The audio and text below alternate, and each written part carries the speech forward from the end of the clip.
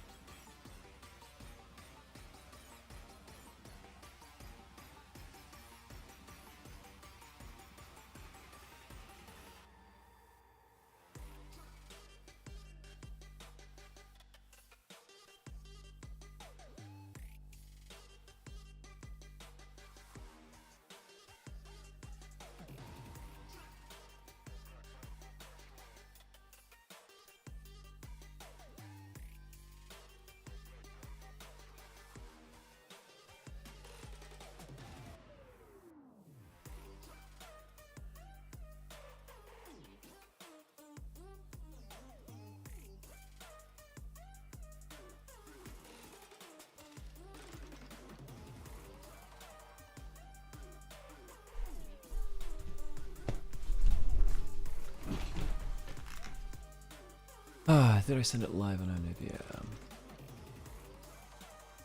No, I didn't. There we go. Cool. Could do that now. Hey, Esther, how's it going?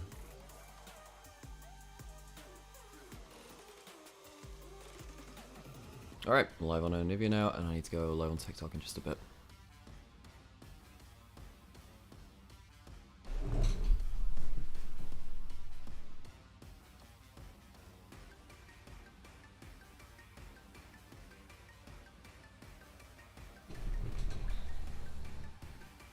When it comes to TikTok, I'll go live closer to games. I think that's probably the way to do the algorithm stuff.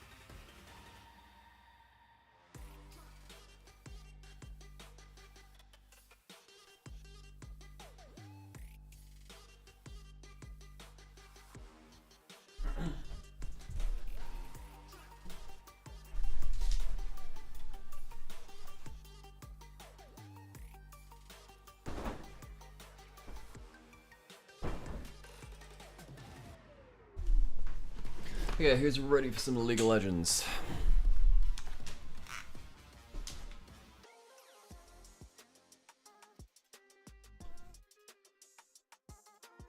Good morning, everyone. Good morning, good afternoon, good evening. Wherever you are in the world. It tends to differ, doesn't it? Okay, I think we're ready to get into this game. EDG, TT. TT, have they done any roster change at this split? You know what, that's something I should have checked. Yes, they have, because they now have Aki in the jungle. Aki has joined them in the jungle. It was Xiao Huangren before, but now they have Aki because he was he was playing on NIP last split, but now NIP have removed 3 members. They've removed Shanji, Aki, and PP God. So that's 3 members down on NIP. And yeah, so TT's picked up Aki. I think that, Aki has been a good jungler in the LPL before. He's been struggling though. And yeah, I hope to see the best from him. Right, let's go live on TikTok. Let's go live on TikTok. We're gonna set that up.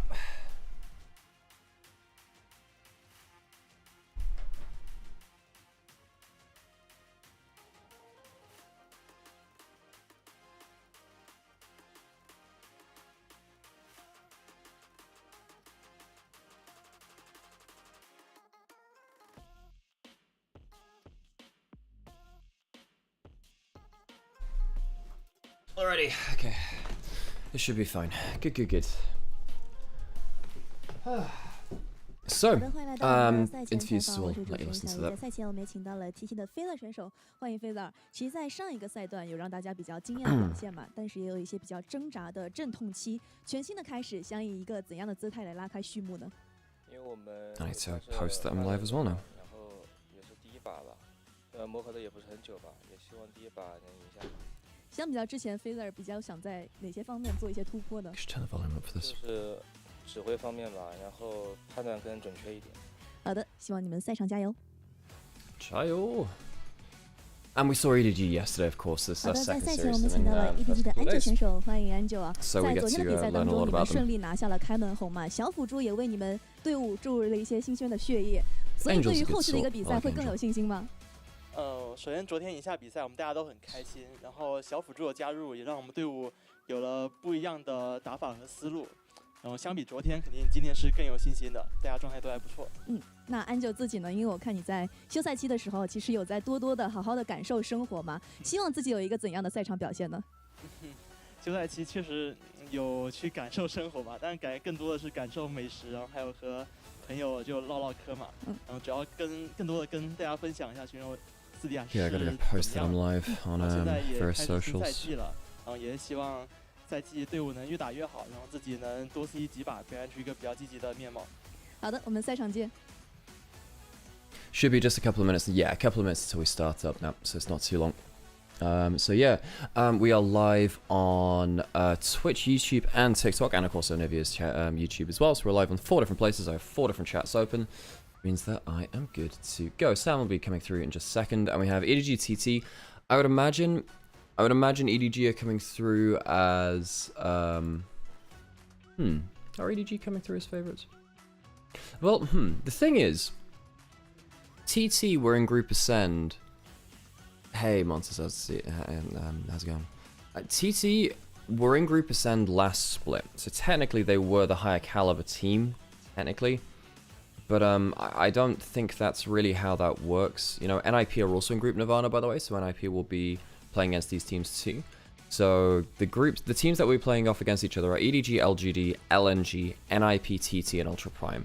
But NIP and TT are the 2 higher tier teams that drop down. However, both of them have had roster changes. I think TT upgraded with Aki over Xiao Huangren. I don't think he was playing that well. I think he was doing fine, but I don't think he was doing crazy stuff. So, I mean, we'll see. Oh yeah, also on TikTok as well, I've chosen to go for the landscape layout just because I think it's easier for gameplay when we get into it, but when we get into... I will post check, thank you. But when it comes to... let's do that thing where I put the chat box on, cool. So yes, just so people know I'm not speaking just to the voices in my head.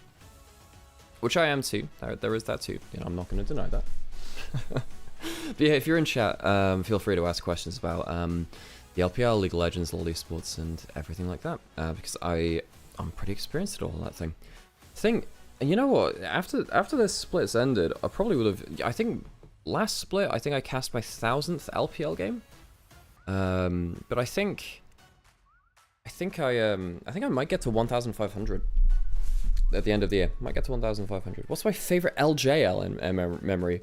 When clips of our coverage were used in a Riot video, even though we weren't an official broadcaster. Zale did a video with Riot, or rather, I guess Riot got him to do a voiceover, and about Kinatsu, top laner for the Hawks at that time. Actually, he was top laner for the Hawks, and they used clips from our show. I remember I was in the green room over in Spandau. I was getting ready for an LC, and yeah, they used. I remember getting messaged by Lexi, the other person that we did LGL with. It was Sam, Lexi, and I. And our clips were on that, and that was such a cool moment. That was very vindicating. In fact, I think I'm arguably more proud of the LGL work that I did than most other stuff than I've done in esports, because that was completely self-made. You know, it was straight from the ground up. We did our own broadcast, our own marketing, and we did it pretty well.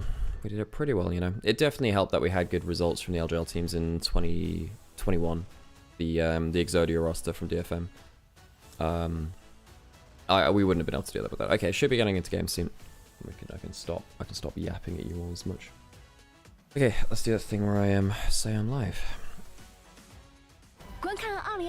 Oh yeah, there was the intro video which I missed yesterday. You know what I'll do? I'll just leave the full screen for this, you know. LPL.qq.com 虎牙直播、斗鱼直播、哔哩哔哩直播、咪咕视频、腾讯视频、腾讯体育、新浪微博、微信视频号进行收看。电视机前的召唤师可以通过百视通平台收看全程赛事。嘿，来认识一下这位新队友，全新沉淀 CLA， 李宁英雄联盟泳池派对2025新品现已上市，上京东搜赛事预测，使用 AI 预测，助你赢1000元耳机。Oh, and later on we have Weibo Top Esports, which is the battle of teams that switch supports with each other. 全新 OPPO Find X8 系列夜景人像神器，夜拍超清晰，人像 MVP。TCL 全屋智慧家电，峡谷英雄敢为不凡。2025 LPL 官方指定家电产品，更受电竞用户喜欢的能量饮料，有能量当然占马。傲风电竞椅连续5年中国电竞椅销量第1，开一局吗？开就开，保护有度度，尽情开一局。感谢全场保护的杜蕾斯。酷睿 Ultra 200HX AI 高进游戏本，游戏本的6边形战士。So I haven't seen this yet. I really want to see what this is like.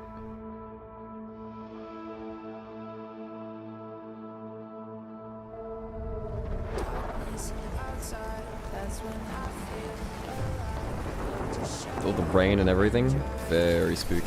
Nice.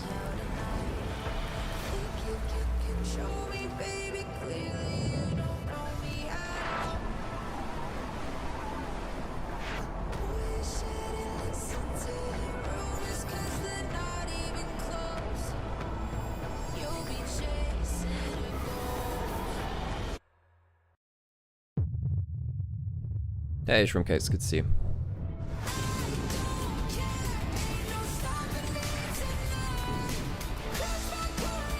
Oh, Shrimp Check, yeah, that's the one. Yeah. TT got Aki, so surely means NIP Milky Way, right? I think it's Nio is their jungler, isn't it? I think they announced Nio. So I think it's solo kill Nio, Doomby, leaving Niket. But we'll see them in an amount of time, I guess.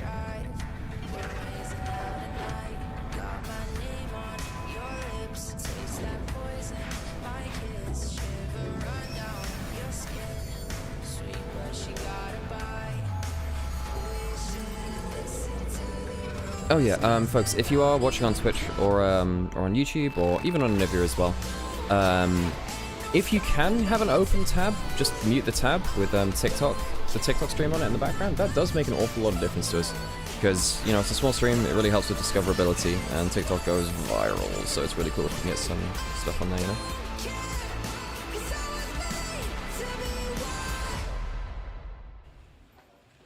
Very cool. Hello， 各位亲爱的召唤师们，欢迎来到2025英雄联盟职业联赛第3赛段，让我们有请双方战队登场。 Okay, so, let me put camera back on so you can see my reactions to this stuff. Tend to keep myself on here anyway, because I like to have my face on here sometimes. Okay, so, EDG, they are favourites coming into today. I think they are. I think they are favourites coming into today. I think that TT have really struggled when Beichuan left the team. Beichuan leaving for BLG to replace their outgoing Wei had left kind of TT rudderless. They brought in Xiao Huangran, who's had some really good games before, of course. But, not having their leader in Beichuan really hurt them. EDG, on the other side of it, dare I say they're ramping up a little? By the way, fun fact, EDG's support is named Parukia. For those of you who are Pokemon fans, pretty easy connection. He is named after the Pokemon god of space, Palkia. So, yeah, EDG's support player is legendary Pokemon, the god of space. And he had a really good series yesterday. He was player of the game, I think, in at least one of the games. I don't think both, but I think in the first game he was player of the game. TT, now they're playing with Aki for the first time. God, he's really tall, isn't he? I wonder how well he's going to integrate in. Now, he is another kind of tip of the spear, follow me kind of jungler. I actually wonder whether Aki will have an okay fit on TT. Now, I don't think it'll be like a top team, but he was very good on OMG when OMG were the team that would just follow him up. Regardless of anything, they'd always follow the call. And that is kind of what Beichuan used to do for that team too. Beichuan would just press the go button, and you'd see what they'd end up after that. You know? You didn't really think about the consequences. You just went in and you figured out how you just figured out how it go at some point after that. Is audio working? Okay, yeah, audio's working. Cool. Alrighty, let's settle in then, folks. Let's settle in. I think everything's working on TikTok. I think that is. And yes, let me just do that thing.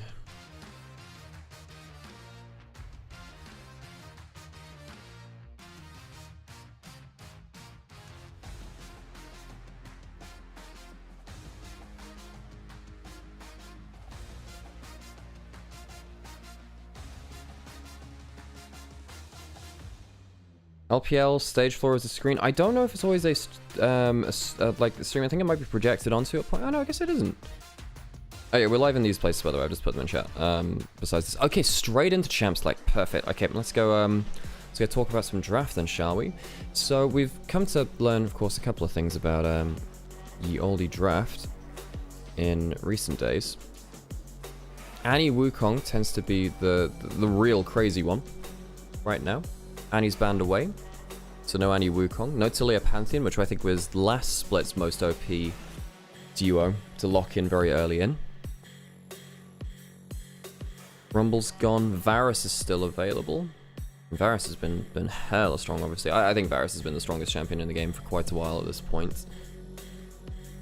A lot of junglers banned out. Xin Zhao's still available. You can play the Trundle Gambit and hope that they lock in a tank and then play towards that.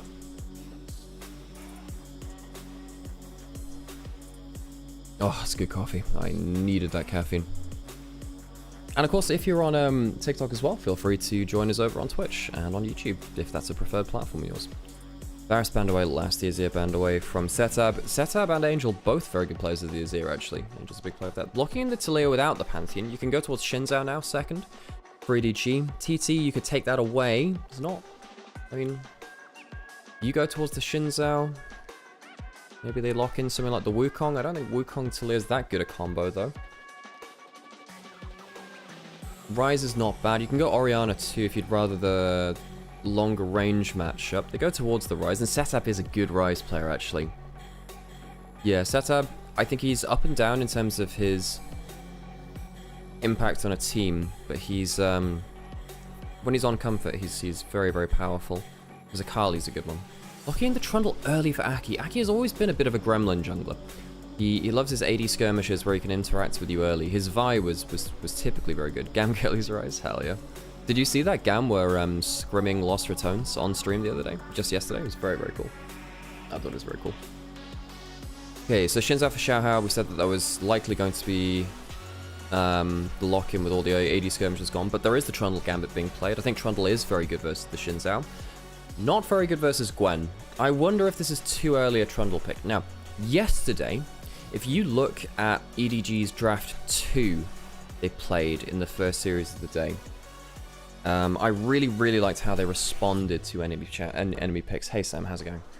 Don't mind to sleep. Alarms. That's very impressive, Sam. I don't understand. I'm literally really upset. Sam, do you want me to come wake you up at this point? I don't know. Do I have to add something else into my workflow early in the morning, which is be the frickin' alarm clock as well? No, please God, please no. I don't understand. It's all good. I had a lie in as well a little bit, which is good. But yeah, we're live on everywhere, Sam. Please everyone know, welcome in Initialise. Sam, my brother. You, by the way, we are brothers that cast together. It's a very rare thing. So the Jackson's the Gwen. It's good for Hoya. Yep. Shift over a little bit. Zoom. Give you the headphones. Oh, very exciting. None of the volume's that high right now. I have to say, I really do like the fact that we don't have the 1v1s anymore, because it feels like we're actually straight getting into it, which was not the case really yesterday. I'm gonna dead this down a bit. Just wondering if that was blocking your view. That should be fine. So yes, what I was saying is yesterday I was really impressed by EDG's drafting. I think they were very good at seeing what the enemy team had and then countering it. Had a lot of bot lane bans now coming out, but support bans from TT, AD carry bans from EDG, stuff like Jhin available, which can set up very well. I think EDG really needs some hyper engage. I wonder whether they could just go Jhin Leona, Jhin Rakan. On this side for TT, do you really want to lock in AD carry now? Debating a potential Senna there was an interesting one, but the Xayah is the option. But I feel like Xayah is a counterable champion. Now you can take Jhin Rakan if you want to, and I think that's a good duo, or something else with it. Ezreal you can't do obviously at this point. Do you want to give them the Xayah Rakan? A lot of people are starting to really focus on the Xayah Rakan again. It's come back as a really dangerous duo, it has to be said. And I think there's also to be said for the fact that obviously we saw Palkia just yesterday had a very good rel performance. I think got MVP on it even. It was very, in game one, yes he did. It was very, very solid indeed. And I'm looking at this now and I'm going Xin Zhao, Gwen, Rel, Samira Hoverbion. Of course, Samira is a little bit of a China specialty, shall we say. LDL players love it in particular. But the Jhin, as you called out, will come on down. They needed the hyper engage. And I suppose that's why they choose not to go towards the Rakan. I think that Rel is better as a quote-unquote solo engage than Rakan. Rakan is kind of better as a follow-up engage. Kind of struggles to be the first person into a play now, which, I mean, TT might find that issue. They have the Jax, which can help too, and you do have the Trundle pillar to be pseudo-engage. You can set up and make it easier for Rakan. I do think, though, on the whole, once again, I've been quite happy with how EDG's been drafting. I don't know what's changed between last split and this one, but EDG, at least on that part of things, I'm pretty happy with how they're pivoting around what the enemy champions are showing. So I think, well, we've got double globals. We've got globals from each mid laner. We have a fun top lane split push matchup. We have AD skirmishes in the jungle. And then the bot lane is really where it differs. You have, yes, self-sufficient supports, but it's really the Jhin which is offering engage, whereas the Xayah offering disengage. And then both supports going to be roaming and engaging as well. Very much so. Of course, the double side lane threat from TT get very obnoxious here. We've got this Trundle Rise combo again that can be really nasty. Similar combo with the Jax can be quite nasty too. And Duo redeemed a compliment as well. The only way this game would have been better was if a Bel'Veth was picked in, of course. You know, I feel like, you know, sometimes you just got to lock in the Bel'Veth and hope for the best, because then, of course, you get the blessing of Duo on your side, and that's worth anything. You know, thanks for the call, Peter. Right, let's get into it, folks, and we'll see you on the other side. Welcome into LPL for day 2 of this split 3. Well. Interesting one. This TT. We're almost doing something really cool this year. But they had Beichuan for a fair amount of it, then left to BLG, and now the rumors that's are the he thing. might be leaving again. Like, and that is brutal for TT, because TT were a good team in Split 1 for their perspective. They beat BLG in a best of 5 in Split 1 of this year. That was a hell of an achievement. It's very rare that you see that. And then Beichuan left. The dream ended. They fell apart. They lost their leader. Now they come back with Aki, who's come over from NIP. It's going to be a very different scenario for him too, I'm sure. They've got a lot of recovery to do. And EDG, we saw them just yesterday, so we can talk about them and what we saw from them in Series 1.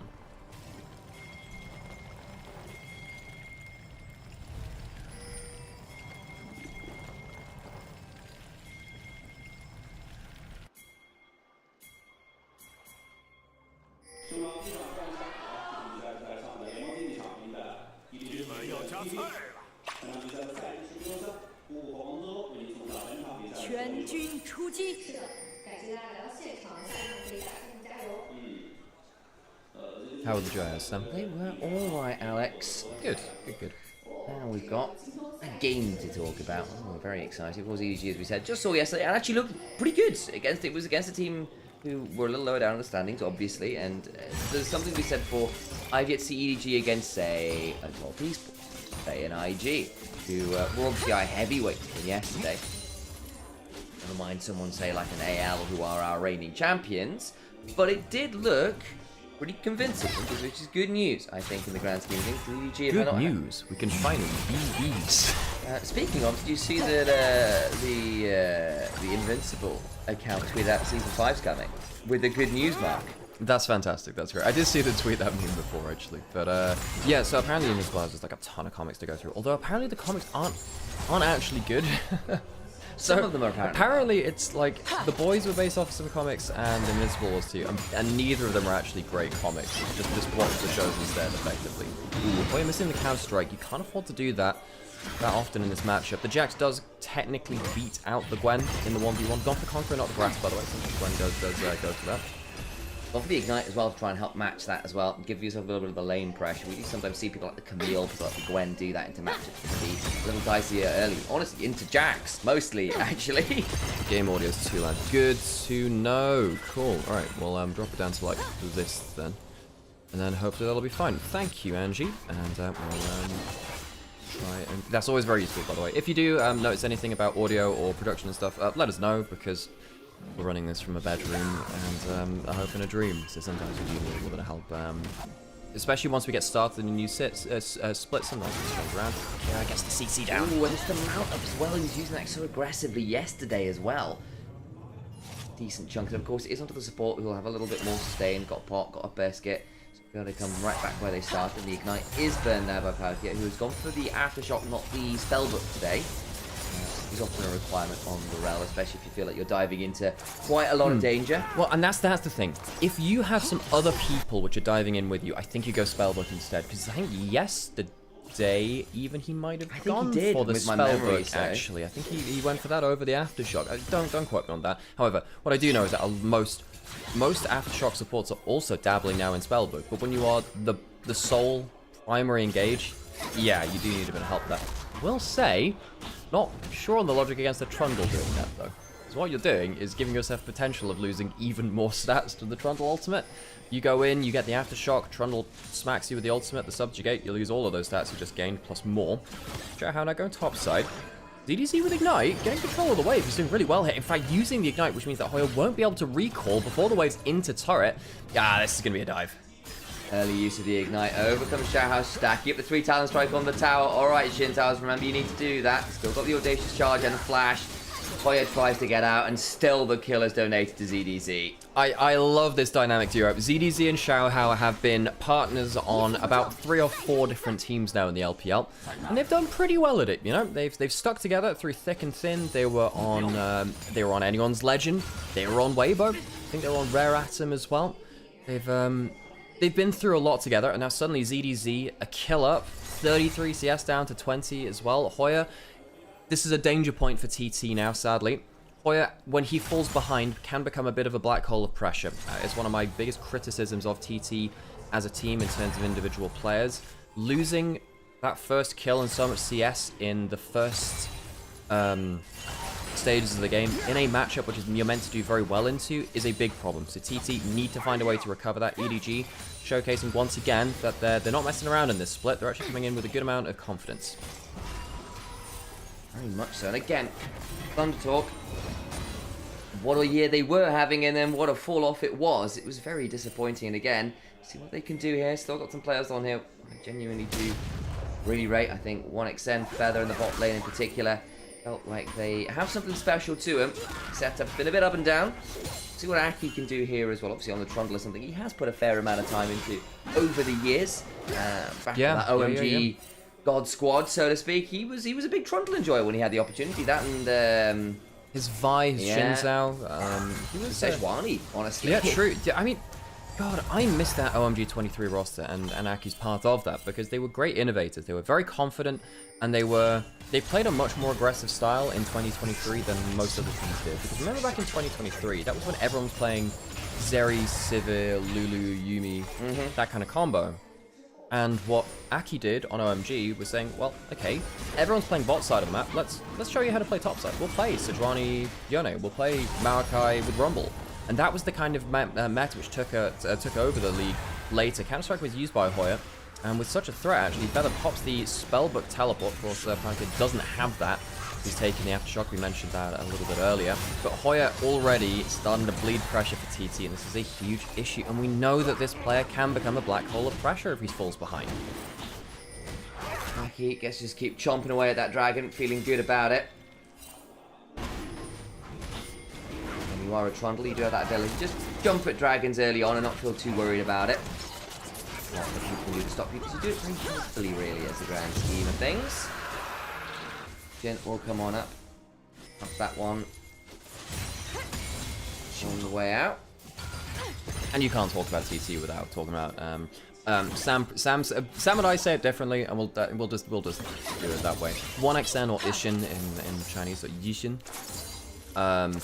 is such a good AD carry. Yeah, he has been, I would say, our favorite rookie that's come up into the LPL in the last few years. And I think the biggest loser and the person I am the most disappointed for by the whole Beichuan to BLG saga is 1xN. This guy, in my eyes, should have been, and should still be, the next superstar AD carry within the LPL. I think it's either him or Leave. I think that they both had some fantastic results against top-tier teams from mid-table teams, which is insane. LPL AD carries have always had that sprinkle of magic dust. And 1xN has been so good on hyper carries. I loved his Aphelios when that was in meta. His Ezreal's had some great games too. His Zaya's had good moments too. But when you lose the leader of a team, it was really a two-man show of him and Beichuan. It really, how do you show that same level of gameplay again, you know? Here, he's still getting crashed out, and he's going to go in with it, and ZDC just gets a massive snips there. 1xN's going to come up, but there's already the Hallowed Mist down. What do you do? Goes up with the Feather Storm, can actually potentially pull some feathers back. There was the Rise who came on down as well with that Realm Warp, but now he's split off as the Weaver's Wall comes down. Ugly stuff from Thunder Talk. They only lose the one for now, but are thrown down. He gets to open the curtains. Setab being asked to take a bow. Flash Wind becomes lightning. And Xiaohao picks up another. EDG looks so much more calm, collected, and decisive. Aki goes into that bot side jungle, and with Feather, they think that they can get the pick onto the Rel. But Palkia, the legendary Pokemon god of space, says, no, you're not allowed in this location. That's my whole domain thing, and turns around the play. TT, how do you come back from this kind of gold lead this early now? This is a very difficult game state. It's rough. And then, of course, on the other side, we're looking at the likes of this, I don't know how to put this, like, we'll have a look at this replay again. We'll come to it soon, but obviously EDG thought they were in danger and really weren't. Palkia, very good patience. Chooses not to use the W in case it was cancelled out. Starts with the Q, knows he's tanky enough at the Aftershock, even with the Trundle ultimate being put onto him afterwards, and then leads forwards with the crash down afterwards. The fact that he knew he could do that is not something you often see from the rookie supports. Goes in with a very good play, and it leads to a huge win across the map. Setab trying to bail out the rest of his team. He comes in too late, too ineffectively as well. TT, this is not a good look for their first 10 minutes of Split 3. It's really not. And again, look, EDG yesterday looked very tough, very decisive, very successful. Lovely. Again, it was against a team who was going, well, actually, is it against one of our better teams? Thunder Talk, again, hate to say it, but in a similar position. Their fall off has definitely been something we've mentioned a number of times. Still, they've got to do the business, and the moves have looked clean. They've looked decisive. I'm not looking at a messy team here who's just winning by brawling their way out. They're actually doing some pretty good responsive plays, some really good proactive plays. They beat BLG in a best of 5 in split 1. I mean, like, you know, sorry, you were talking about TT, right? No, you're talking about EDG. Okay, I was like, oh, Sam's body language says that I've talked about the wrong team. See, the thing is, sometimes I have to look at multiple screens to see how all the different screens are doing. But yeah, that's what TT did, and they were doing very well, besides just scrapping their way through. But EDG, yes, we haven't had that much positive to say about them this year, so it's good to see them actually have some splashes of life. Again, we are, what, 3 games deep for this squad so far? It's not exactly the biggest Sample size. See exactly how they do. Very non-committal statement, isn't it? I know. Oh, well, we'll see how they do. I mean, what? Yeah, like, it's true. Up there with such phrases as, I'm sure they're trying their best, and I'm excited to see what happens. Insists upon themselves. Yeah, sometimes you realize that actually you can probably cast with a... You can cast a game of League of Legends with just a soundboard of stock phrases. Oh, my days. You know what? One day we should try that. Just have like a 20 buttons and say, and he goes into the backline. Wow, that was incredible. Just like that, with Venius out there, there to make sure that the intonation is correct. Oh, yeah. Aki going up towards the top side now. ZDZ, 20 CS lead, a kill, a plate, I think 1 plate, just the one off the top lane, and an assist, is doing so well in this matchup. ZDZ, I think, had a good series yesterday too. His Cassante in game 1 versus Ultra Prime yesterday was really impressive. And he is a player that's been up and down in terms of form. I want to see him regain a little bit more of that consistency again. This guy, he's never been a top laner within the within the LPL, but he has had some decent pedigree. I mean, when he was on Weibo, there was a series he had against JDG last year where he effectively solo carried 2 games in a best of 3. It's insane to see from him. I want to see that kind of version of him again. Safely avoids the pressure put up by Aki, wandering up to his side of the map. 3 grubs to the side of EDG, and we'll start to put down some work on the spot lane. So I get a play from that. Dude. Couple bits there.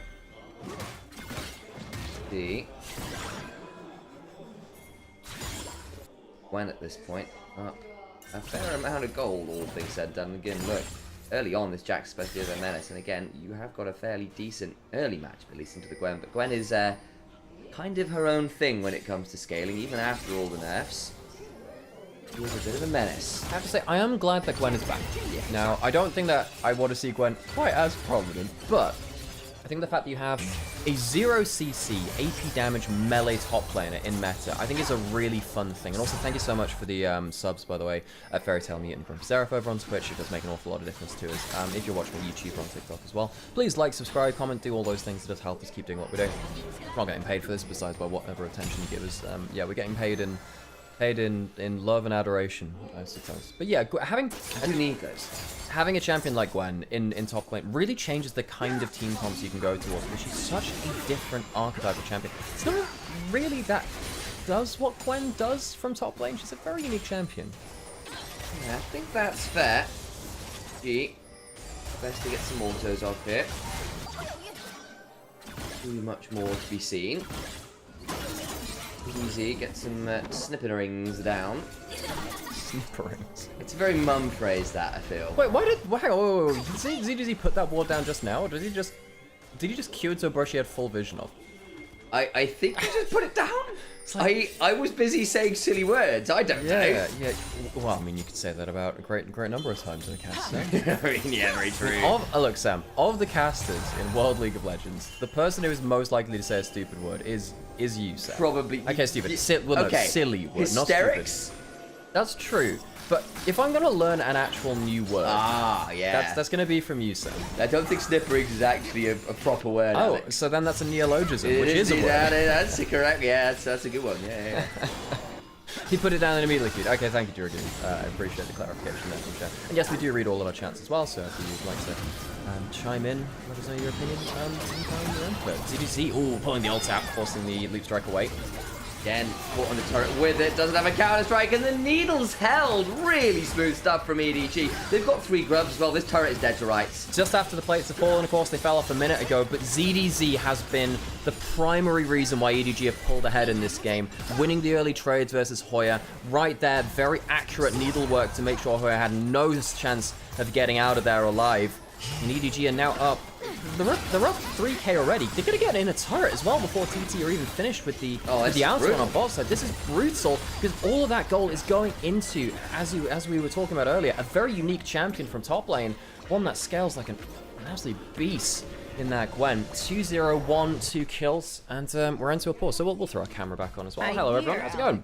Yeah, we exist. Hello, hi. My name's Nymaera, this is Initialise. We're brothers, we cast League of Legends, and yeah, thank you for the subs earlier. That'll come through onto the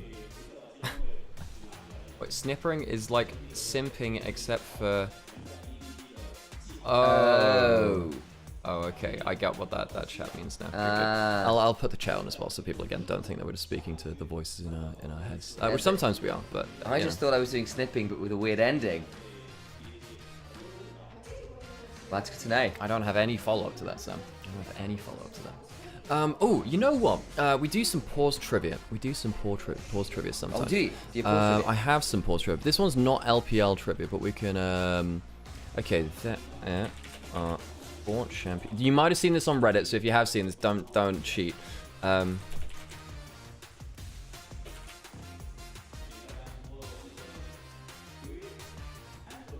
Ooh. Okay, so can I go? No, I want chat to do this. So pause trivia, folks. Because we're in a pause, we do some pause trivia. There are 4 champions in League of Legends which have the word shadow in their ultimate. Who are they? Now this was on Reddit, so don't go check it up there. But because we're in pause, I could do that. There are 4 champions. No, it is not Zed. Zed's ult is Deathmark. Yeah. 4 champions with a shadow in there. Got 1 already. Okay, one of them I think. Yeah, there are a couple which are a little easier to get. There are some which you think they should. Like Kane, it's Umbral Trespass. It's not. Which again, he's the Shadow Assassin. Is everything about Shadow. The 2 Shadow Assassins in the game are not that. Mordekaiser, Realm of Death. Nocturne is Paranoia. Senna, Dawning Shadow. That's one of them. You have one of them. Senna has Dawning Shadow. So we have Senna. Yep, we have Shadow. Veigar, no, that is Primordial Burst. So we have Senna. No, Zed is Deathmark. Zed is Deathmark. TikTok, you got any ideas? Yeah, we have to look over there to look at TikTok, so that's on a separate laptop. The reason I'm looking at that. So if you see us looking over, there, we're looking at TikTok, by the way. But yeah, if you're over on Onivia or over on YouTube, let us know. Talent. There you go. Shadow Assault for Talent. There you go. We'll have to continue this after. There you go. And we'll get ourselves back into game. But if you get us JD Blue, you've got a 3rd one as well. Of course, Vex is also part of that list too. And there's one more, which I thought would be the easiest one. It's Hecarim, of course. Onslaught of Shadows. Indeed. There you go. So the four champions with Shadow in their name. And you know what? Someone in TikTok got that as well. Oh, they did? Yeah, well done, Io. Good job, Io. Yeah. Io, correct. Quick potential fight in the mid lane. Flash away from Feather as we would finish off that thing. So yes, 4 champions have Shadow in their ultimate name. They are Hecarim, Onslaught, Shadows, Vex, which is Shadow Surge. You have Senna with Dawning Shadow, and the last one, Talon Shadow Assault. Herald's been started up. TT on it first. Hoya on the flank. Maybe TT can show us what they can do in the team fights. There comes the curtain ball engage on the other side to set up. Magnustone Bow and the setup needs to start running away. Shao Hao burns the Crescent Guard. Herald secured. CDC in the back line now throwing out some more needles. Beginning to get a lot of damage done. Quickness comes on down. They do bring down Powder Gear. There goes down that counter strike from Hoya, but he's in the middle of 4 members and will die doing it. Herald for 2. They do at least get 1 back for TT, but it's only their first kill of the game, and it's still not clean. And it's Herald for 3. Hoya goes down, Aki and Feather. So it's 3 for 1 in the fight. TT get the Herald, but it's not worth it. It's just not worth it at this point. I don't think I've seen very often a Gwen this early into the game make this much of an impact. ZDZ has been ruining the side lanes, and right here, getting 4-man needleworks across the team fight, that is unplayable.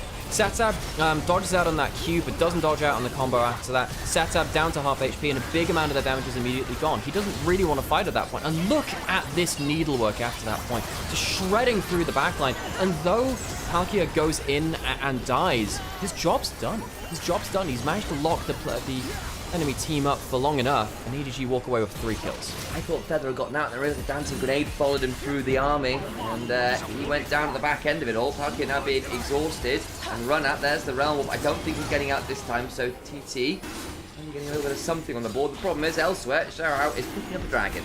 Alright, so it's some gold back for TT, and while the support is dead, now you can use the Herald. This is not bad from TT, to the point actually where Palkia's dead, Herald's in mid lane, Jackie can walk down to the bot side of the map, they'll kill mid lane turret and get the dragon. This is a good turnaround for TT now. They needed something to get some wind into their sails, because they were getting blown out in this game. Important that. Nice little sequence from them, getting the kick onto Palkia in his jungle. Not quite sure how he ended up isolated there again.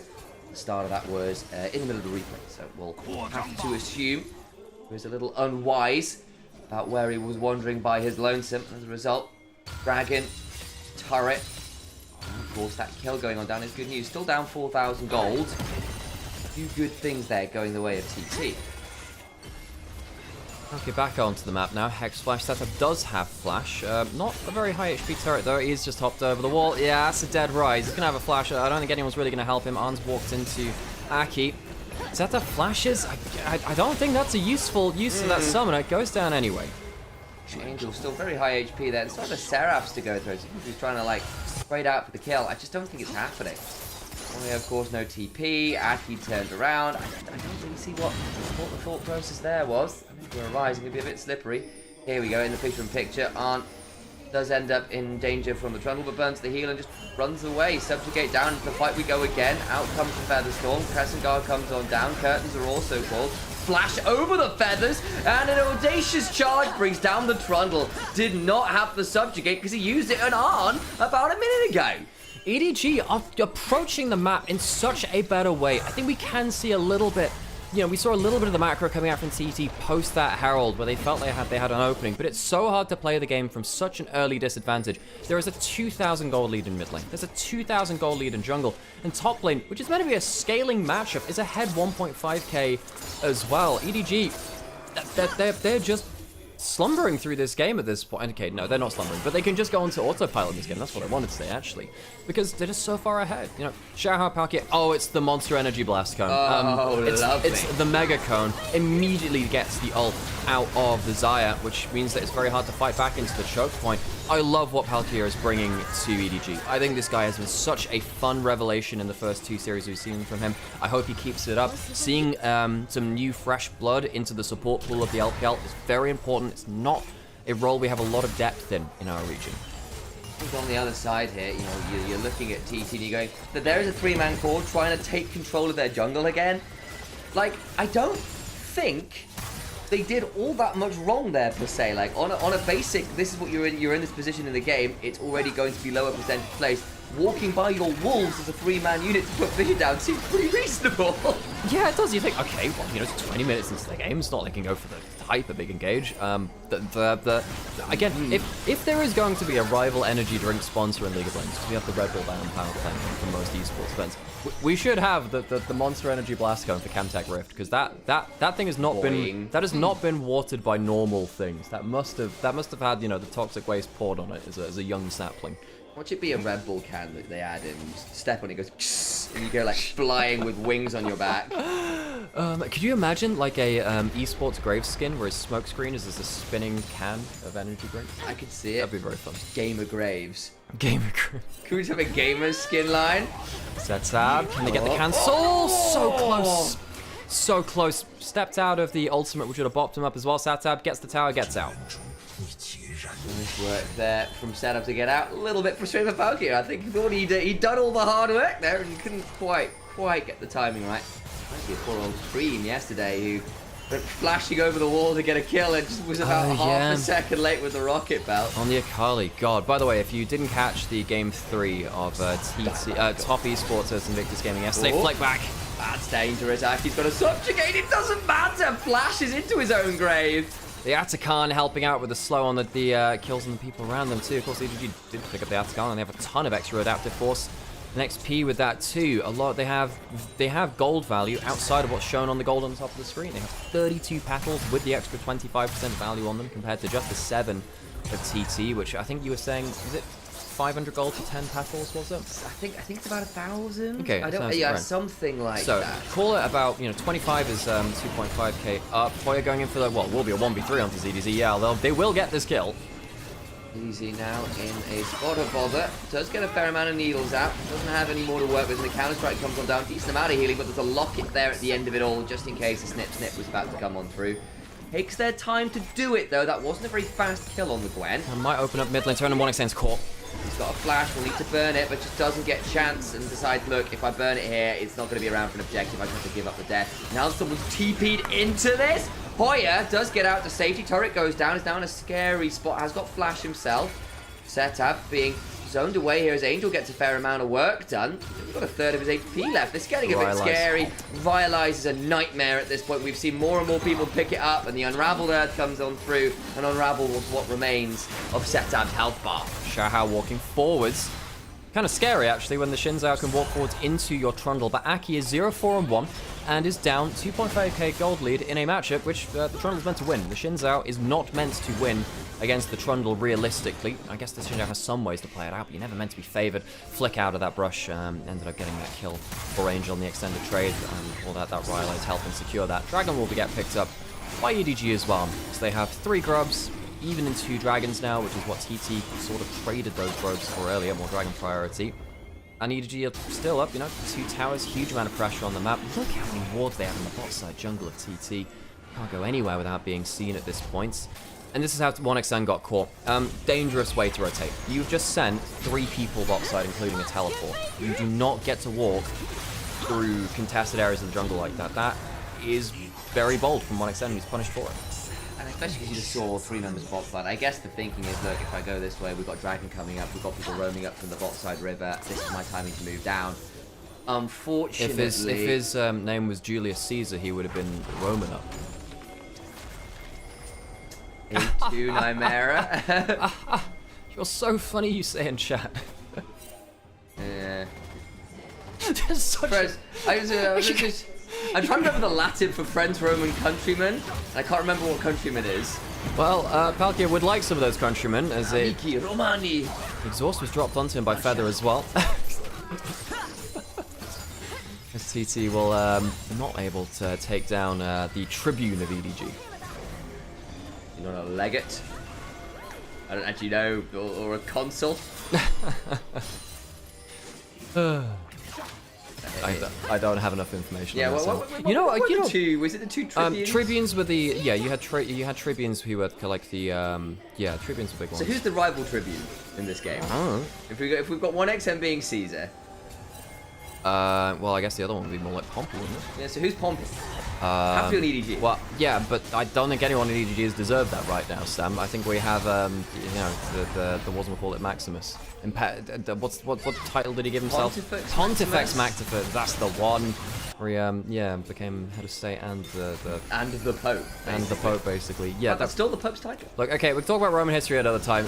Baron's about to get down. Let's see what TT can do to respond. 2k HP, it's just gone. We'll not be able to get into the pit, and now we can return to our Roman Empire discussions. Probably not. We've got a fight potentially coming up as we have a little bit of fun here. Aki is going to get eviscerated. Well-timed pressing guard to deny Feathers engage. Throws down the quickness, but to what end? Hoya still hit with the bullets. And Xiaohao picks up his 5th for the game. So we need to look for more. Crash down, Magnet Storm, shot back onto Setup, and he will ensure he dies while Palkia trades his life out, but the Rise is a bigger prize than the Rel at this point. EDG's Legion loses their Equites as the Horseman of Rel goes down, but it is a worthy trade, gets an extra kill under that tower. And EDG will march on the warpath forwards. Onto the turrets we go. Base broken. The Legion marches forwards, decimating all that stand in their way. Don't you dare start talking about decimation and what it means. Inhibitor turret number 2 will fall afterwards. Of all the things you could say, that one annoys me somehow the most. EDG will back off, it won't be the death blow here. They'll take a triumph back towards their capital. And they'll stop before they cross the river as well. You know, you don't go, what's the river they went across? The Rubicon. They don't cross the Rubicon. Very symbolic, that one. The Rubik's Cube, yeah. Yeah, they'll go across the Rubik's Rubicon. cubes. You know when that meme went around, which was, how often do you think about the Roman Empire? My problem is, I know that, you know, I think some people were playing it. I do genuinely think about the Roman Empire quite a lot. It was one of my hyperfixations in the past. It's too brutal. Oh my god. Yeah, I'm trying to. I did try to do the friends countries Roman in Friends, countries, Roman, and friends. Oh no. I mean, this game is an 11,000 gold lead for EDG. Yeah, really enjoyed what they've been showing in the last 2 series. First 2 days of the split, I know it's not a large sample size, but they're coming out confidently. I've liked their draft. I've loved how responsive their macro player's been, and their team fighting's been good too. Doing that with a rookie on their side of Palkia, this apparent prodigy coming up from, not even coming up from LDA. He played a couple of games, I think, in Asia Masters. That's all he's had. Very little gameplay. Asia Masters, Nest. On NEST, rather. Very few games from him. He's had such a good performance in the first few games. Angel picked up the Medjai's 4 items deep at this point, 3.5 on the Jin. And this Gwen is not exactly any weaker. What on earth do you do as Thunder Talk Gaming here? They'll throw down a Rune Prison onto the Rel, who maybe will fall, but no. And Xiaohao flashing to secure on the other side. Hoya gets onto one, couple autos down, but again, just doesn't have enough remaining. Arn managed to get a captive audience down before Arn, or rather, Hoya could do all that much, who had to flash out, still gets hit by the curtain call. Aki's there, as is what X said, at least gets one back, maybe could get another, but it is a feel-good moment at the back end of a feels-bad game, and EDG decisively the victors in game 1. Conquering the Nexus, EDG, first game, walk in the park. I really want to praise ZDZ. I know that the later the game went, kind of the less it got about the Gwen, weirdly, because it's more about the engaged combos, but that Gwen was absolutely pivotal to how EDG played out that game. I really enjoyed his gameplay there, him and ZDZ. We talked about them as a duo, which have played together an awful lot, and we've got a duo which have cast together an awful lot as well. Hello, my name's Nymaera, that's Initialise, talked about it a couple of times throughout the game, and we are brothers that cast League of Legends. We're professional commentators, and we use our, that's our pause trivia, I can take that off now as well. Yeah, and you know, we thought we'd use our co-streaming rights for the LPL to bring you a stream of the LPL with as good a quality casting that we can provide, and hopefully enjoy that too. You know, there is that thing, no official LPL broadcast anymore. There are streams like ourselves in LPL English, which are trying to fill the gap of that. We're live currently on Twitch, on YouTube, and on TikTok as well, so if you're enjoying in any of those locations, as well as also Onivia's YouTube, the highlight channel over there as well. We hope that you've we're finding you well on this stream. We hope you're enjoying some LPL action. Sam, do you need a break right now? I could use a coffee. I was about to say, I could tell you need some caffeine, Sam. You go do that. I'm genuinely a little... I had my alarm set for 8 a.m. I was going to be up early. Yeah, Sam, you were. I was going to be... So luckily, for LPL, this splits. Saturdays are our 3 series day, but we don't have a second 3 series day on the regular week schedule, which is good. Yeah. Because it was really, really painful when we had Saturday and Sunday both being 3 series days back to back. It was a bit rough. Yeah. So we were doing sometimes 18 game weekends. And we do try and cast this every day. Now, we enjoy doing it. We do really like casting League of Legends, but doing it every day is... it's tough. It's a push. Okay, you go get your coffee. I'll just quickly say hello to TikTok. I'm basically saying finally got an LPL TikTok or live on TikTok. So you're very welcome on that one. And who's playing later today? We've still got Weibo versus Top Esports. Yeah, so we have. So this is kind of like our. This is our undercard, you know. And then our main matchup later in today will be Weibo versus Top Esports. And the fun thing about that matchup is that both of those teams have traded supports to each other. So Top Esports let go of Crisp, their support, who they won LPL with in Split 1 of this year, and now he's gone over back to Weibo, where he went to Worlds Finals back in 2023, and he was there for the World Semi-Finals in 2024 as well, whereas it was Hung who was on Weibo for most of this year, who's then gone over to Top Esports.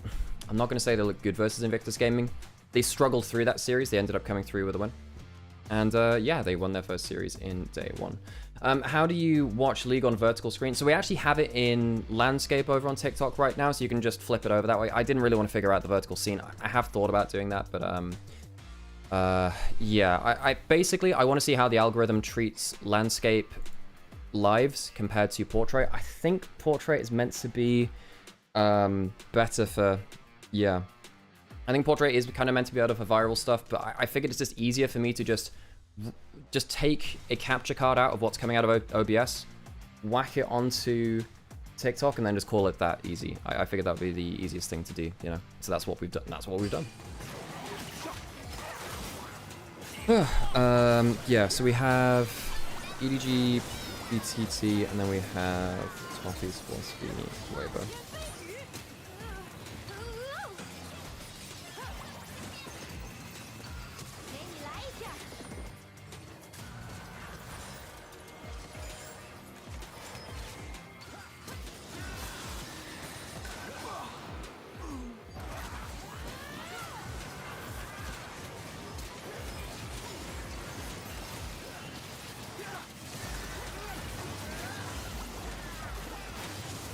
Really good game from ZDZ. I think ZDZ is my MVP, honestly.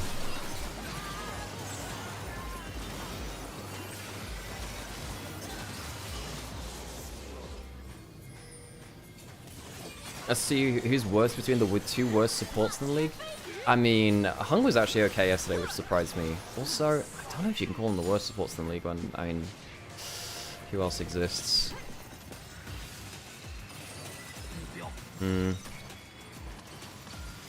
I think Dwo's been on pretty bad form still. And Xiao Chef Ultra Prime's probably down there too.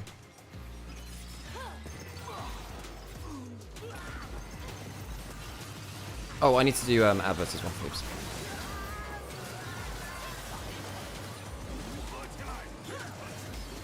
Okay, I'm sorry. Xiao Chef's just not impressed me that much right now.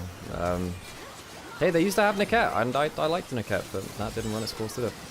Or it did run its course and just didn't really get that much of it. Sucks.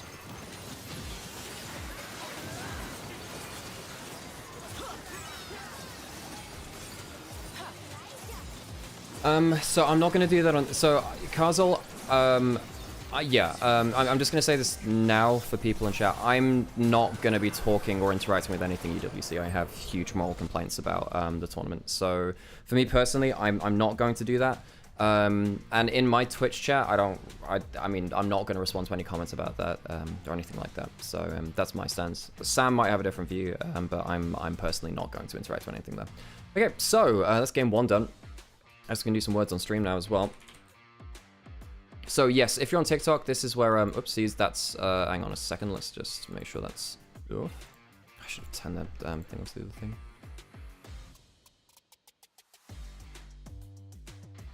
Okay.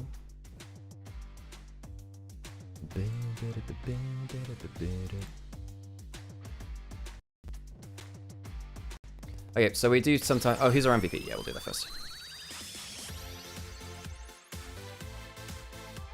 Xiao played well. He did play well.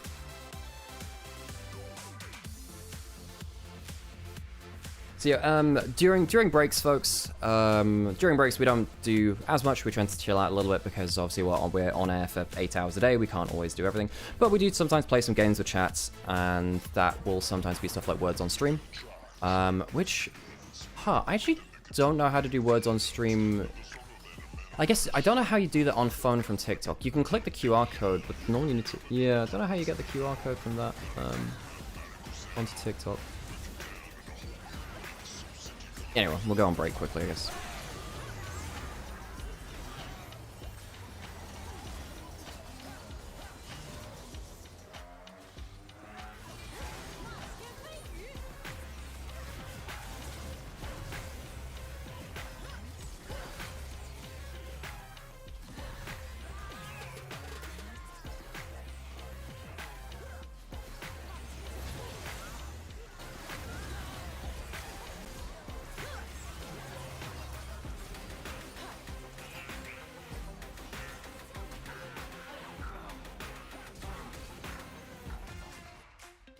Yeah, Xiao walks away with MVP. He did have a very good game. He was up a ridiculous amount of gold. However, I personally think ZDZ was the more important member of the team this game. Okay, so for those of you who would like to support the stream, please like, comment, subscribe, whatever's appropriate for the platform. And also we do have a Ko-fi as well, so you can find that in Twitch chat, YouTube chat, or just under the links on channels, stuff like that. Okay, cool. Let's chill out for a little bit. Got a bit of a break, and we can chill.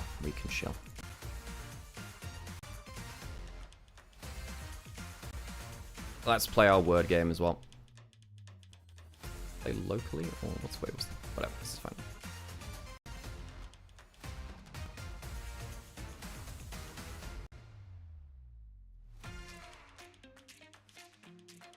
Gonna turn camera off for a little bit.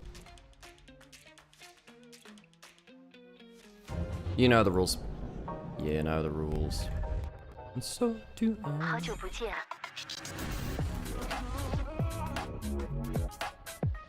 We can finally be bees. 关闭车窗，空调调到22度。好的，都搞定了。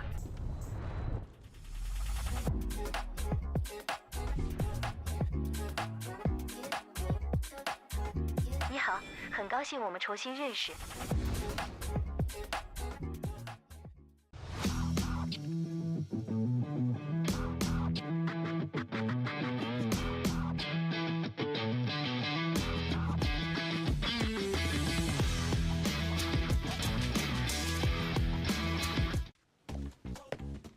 把生活玩出新意，自由自在，灵感随行。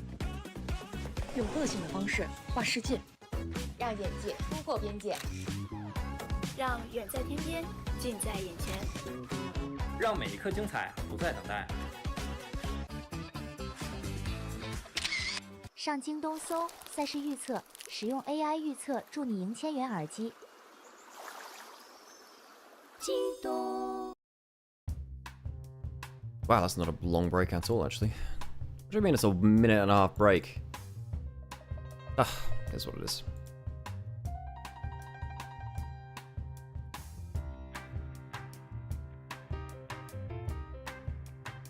And once again, thank you everyone for tuning in on TikTok. And I know I said this before, but if you are on watching on TikTok or YouTube, if you can put on the TikTok stream in the background, it does make a huge amount of difference to us. It does make a huge amount of difference.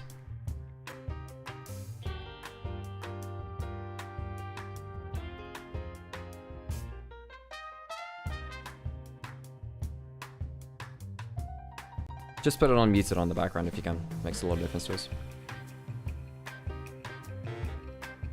Who do you think is a player capable of having a big glow up regionally and internationally with the right team like Shanks? I do think 1xN was one of those players. I don't know nowadays. I think Leave can do. I think Leave was spectacular at points.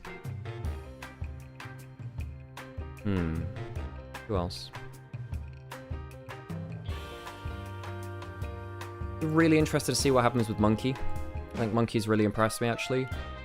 Vampire plays on lock cam, so you know. Sadly, not everyone can be as delusional as all the Vampire supporters out there. I say that with a grin on my face. That is tongue-in-cheek.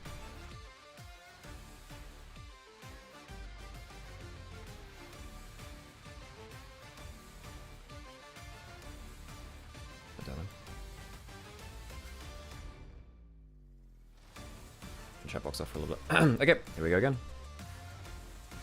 Lock cam with space toggle, dude. Have you ever seen the point? Have you ever watched point of view of Vampire? His actual ability to like look at the map is pretty bad. It's pretty bad, folks. It's pretty bad. Man. I also need to get a coffee at some point. Do you mind if I just leave with the stream real quick, Sam? Not a problem, Al. I will keep looking at things. Cool. TikTok viewers. Second day on TikTok. If you've not asked already, Al. I did ask about the vertical stuff. Well, I figured today, because yesterday was kind of false information because we did that thing where it basically just got taken off of FYPs and stuff. Because I think it was silent for the first like 30 minutes, a long time. Yeah. So yeah, it should be fine today. We haven't had the warning on it, so it should be okay. But yeah, tomorrow maybe I'll try doing a vertical stream, horizontal streams. You know, the other one. Okay, right, I'm gonna leave you with that. I'm gonna get some coffee. Cool. Oh, thank you very much. It's what I always wanted. Okay. I have a coffee, a dream. Hello, chats. Oh yeah, and the question that was asked earlier was, who do you think could actually have a blow up, both regionally and internationally? I said, I'm actually wondering if it's Monkey in Denver. Yeah, I think those are three of our rookie players to keep our eyes on. I think Palki has had a great couple games to start, but again, it's not been against real tests yet, and things could go wrong yet.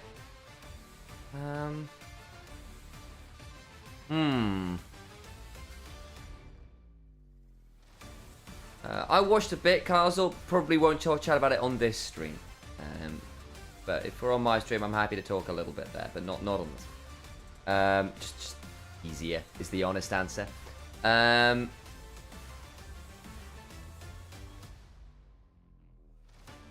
me think. Is it more TT doing bad or EDG doing good? Both is the honest answer. I think Hoya got done in by jungle top. I think Aki didn't really manage to get much done on the Trundle at all. Sadov got caught in side lanes too much with that weird flash who tries to come on in. They try to make that play onto the rel that goes really wrong because Gwen gets a ridiculously good Halid miss down and 1xN can't do anything. 1xN getting caught trying to turn to Dragon after they made the play bot. You know, like there's lots of things that are going wrong. But mostly as EDG are a lot more consistent and a lot more efficient in doing what they want to do.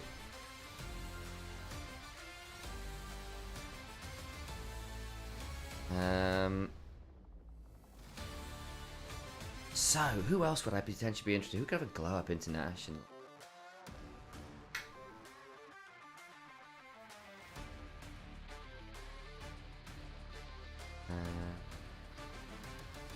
Man, big question. The TT, a bit of both, honestly, Tomboss. EDG played well. TT played poorly. Got a bit run over that.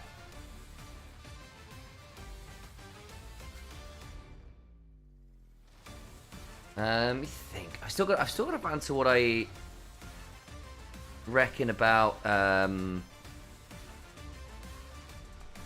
players and stuff that could have a glow up internationally. We said Monkey. We said 1xN. We said Leave. I think Leave's a good shout. Am I missing anybody? I think Jway. Jway's probably the other one I've got my eye on that front.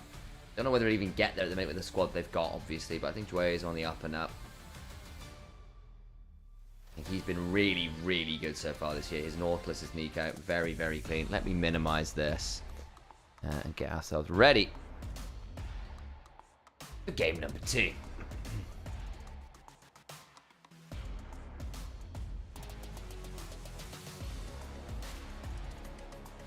Varus, Zia, Pantheon off the board so far. I think it's Jway is how I said. So basically Jway, but just much faster. Jway is how I was told to say it. I might be wrong. Always a possibility.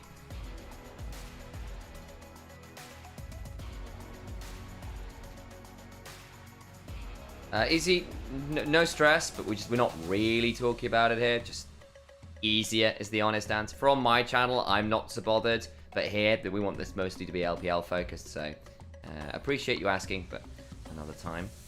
Vi off the table as well. Again, these are just big Aki champions.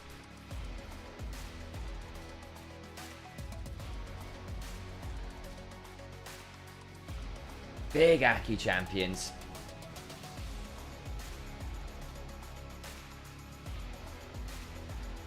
So, Annie was banned, so Hoya's going to instead snap up the Aurora for the squad for Thunder Talk. So what do you want to respond with? I think we have started to see Auroras come back a fair amount. Basically since MSI, we saw some very nasty Aurora performances from a lot of the LPL squads mostly. Victor was often the matchup into it. Kind of stops Aurora getting too close onto you, can clear the waves, use your gravity field to outspace and prevent her all-ins a little bit as easily. Of course, if she does ult, you can ult too, and all those kinds of things.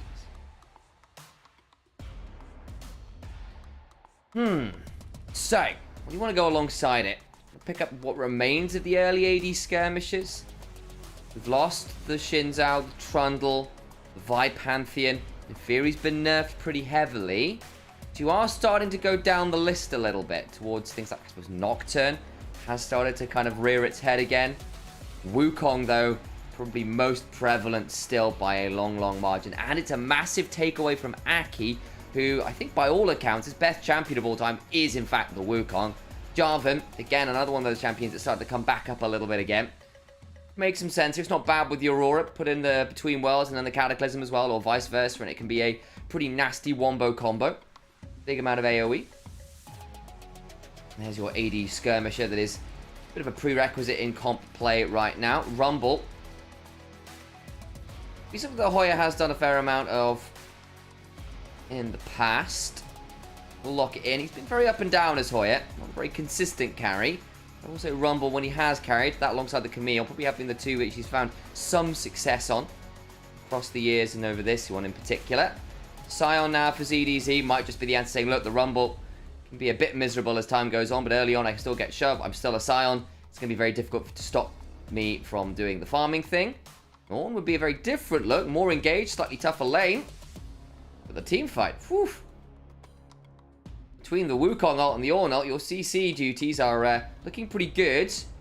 Might be obligated to a Braum ban at this point, just to prevent the Wukong and particularly the Ornn from getting stymied in those team fights. Especially if Arn is looking at something like a Misfortune. Might be a consideration here, because we've got the Wukong and the Victor already. Also a bit annoying for the Jarvan, who can lock people into a cage, but lock himself into a bullet time as well as a result.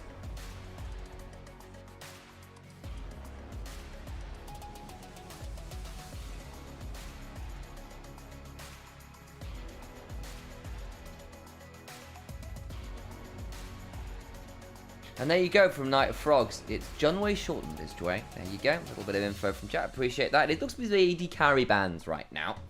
So, Ezreal down, Corki down.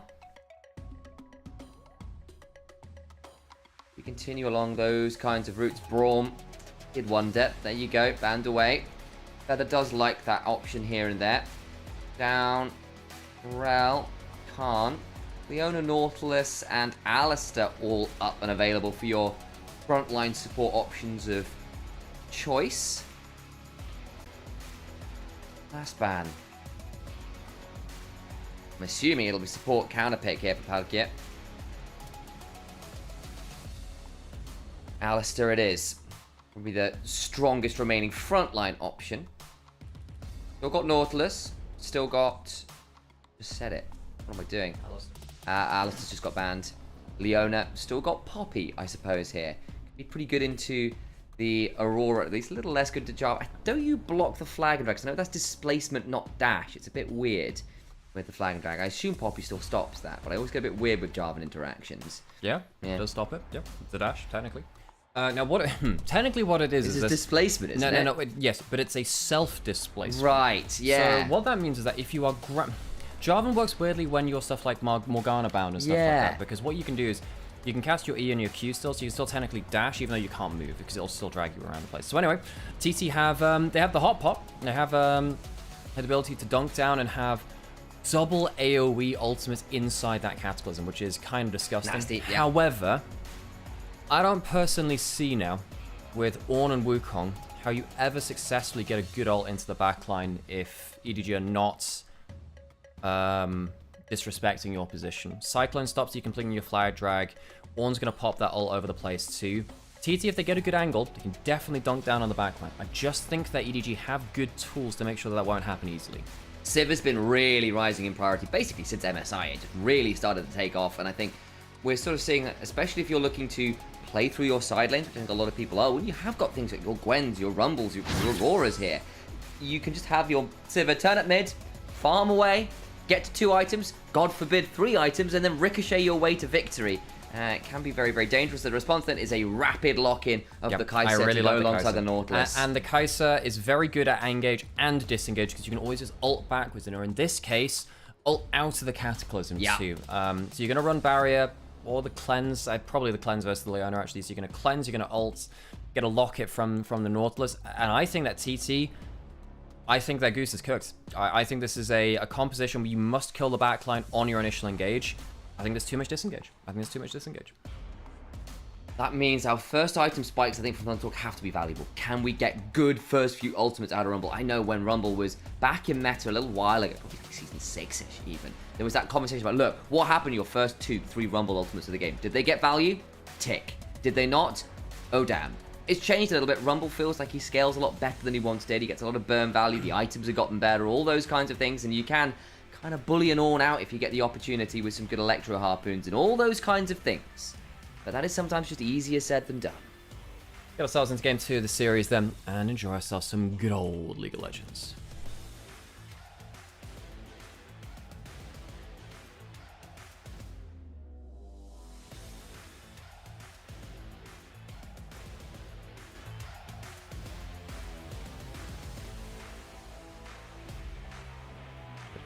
Alright, let's get into it. EDG convincing game 1, convincing series yesterday. Thunder Talk running the Jarvan skin from Fnatic. Shout out to EU, hell yes. Lights, cameras, and pending action coming your way. You might be seeing a bit of a resurgence here for EDG, but again, only 3 games deep. Fnatic EDG used to be a hell of a rivalry, didn't it? Also, I know it's a little bit tangential, but Shushay forever. Hell yes. I remember you still. Celebrate what you did for our team. Let's get on to that Rift. EDG TT game 2.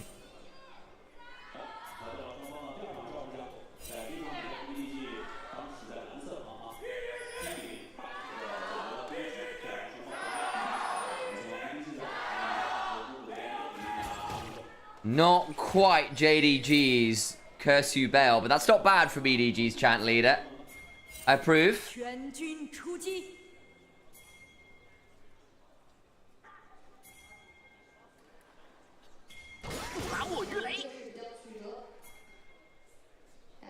Okay.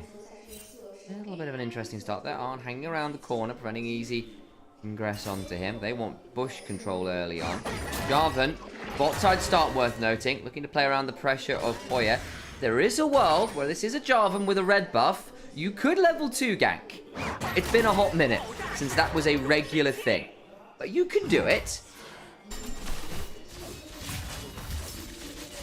Looking now at this early game, as we did say, hey, Rumble needs to get good first ultimates of the game. What's going to lead to that? Well, good early laning phase will help. First strike for Hoya. It's okay versus that top lane matchup. It's not necessarily about the side lane pressure later. It is about, again, just getting that first item just a little bit quicker. Into the second item a little bit quicker too. Aki, quick invade. Gone towards red buff immediately. Jump into the enemy jungle. Wukong is not good at fighting at level 2. Needs the level 3 and honestly needs a little more than that. One item is where you really start to take off. Aki has always been that gremlin jungler which wants to get involved early. Aki isn't going to be able to steal the Gromp. Could still, I think he could. Aurora's got great control of mid lane. Xiaohao, he's not going to get into smite range. He's going to take the small raptors first, and that means at least he's going to be able to get that. Smite available. Neither jungler going to press it. But Xiaohao did manage to get the small raptor there. The small wolf, rather. Yeah. Xiaohao's just going to say, right, it's not worth my time. Going to go towards the top side, take red buff. Now, the problem is, I don't know whether he can go towards the top camps on the other side, because Rumble should get the bounce back at level 4 once you get that second level in Flame Spitter. Instead, that will have control of early lane versus the Victor. Will teleport back, have full HP. I don't think Xiaohao is going to get access to topside camps of Aki. With the priority early, we asked Thundertalk to get something done. This will count. You can feel the Wukong's not getting any value there. Managing to force some slower clears. Again, does kind of put Jarvan on a bit of a weird timer himself. Not always the fastest clearer here, and we'll be able to path towards that top and probably then back down bot to get those Krugs would be my thinking, or maybe even just reset and just do a second full clear a little later on. Looking from out of here, but the turnaround for Feather solid there as the aftershocks proc, and in the end it is that Nautilus who eats significantly more damage. Really like the fact that TT have put 1xN onto hyper carry too. He has been a very good hyper carry player for TT. Been a little bit hard to see him kind of struggling during this recent episode of TT after Beitran left. I think it's been one of the biggest fall-offs because of that. Can't necessarily blame him. You know, a team which was looking promising suddenly just capsized because your leader, your general, your jungler ends up leaving. Gromp will finally get finished by Xiaohao now, I believe. As, it's not like, hang on. If Feather had switched over to something like it's not quite that point in the game, but just imagine he switched over to Smite just for that one moment. It would have been very bad, so. Would have been really, really obnoxious. Let's have the heal. He could have switched. Actually, does it have to be after 6 minutes? You have to switch. I forget when the first switch can come on through. 360 seconds, I thought it was. That would be 6 minutes. Something like that, yeah. I think, yes. Yes, it is. Math in my brain is too hard. 6 times 60, yeah. That's the one. That one all works. I don't want to spend too much time on this again, but I did see another comment in chat. Like, I am not going to be talking about EWC because I have issues with that tournament, which I don't think I need to explain, and I don't want to talk about that while we got LPL right now. So just to kind of like, if you see other people asking about it in chat, that's the reason why. I won't mention it again during the stream, but I just want to put that on the record, so we're on the same page. And we'll get back into it. 1xM got that first, gets the cull on the first back, as does Arn, so both AD carries scaling up, getting some extra benefit. Look. That they are. 1xM is up here on this little lane top. That's the first scuttle crack Xiaohu, I don't know. Xiaohu wrong. Xiaohu, there's too many Xiaos in this league sometimes.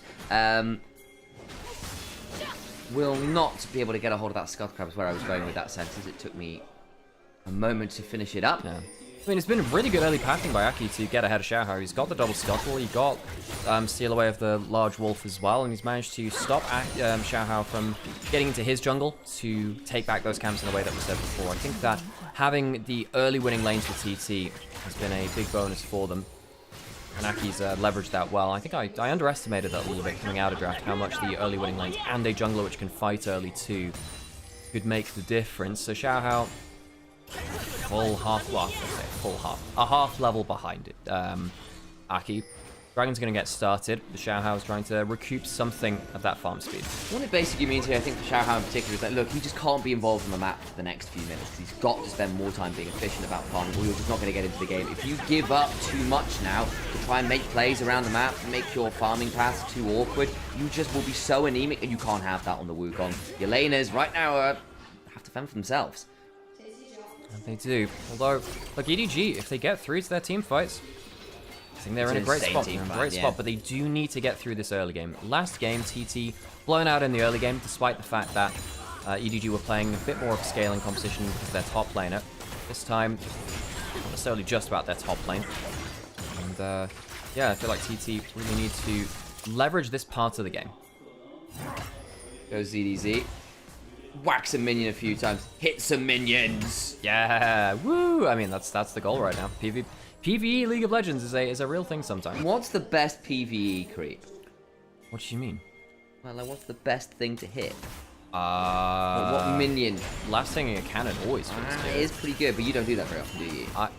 I'll have you know, I'm very efficient at farming cannons. Hey, anyone in Twitch chat, can you do an exclamation mark cannon for me? Just I'm saving them for later is what I've done. Thank you, Mecha saving Fanboy. them for later. Can I read it out, Al? Sure. Nymaera has in fact never missed a cannon minion. It may seem that he has missed a cannon minion. That he's in fact missed 46 cannon minions this stream. I've never reset the counter. But that is your eyes failing to comprehend that the missed minion has been set aside in a dimensional pocket for a later game. Be more impactful. What can this person not do? I don't know. What can I do? There's so many things which I've unlocked the secrets of the universe for. Feather on the roam, out of vision. This is actually a point where it's quite dangerous for EDG. They're not that far behind in overall gold, but again, and level 6 has now been hit by Xiaohu. This is the danger point though when the ET are flashing out of vision. Flash for the shield of Daybreak, but the turnaround from Xiaohu getting that cyclone down gets more damage onto Aku's flashed and goes down regardless, burns his Cataclysm, and it doesn't even go off. Huge mistake by Aki in his debut series on Thunder Talk. He had a great early start versus Xiaohu, and this was a dangerous point for EDG. This is where TT were meant to be making the big play. But Xiaohu recoups his XP, puts his head down, starts farming, hits level 6, and that Cyclone was absolutely instrumental for EDG in the mid lane play. Massive turnaround, and suddenly all of the good work, all undone. EDG out ahead of the curve. Let's have a look again, because it looked like Valkyrie just face-checked, but Feather missed. He misses the Zenith Blade. It's flashes for the Q after. I'm not gonna lie, I don't think the Zenith Blade hitting changes that much. At the end of the day, you still got a Cyclone Wukong over the wall. Crushing blow smacks down Jarvan down to earth before he can complete the ultimate, and you're absolutely right, it still goes on cooldown. We're going to put the Cataclysm down, do it, and then flash out. Not that way around. It was really ugly stuff, and that Wukong right back into it, and the farming is going pretty well again here. XM was doing really well, has had to drop a wave or so there as a result of having 3 people as lane as support being dead. How galling has it got to be? I'm not going back to talk about Gaul and Romans, you know, it's galling in general. Listen, Getterix hours. How bad has it got to feel that you had such a good jungle advantage, and now suddenly Xiaohu has 600 gold ahead and also ahead in XP. The Wukong will outscale the Jarvan. This is such a good game for the Wukong. There aren't many people that can deal with a fed Wukong in this game. You can hop out of the Cataclysm, you can stop the flag and drag, you can stop the Zenith Blade technically if you pop that ultimate before it completes too. Xiaohu's in a fantastic spot, and TT gave him a freebie. If you spell shield the wrong thing, say the Nimbus Strike for 1XM. Suddenly get knocked up by the Cyclone afterwards can be very, very obnoxious. 2 charges of it as well means that at some point you will get run at. Lots of difficulties here to negotiate. EDG now in a fantastic spot. So, Cole's still getting stacked up. Satab in a side lane. The Aurora in a side lane might give TT a fighting chance, because Aurora in side lanes is really annoying. Does well versus the Ornn, going towards likely Leandris first, and then we potentially see something like the Bloodletters after. Bloodletters will then give you some extra ability to dunk down with the Rumble Equalizer harder. Actually, either of them go towards that Bloodletter. It's kind of like the AP Black Cleaver. Dragon up in 30 seconds. No, I wouldn't put it past EDG wanting to fight it. They want to. They can give it up if they want. Giving up 2 dragons, don't think they want to do that for free. They have level 6 on everyone now. Angel's teleported back in. Doesn't have himself a Rod of Ages. Once he gets that, maybe it'll help a little bit more. Again, the Rod of Ages is not the best thing on completion, right? But EDG do have some options. Decent amount of damage there. Xiao Hao. Onto the clone. Yes. Yeah, I was about to tell you actually if it was just the clone, but you know, Palkia gets jumped on, tries to turn some damage back, but flashes out. And a bit there to make sure he survives, but does get out alive.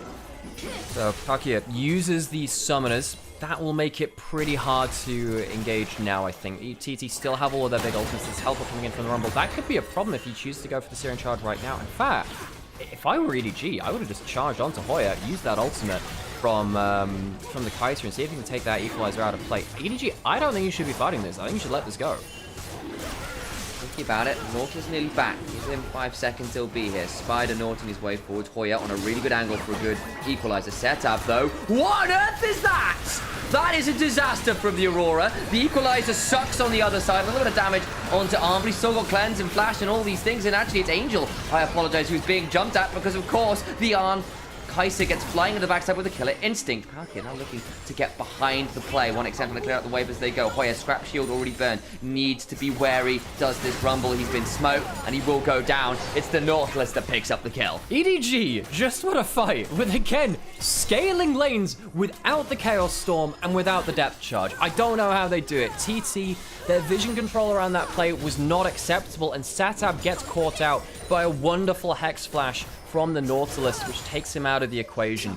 I think EDG, I think they've just shown they have a better approach to the map. They have a much better awareness of where the fight is won and lost around these objectives. Credit to them. I said they shouldn't fight this. They had the vision control with the Nautilus coming back from base at full HP, and the Hex Flash, even without the ultimate to follow up on it, was more than enough to make sure the Aurora wasn't going to be a game-changing factor. Yes, Angel has jumped on the other side, but it's just an Equalizer onto him. That should have been the AoE ult from Hoya. TT don't get the damage they need to across the whole team. While the Kaiser gets flying on the other side, while Hoya is 1v1ing Angel, and that's all well and good.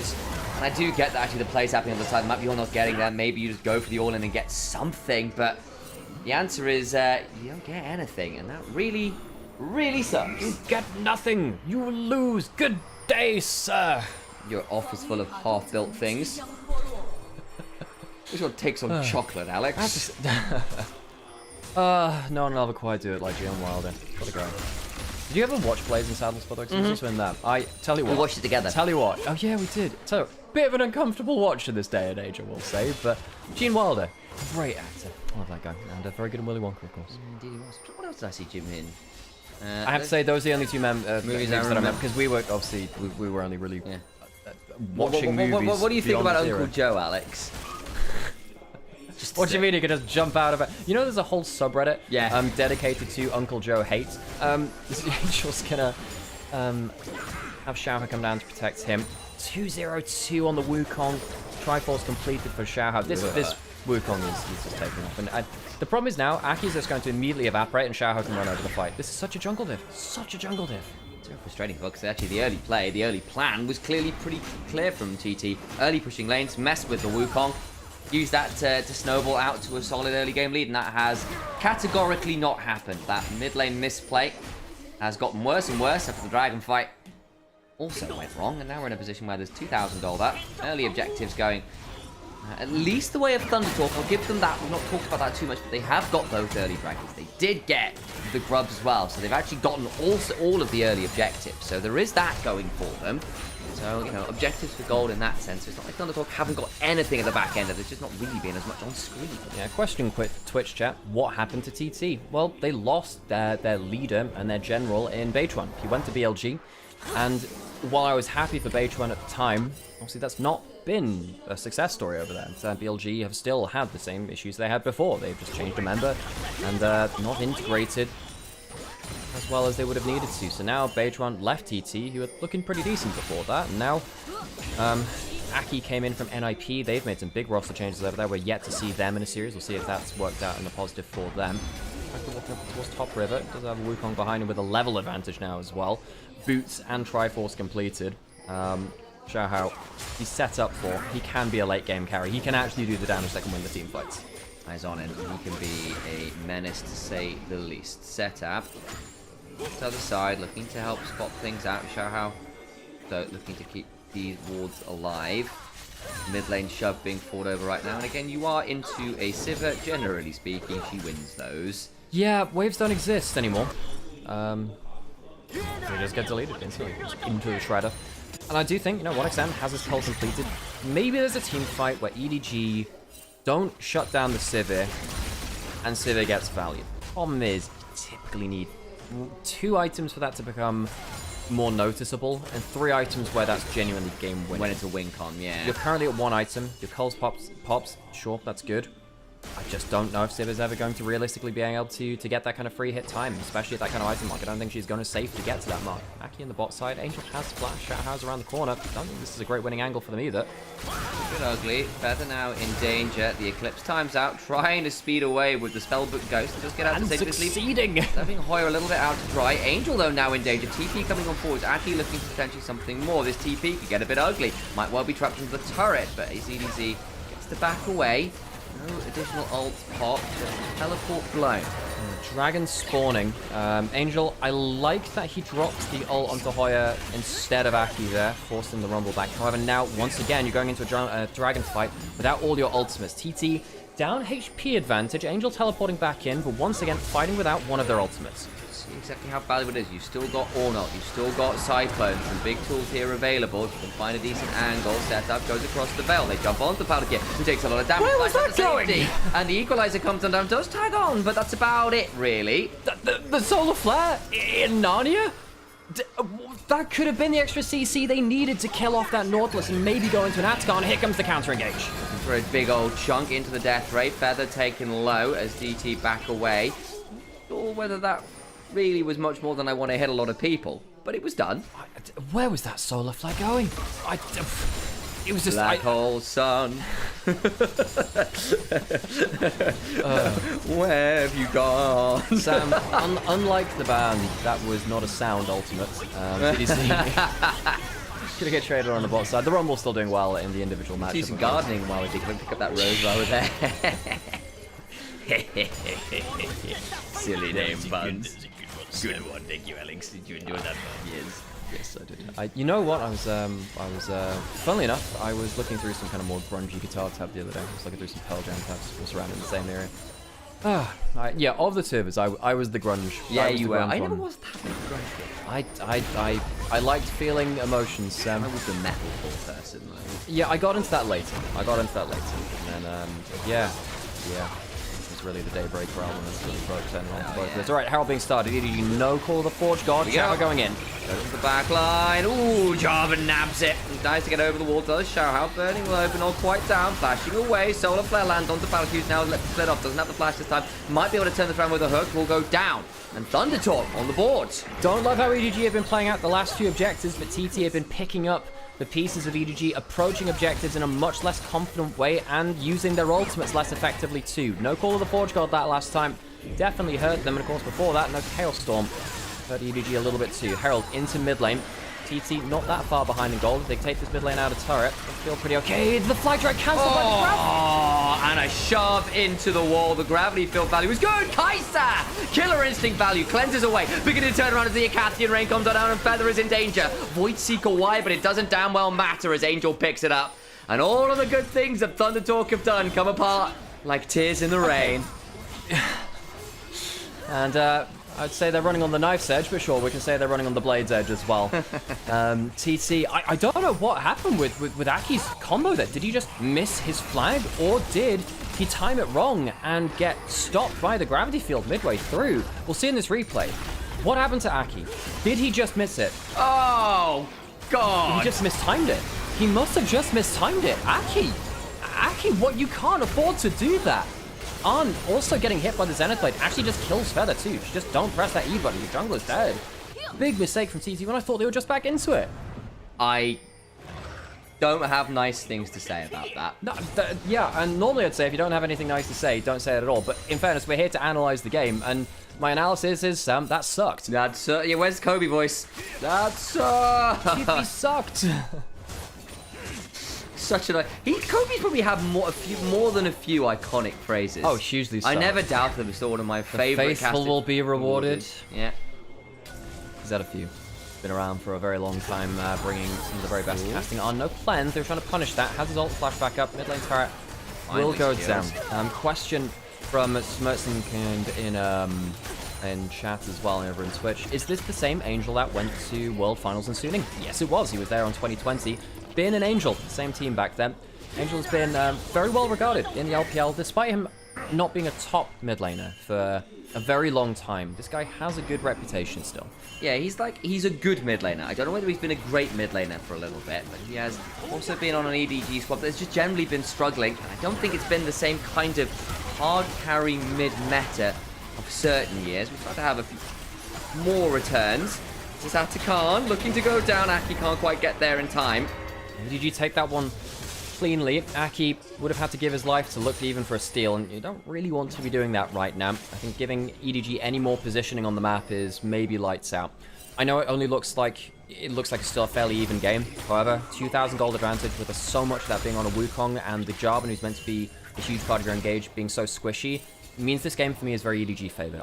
I think that EDG needs to miss position, needs to misuse ultimates for them to have fighting chance. TT walking bot side, maybe they miss position. On TPing, they want to make this play. Look at Xiaohao, and I think TT might not be in to watch for the Cyclone. It's Category 5, baby. There goes Aki, down for the counter already. No Cataclysm available. Isn't that ironic? Because it's a Cataclysm, all right. But Thunder Talk, who are grounded in the back end of EDG's damage. Feather needs to back away. Setup tries to go between worlds and just eats a Death Ray for his time. Back away they go to EDG. 3 men to the good. He's going between worlds, but sadly the place which connects them is the River Styx. Sathab ends up in the underworld with a poor ultimate and a poor fight. TT, they thought they'd found the overextension from EDG. Instead, EDG had left the hook and bait waiting for them. TT lose so many members. That's going to open up the mid lane turrets. I think EDG just went massively far into the advantage. And now the mid tier 1. Balls as well. EDG up insane amounts of gold for this point of the game now. That's a little bit over egregious on that statement, but here we are. They're in a solid lead. This is probably what I'm going for. Xiaohao, unspotted, unbothered, able to get all of the value you could ever ask for here on a fabulous engage, followed up with the Ornel. You really can't ask for much more, can you? Again, it's just the bait being left there. Really well played by EDG. I feel like they've just approached the map in a much more impactful manner. Setup does his best to be really annoying, but he just can't clear the wave, can't save the turret, and suddenly they're just really out of it. Another dragon goes down on top of everything else. It's just not getting any easier out. Yeah, and forgive any random noises coming through. We were punching the pulp shield again. It's the way that it is. Sam just has a vendetta against my microphone. Yeah, what you don't see is while the camera is off, we are sat in a bedroom with a mic between us because it turns out that's the most convenient way to do this every day. And Sam, he's horrified by the situation. He lashes out in anger and frustration. The microphone. I'm an excitable human, guys. That's all I say. I move my hands a lot when I cast. Aki could go for the flash cataclysm. Angel has flashed. He's just going to stand and fight. Flashed out with a solar flare, but okay. Well, you do get the Victor flash. He's potentially valuable. You do, but now you have no flash cataclysm, no solar flare, no on the hunt, with a tower still to defend. Xiaohao on the flank with Flash Cyclone, and also Baron coming up in 20 seconds. Parakia misses the hook. Oh, big damage. Needs to back away, and unfortunate. That's a bit too far. Yeah, gets punished. I think Xiaohao was looking for the dive there, but Palkia, probably his worst game we've seen out of his ones of the first 2 series so far. Caught out a little bit by Feather. He's managed to CC him up there. EDG did have an opening. I think there was a winning angle there to take a big fight, then take the Baron afterwards. Couldn't quite find it though. Xiaohao jumping in mid lane. Oh, setup goes across the veil. Slowed down. There's a flash. There's a cyclone. Don't want a full commit. Aki was around at the back. Had burned the flag, actually, so I don't think you've been able to stop all that much about the Cataclysm either, but still. I think at best you're getting the ultimate from setup, and you'd have to flash from Xiaohao, and you don't want to commit that, so we're thinking, okay, I'll just take the chunk and we'll deal with that afterwards. Let's check in on item build, because we haven't done that for a little while. Kraken Slayer Rage Blade for Arm, which means he has very good DPS uptime. You've got the double items from Angel, which means he has a bunch of damage and a bunch of HP, which is why he feels like he can just stand and fight in the middle of the Cataclysm. On the other side, though, 3 item Sivir, 2 item Aurora, and the Rumble will be benefiting from the Bloodletter's Curse and setup as well. TT do have good itemization. They're behind a lot of gold. A lot of that is in jungle, which will be a problem. But TT do have the DPS to win fights now if EDG miss position. Aki Cataclysm onto the Nautilus. He's trying to buy some time, gets the Ash drop down, but I don't think it means all that much. And sticking around on some wards there, trying to make sure they weren't jumping Angel, instead he gets jumped instead. Yeah, so TT have learned from On's Shen and On's Nautilus at MSI. Turns out you can just pick up the support int every so often and get some good wins out of it. Palkia thought he was safe on his side of the map, stood on a ward, goes down, had no flash to get out of that Cataclysm. Easy kill for TT, gives them a bit more time to look for a winning fight. And all that much elsewhere, 1.5 minutes until the next dragon. Oh yeah, the Electro Harpoon and reveals himself in doing so. Gonna get jumped on regardless. Warrior tricks it into Nimbus Strike, and Cyclone Part 2 helps Angel pick up the kill. Really big brain from Angel. Angel has been a very successful Victor player in his career, and right there just hangs in the very side of the bush, because he's less likely the Rumble to check with the Harpoon. Shows himself, goes down. EDG can now go towards that Baron, and that 3 item Kai'Sa now with the Terminus will shred this objective. No TP, did burn the Cyclone and the Chaos Storm. Get dicey here. An Arcane Storm, it all got changed, didn't it? But there we go. Palkia now in a potentially able to make sure that Aki cannot get to go towards Baron. It's a screw by EDG. The fight afterwards looking dicey as well. Feather is a dead man. They don't charge him immediately. Oh, the hook onto setup. Prevents him from getting to the wall until just now. And On gets to follow up with the Killer Instinct. Bunny Rabbit for dinner. TT tried to use the Spellbook Smite on the Leona after Aki was CC'd away from the objective by Palkia, creating space. Turns out Palkia's pretty good at that one. As TT can't get the steal, EDG not only take the Baron, they take a host of kills and will open up onto the map as well. Another fantastic game from Xiaohao. The opportunity around the Baron was opened up by his pick on towards Hoya on the top side of the map, and EDG do just look like they are the far better team here. Hoya's in danger. EDZ coming. Angel also coming on over. That's a level 16 Nautilus Orn. He does a fair amount of damage to the Arcane Storm as well. My god, Angel begins to sting at this point. Tier 2 falls in that top lane. This should be the end of the series. Going up towards 9,000 gold in the advantage. Orn items giving so much extra stats. A dragon on the table too. EDG should feel so happy about their state in the game. And sadly for TT, they were waiting for eventually to get a 3+ item Sivir team fight. 1xN's never been able to get good DPS onto clumped up targets. One of the problems with this composition, every time that Sivir finds a pocket to engage, there's an Ornal over them, there's a Cyclone nearby, there's a mark applied from the Plasma, so they have to stay safe from the Kai'Sa. Too many things keeping the Sivir at bay, and I think with setup struggling on the Aurora, 2,000 gold behind Angel, TT have run out of threat. DZ tries to get the Searing Charge of the wall, won't quite find it. Also had the Volcanic Rupture there as well, but won't be able to catch anyone out there. Setup desperately trying to get at least a bounty here. Should be able to get this turret. It's been a bit of a pain point for TT. Multiple people caught out around that objective. Stepping on forward, hit by the Electro Harpoon. My dude. And the Boomerang Blade. My dude, why are you stepping up like that? That is not the play. Still has enough HP to stick around and use the Baron buff. Doesn't really have the HP to go completely ham, but he has a little bit of the lifesteal to help him keep that up. Ramp scepters and terminuses and all those things, so should be okay to get a hold of this inhibitor afterwards. Done so. Now back away, Baron buff, 30 seconds left, 4,000 Baron power play. The Cloud Soul close as well for EDG, took that dragon just before they walked in with these waves. Setup jumping forward to see if he can do anything. Just 4 levels down in mid lane. Angel, the Rod of Ages, the extra farm is doing the Lord's work here, and EDG can use him now on the flank. He's got so much XP, he can be a solo flanking threat. Damage onto setup. Angel in danger. Really is he? Just throws down the Hextech Rose. My god, he hurts. Angel throwing out some Siphon powers. In they go, the Killer Instinct in. And down goes the Sivir 1xN. The X marking his own grave at this point. Nexus turrets under siege. EDG convincing again. A little bit slippery perhaps in the mid game. But it was once again a very, very good showing. 4-0, 2 series deep. EDG come into summer with a point to prove. EDG 2 wins in their first 2 days of summer, and yeah, that was a victor from Arcane Performance. 4-level advantage from Angel over Satab in the Victor versus Aurora matchup, and EDG, dare I say it, looking great. This is a team which has got a lot of fans from the history of the LPL. They are playing down in Group Nirvana. These are the weaker pool of teams, but if they play like this and they continue to show right from the off good understanding of the meta, good drafts, good ability to approach the map, I'm going to say one of those stock phrases, I am genuinely excited to see where this team goes. They've looked very good in their first few days of Split 3. Some changes again. Halkir's coming on in. He's been a bit of a revelation here. We're looking at some of the laners, ZDZ and Xiaohao, also looking a lot more competitive again. Yes, I want to see them against my top esports, my ALs, my IGs, my good option. WE maybe, who were a really good up-and-coming team from last bit. You know, those teams who are towards the upper end of the standings, who had those journeys already this year. You need to see them against those. But for now, against those kind of Nirvana level teams that we saw a little bit, T2 kind of had to take that step back after all of the changes in their own roster that haven't gone the way they were hoping for. They did the business there.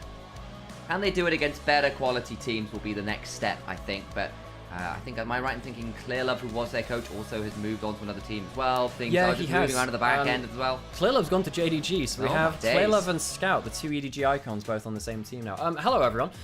We should probably say hi to you as well. My name's Nymaera, this is Initialise. We are brothers, and we're professional League of Legends commentators. So we decided we have LPL co-streaming rights. There's no official LPL broadcast anymore. We'll do that anyway. We've been doing this now for 2 years. We've been doing this for longer than anyone else in the modern era of LPL co-streaming in terms of doing the more official cast. I myself have cast over 1,000 LPL games. You've cast hundreds yourself now at this point, and we like to bring 500. We like to bring our excitement, our knowledge, and our connection to this league to you as well. We're currently streaming on 4 different locations: Twitch, 2 different places on YouTube, including Onivia's highlight channel, and then also on TikTok as well. So if you're enjoying us over there, I hope you're enjoying it. This is our first couple of days streaming there over on TikTok, and I hope you're enjoying the experience there as well. So second series of the day is going to be Weibo versus Top Esports, much higher level than this series potentially.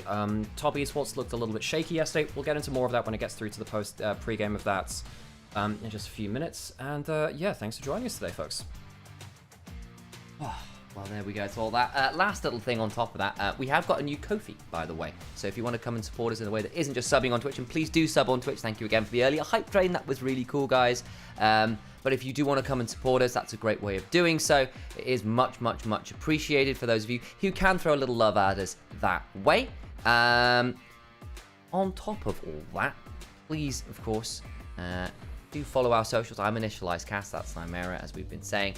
If you just have got that opportunity to give us a little bit of love where you can, it does make a huge, huge difference, because it then helps us get things like sponsors for the stream, which would be really, really cool.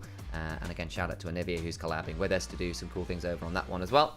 Karzul expecting a Top Esports stomp, and yeah, I can kind of see that. TES got a point to prove, and Weibo looked okay yesterday, but their Game 2 loss was a bit awkward. They kind of lost in the manner they won, if that makes sense. It's like the things they did in Game 1 happened to them in Game 2. Okay, well, we've got a little bit of a break now. There'll be a coffee sponsor. Oh, if we could get a coffee sponsor, yes, that would save my life. It would save my life. We go through quite a lot of coffee. We go through a lot of coffee. Yeah.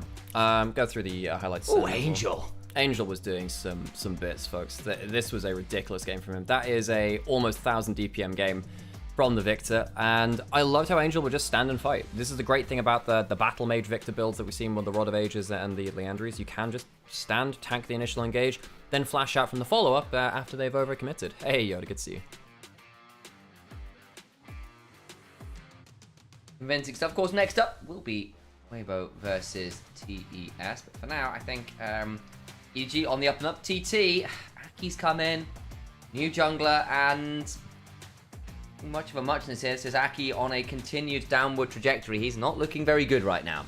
No, he's really struggled, and you know I am a fan of Aki from his days on OMG, but I think anyone, even the most staunch fans of OMG 2023, will tell you that he had his very much negative games as well. This moment here arguably lost TT the game. This is where they were meant to be in the lead. Aki had a jungle advantage, goes in, wastes his ultimate, doesn't get to use it, dies anyway, and the game just falls apart. They played so much of their early game for jungle advantage and they just couldn't get it done. Oh, sad to see. Sad to see it was.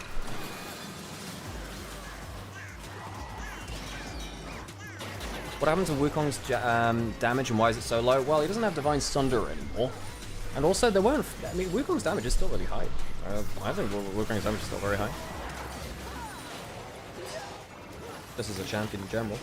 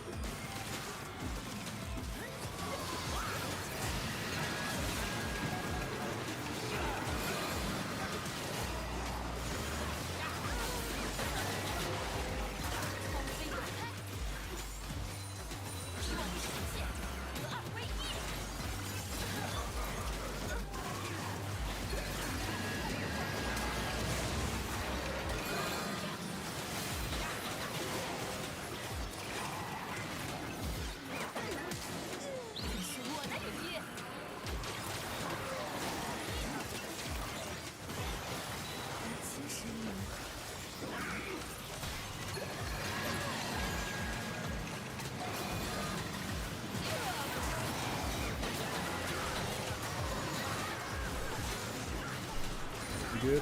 I am correcting my legs a little bit while I can. There's gonna be Wild Rift exclusive content on Worlds 25 this year. Why are they advertising World? Like, what? I mean, things that there are no crossovers between Wild Rift and League of Legends, which I think is a mistake. So I'm kind of glad about that. But I'd like, I don't know. I feel like Riot has not really ever really capitalized on the fact that they have a whole ecosystem of games. You know, you could have combined events of Valorant, League, and Wild Rift and TFT. I'm kind of surprised they haven't done like a BlizzCon version of stuff, you know? They have the games for it. Very much have the games for it. I feel like if the pros ever got a coffee sponsor, they'd save 50% of the living costs. We do go through a lot of coffee and energy drinks as well. Turns out when, particularly on the 9 game days, you need that. Who's our MVP? It's Xiaohao. Yeah, Xiaohao was a menace. I'm kind of surprised it wasn't Angel, but Xiaohao was, he started off a lot of the big plays. His flank in bot lane was insane too.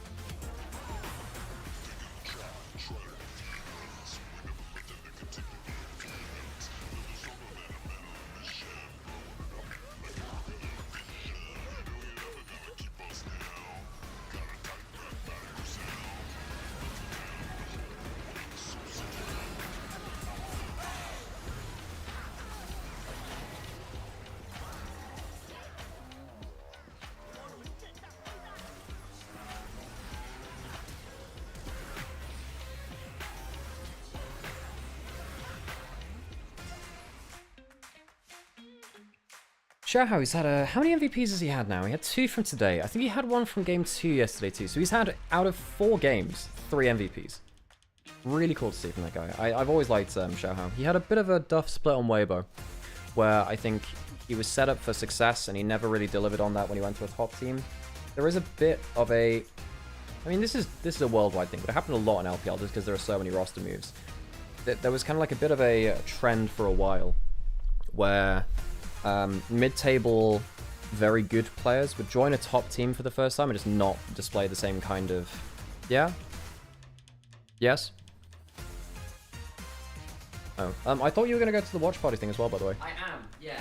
I was thinking about doing one more game and then going. Well, at least get to Well, I'm gonna stay with the stream. So like, honestly, Sam, I can do whatever the hell. I can do what you want. It's alright. It's all good. But I might go then and put the name out because I think it's a bit of a networking thing too. Do you want me to try and chat with some of the G2 folks?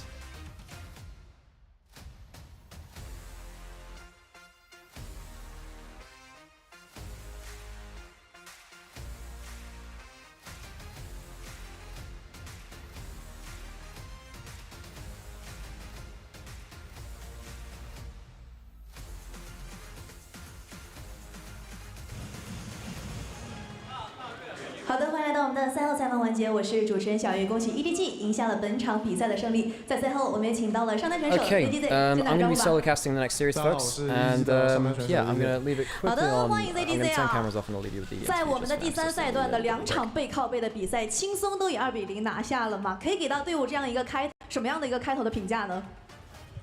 就是比较流畅吧，然后把平时宣赛的东西打出来了。赛前可以看到，其实队员们都是笑笑的嘛，比较轻松的一个状态。那第3赛段各支队伍其实或多或少都有一些人员的变动，但目前看下来，小辅助加入之后，你们似乎磨合得非常顺利。就还可以吧，就是我觉得因为他是新人嘛，就是相较于游戏内容上面，我觉得更多的是带给我们整个队伍的一个活力吧，然后一个氛围吧，我觉得。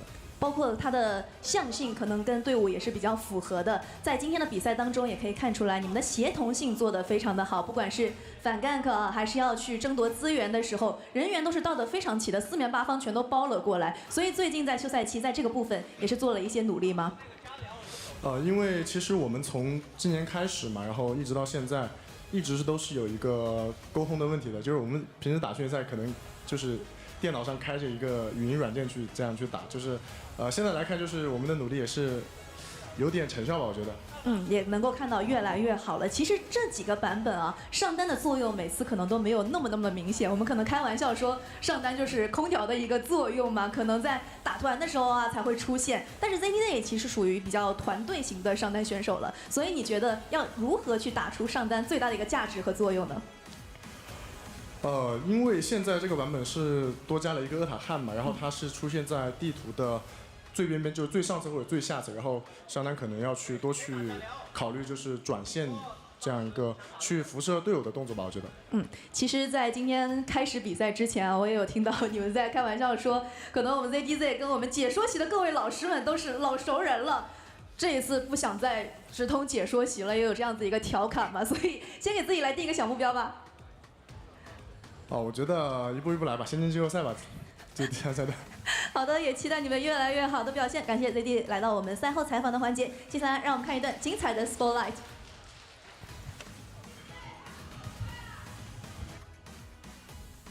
能打起来吗，朱德章？我可以先看一下，可以，快点，我已经打起，我就杀巨魔，我在看，我去中，慢点，看中单，我去中，我还有段大。哎，那个你们那个可能要避了，去一下上台吗？我先减速了，别追一下吧。我能来，抬不到，哎，他没闪，慢局，我踢上了。Yeah, folks, next series, top esports way lower, so that should be a big one. OK。我顶，可以，知道。我点可以勾。就看前排，他没闪，就看前排。日。好了，任你会死。先推了一波了。哎，好，我晕他。黄子没闪。A 塔吧，我把这个撞掉。别 A 塔，一波，别退，我不退兵啊。先赢了再说，兄弟，我不退。别退 ，A 塔就赢了，直接 A，很猛啊！直接。好，一波吧，兄弟们。一波。A 塔把他杀了。nice，我好啊，兄弟。对，不退，太厉害了呀！走吧。厉害了。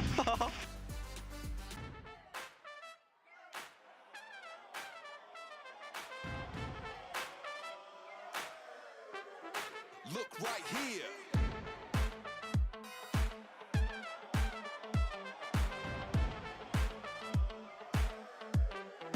Look right here.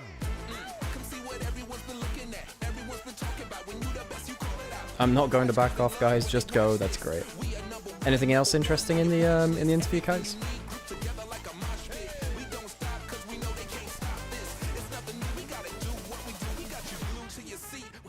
using glue.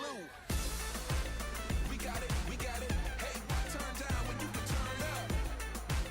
We got it, you at the right place, look no further. We got it, hey, turn down when you can turn up. We got it, you at the right place, look no further. Look what you've been missing. I'm glad that you're here now. It's time for something different. We gon' turn it out. We the ones you shouldn't doubt. Come see for yourself what the fuss is all about. You're dealing with a name you can trust. Put us in the game, we remain only clutch. On your mark, set, go. Feel the rush. You can have them over there, or you can have us. We got it.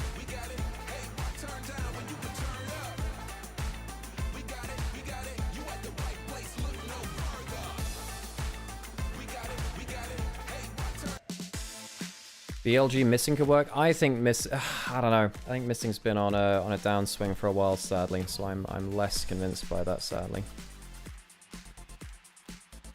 Okay, we'll do 1 or 2 more rounds of this.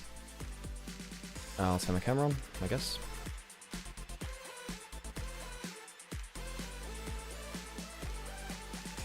That's very small. That'll work. Okay, folks. So next game, Weibo versus Top Esports. Top Esports, I suppose, come in as favorites. I mean, Weibo looked... how did they look the other day? It was 3-game series, right? They lost on the red side. They won both games on blue side. They played against FPX, who I guess didn't look fantastic. So I think Top Esports come in favorites. I think there's no... You shouldn't really sugarcoat that realistically. I need to put on some adverts. We don't have pre-roll, so we're going to go do that.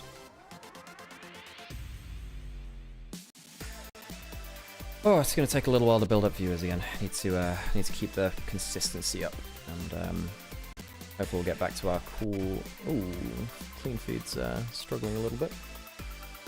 Okay, but yes, we have big game coming up. Both teams. So this is a team with supports that switch teams, which is fun.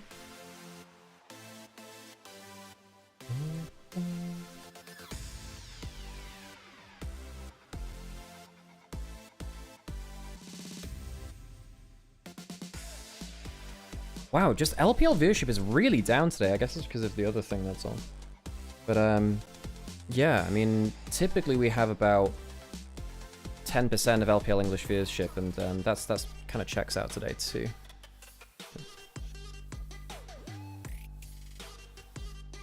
Whatever, it'll pick up again soon. And also, I think in summer viewership tends to be a little bit lower anyway, just because people burn out a little bit. There's been a lot of League this year, like a lot of League.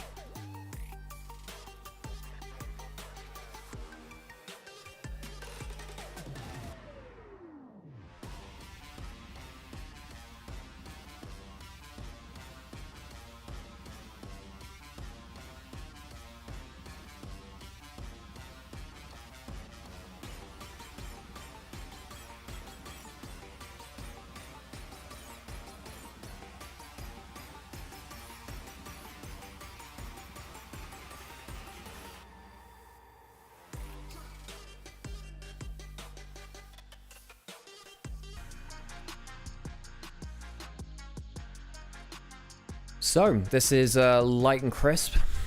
Oh, so this is a bot lane duo. They are the 12th most tenured bot lane duo in the LPL. Most is LWX and Crisp. Huh, I am surprised at that. 409 games of LWX and Crisp. Well, I guess they would have played for... God, how long did they play together? A hell of a long time. Yes, this is... I have no idea what that is. Can anyone translate that?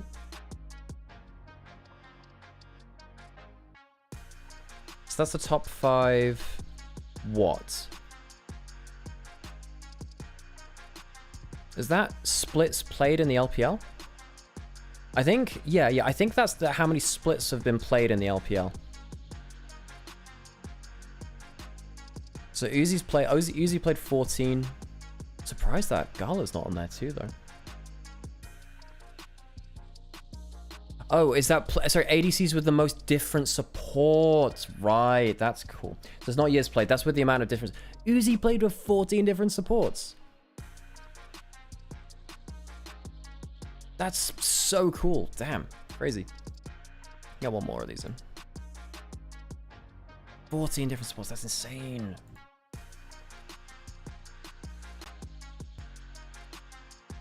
It is impressive, but like it is insanity. You know, he's just gone through so many different supports over time. Okay, well here comes our big series next.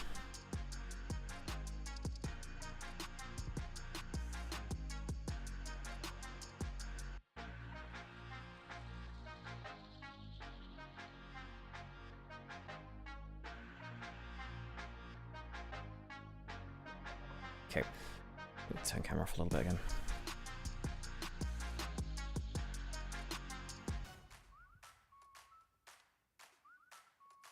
好的，在赛前我们请到了 WBG Tap Tap 的 Brace 选手，欢迎 Brace 啊！其实你们也是比较早就投入了这个赛段的训练当中嘛，最近这个状态还有精气神儿拉的怎么样呢？最近状态还算蛮不错的吧，就大家也是一直在训练，磨合的也挺好的，就很期待后面的比赛吧。但是这个赛段是直接从我们的登峰组开始打一个双循环的嘛，不管是压力还是强度都是比较高的，能不能跟我们来聊一聊你自己的预期呢？我觉得就是因为我们也是在第3赛段才变成这么一个配置嘛，就可能还是会有一些那个波折吧，但是希望还是能就是一直进步，然后拿到最好的成绩吧。好的，比赛加油！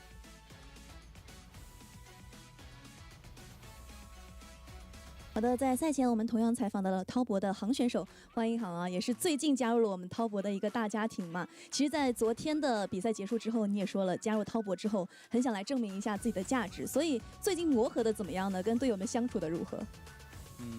和队友相处的话，就觉得大家性格都很好，再加上我刚加入滔博，然后大家在这方面也比较照顾我。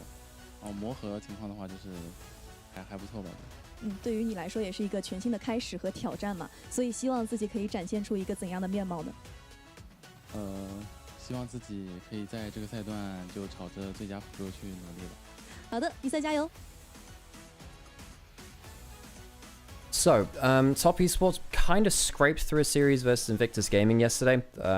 Weibo did lose a game to FPX, who I don't consider to be a very strong team, so that's definitely a negative against them too.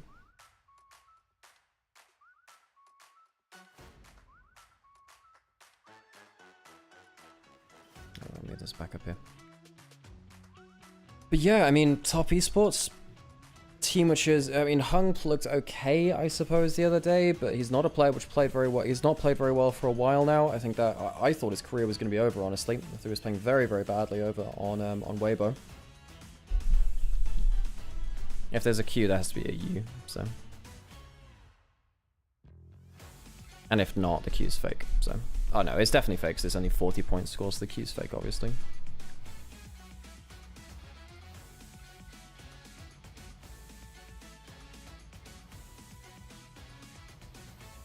Hung must be happy to support for Kanavi instead of Tien. I mean, I think Tien is actually still, regionally, especially in regular season, Tien is still very, very good too. I mean, Tien is still, at least regular season, top 4 jungles in LPL, maybe top 3.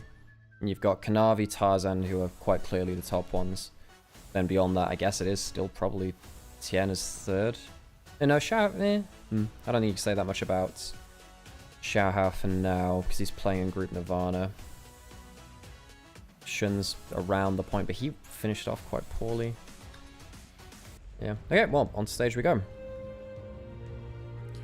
各位亲爱的召唤师们，欢迎来到2025英雄联盟职业联赛第3赛段，让我们有请双方战队登场。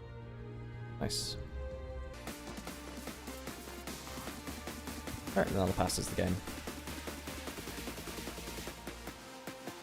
Okay, let's get everyone on stage.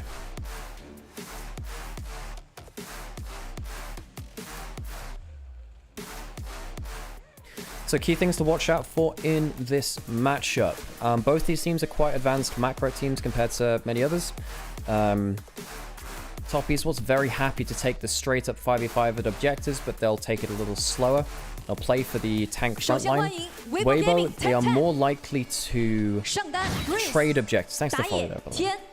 中单小虎，下路 Light， 辅助 Crisp。 Light and Crisp playing together again, one of our more tenured bot lane duos. I think they're the 12th most tenured bot lane in LPL history, with 400 odd games played between each other, and of course they went international many times too. Chris dyed his hair again. Wait, what color is it now again? Because it was black the other day, right? I don't think he changed it from yesterday. 上单369，打野 Kanavi， 中单 Cream， 下路 Jackie Love， 辅助航。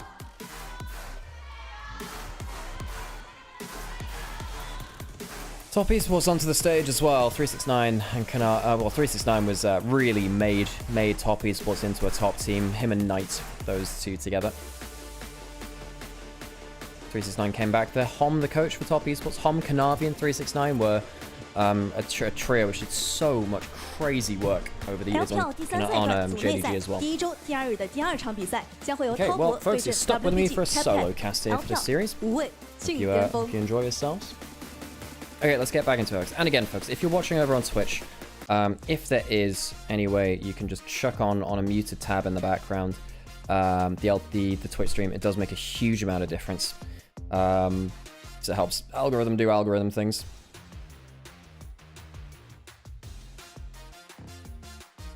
Okay, so coming into drafts, saw a little bit from, I'm trying to think what Weibo did yesterday, actually, in terms of their draft. They got a Felios in the last game. I seem to remember that one.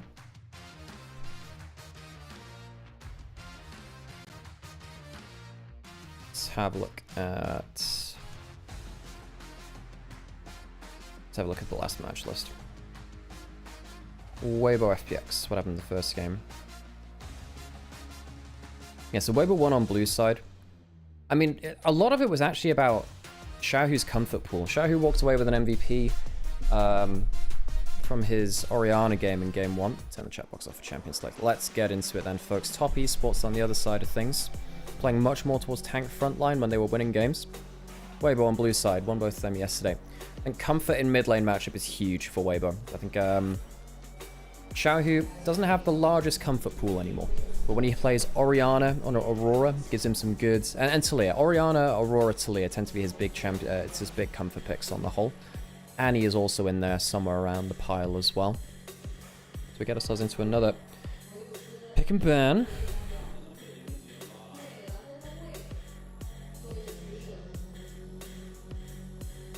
Rumble available, Talia available, Shinzao, Trundle. What's your first pick? No Ambassador quote-unquote answer the Rumble. We have seen Ambassador into Rumble just because it survives the lane and you provide different things in team fights. I mean, I'd be happy taking the Rumble, but Talia... I mean, if you go Talia, Cream can still go towards something like the Orianna. Not that he lost on that pick the other day and looked a little bit shaky on it, but still decent. You've given up the Rumble now. You can go for Rumble. No Pantheon to lock down with it, but you can still go towards Rumble plus Shinzao. Lock that in as well. Your choice of AD skirmishing jungle. What's the play? Rumble locked in. Weibo choosing to give up that power pick.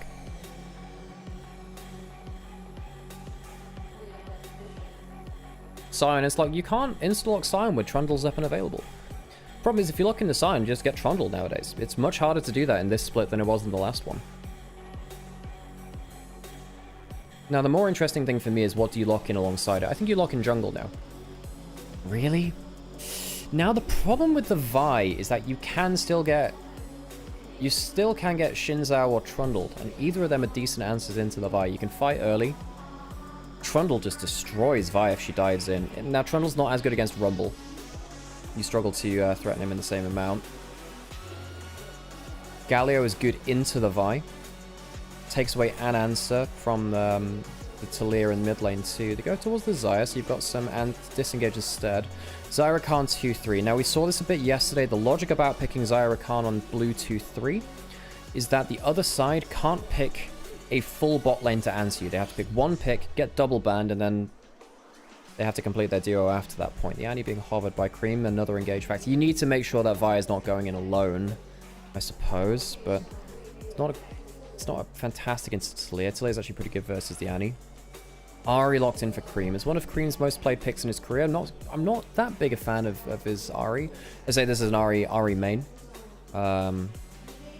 Yesterday they didn't want Rumble. I can't remember remember the differences between yesterday and today, actually.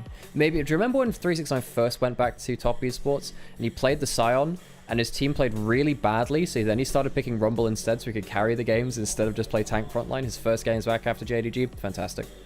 Oh, it's very funny. It's very funny. Second round of picks and bans. So, what do you want to take away? You could ban away something like the Rel away from Hung as well. Jin taken away from Jack. I love Jin Rumble's a nasty-ass combo, because suddenly, you know, a Jin W or Jin Ultimate can lead into the Equalizer, and it's, yeah, I know, it's crazy. I'm an Ahri main. I'm an Ahri main, frogs. Okay, so, Tien. Does he get the Shinzao banned away from him? I think that's the easy second ban. They ban away the Poppy. I mean, I think that Tien's very happy to go towards the Shinzao now. Shinzao pretty good into Ahri Vi. You never knew I was an Ahri main? I should say that I'm an Ahri main more often, you know.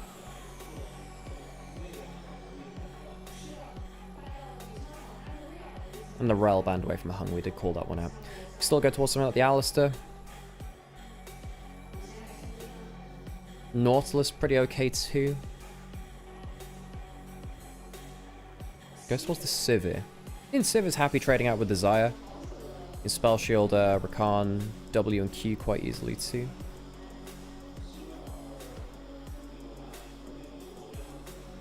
So Weibo, I think they should lock in the Shinzao. I think that one makes a lot of sense. Unless you have some melee synergy you want to lock in with the Sejuani, there's the Shinzao. That's the easy one.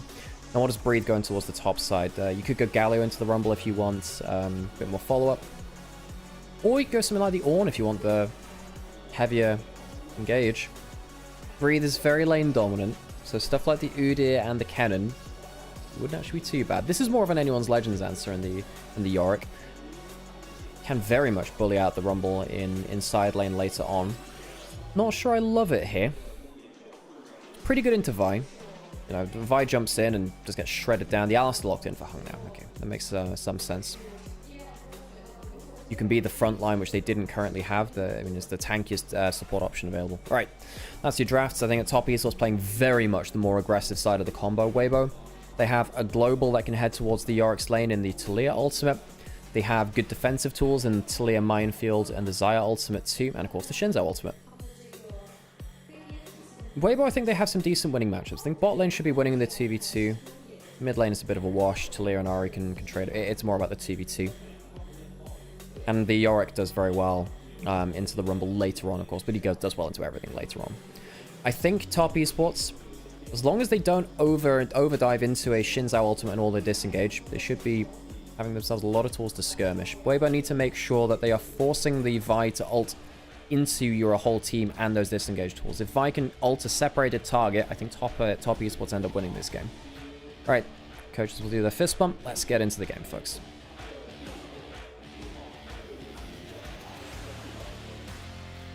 I'm going to roll 1 minute of that, folks, just to set off that pre-roll a little bit. Let's get into it, folks.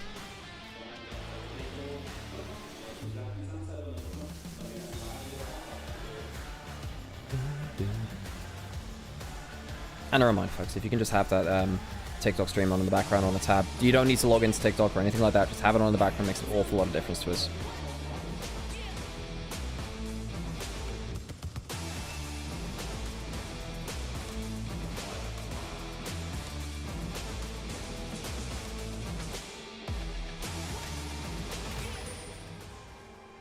Let's say those Gyos. First game of our big game of the day.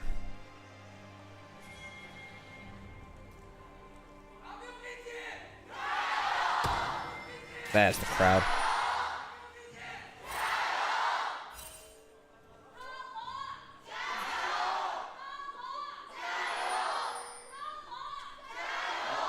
Well, there's your crowd. They are awake and feeling it.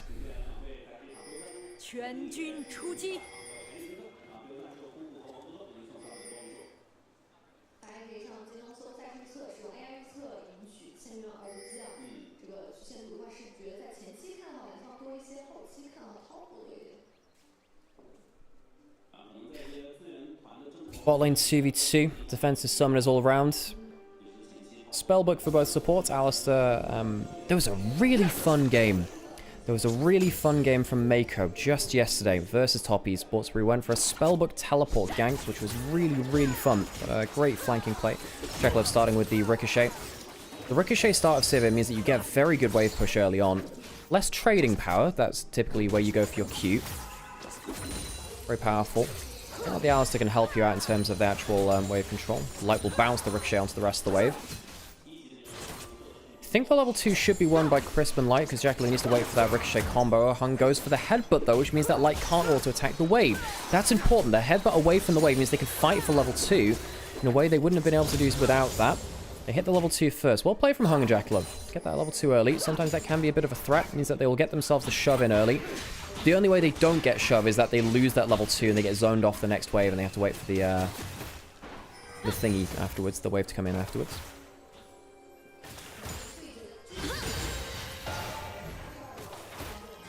Cream going for the Spirit Blossom Ari skin. Anyone else excited for the Spirit Blossom Spa skin thing? The Towel Ari skin? Definitely not me. Haha. The Ari main says. W pop from the Xayah. E to help use that shield to trade back. Remember when Rakan was played more as a half enchanter for the Ardent Censer season 7? God, that was a time. Oh, Ardent Censer meta was a hard thing to live through, folks. It was a very difficult one. 369. The Badlands Baron Rumble skin. I always go Super Galaxy Rumble. I like the animations much more. Guess everyone goes for that skin though. Breathe, getting ganked early, puts down the ward, is spotted. He hits him, bit of a slow coming in. I don't think Tian can do much here. Can't get a range to... The wind becomes lightning. Ooh, flash away from Light. Missed the lead up to that play. Hung and Jackalove, the 2v2 isn't going well for them so far. Navi on bot side, no flash on Light now. Could end up being a dangerous play here. Navi doesn't get the Q on target. W lands, and that should be the end of this play. Ooh, could he actually be some damage back onto him? Under a third HP, just over 200. Navi forced back. Wave dice the tower though, some XP lost for Light.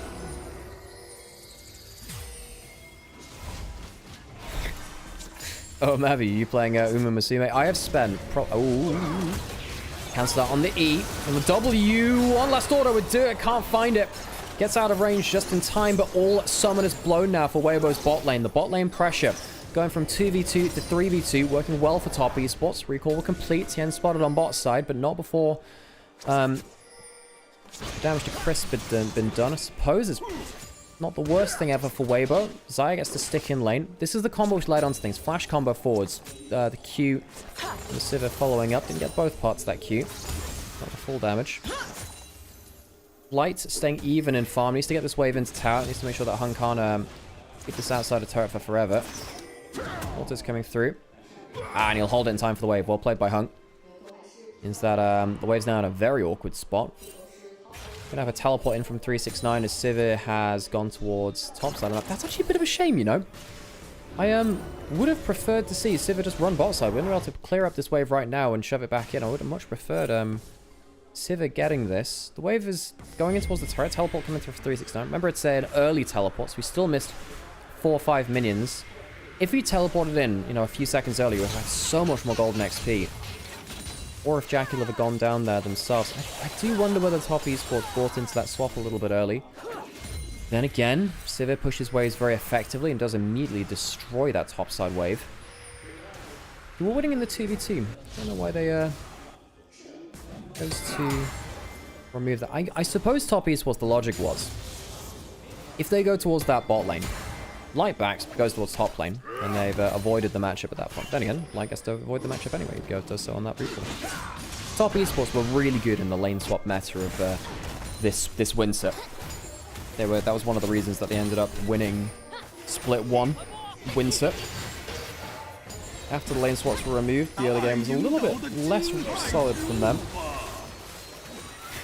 Breathe the panda skin. It's become the popular skin here within China.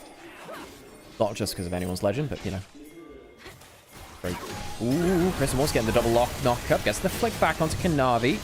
Doesn't have level 6 just yet. Tien ahead in terms of XP. Was on the way on the. He's a camp ahead right now. Headbutt from Hung On to Breathe. Grub spawning in a minute. I was watching someone stream the other day. Don't remember who, but they were using Cafe Cuties Rumble. And there's a crime no one else uses. There's a Cafe Cuties Rumble. What? I didn't even know that was a thing.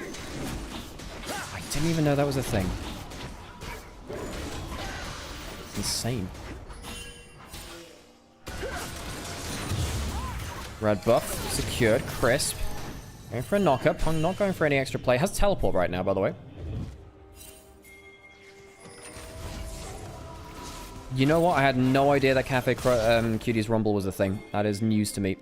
Tells you how many skins I've missed in my time. Equalizer under tower. Good poke onto light. I say that's poke. It's actually just getting so much damage. 06 coming through. Charm missing from Cream. But the Q's enough anyway. Cream, Dark Seal, 2 stacks for him. Very good.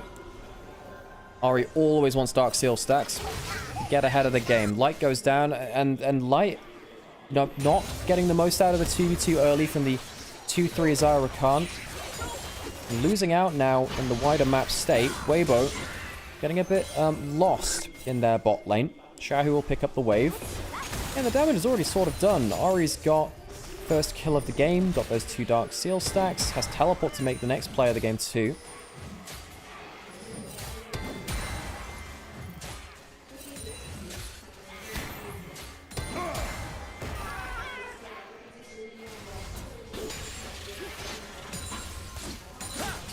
So yeah, I'm going up towards these grubs on top, so I've taken one already.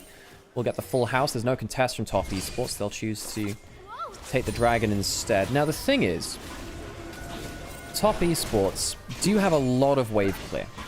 I don't think Weibo with 3 grubs, even with a Yorick, will be able to use it that much. Because realistically, if Weibo don't give up a lot of dragons, or get a Baron, I don't think they'll ever get actually hitting turrets. Ari full combo clears waves very quickly, Sivir instantly deletes wave, and Rumble is one of the best wave clear top laners in the game. How do you actually hit towers?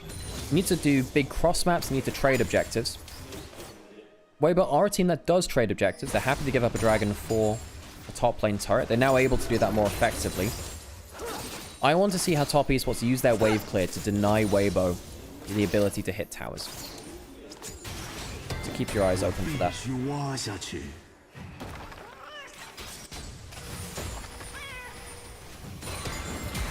将操办你的仪式。 369, soaking the wave of tower. What a player 369 has been. I think largely this year has been very good for him. I think at first stand, even when top esports were crashing and burning, he was the best part of this roster.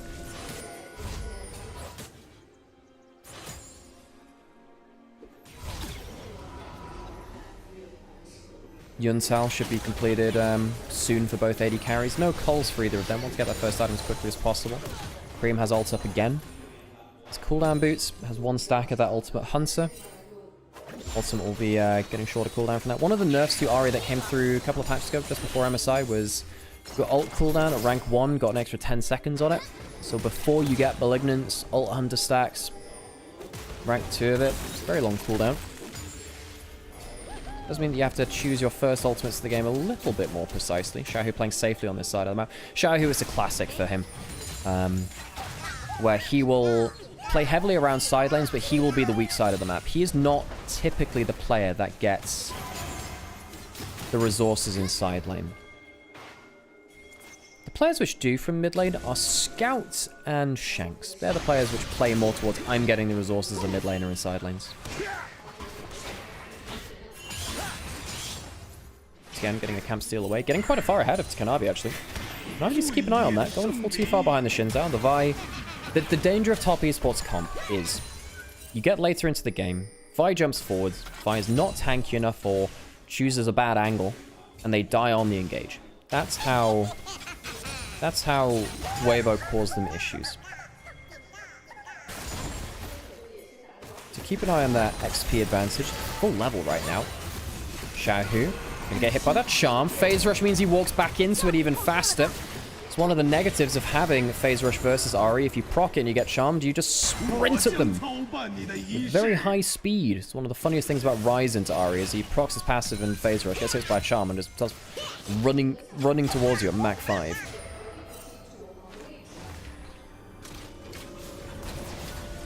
Now jumping forwards, putting a ward in the brush. Can't stop the recall though.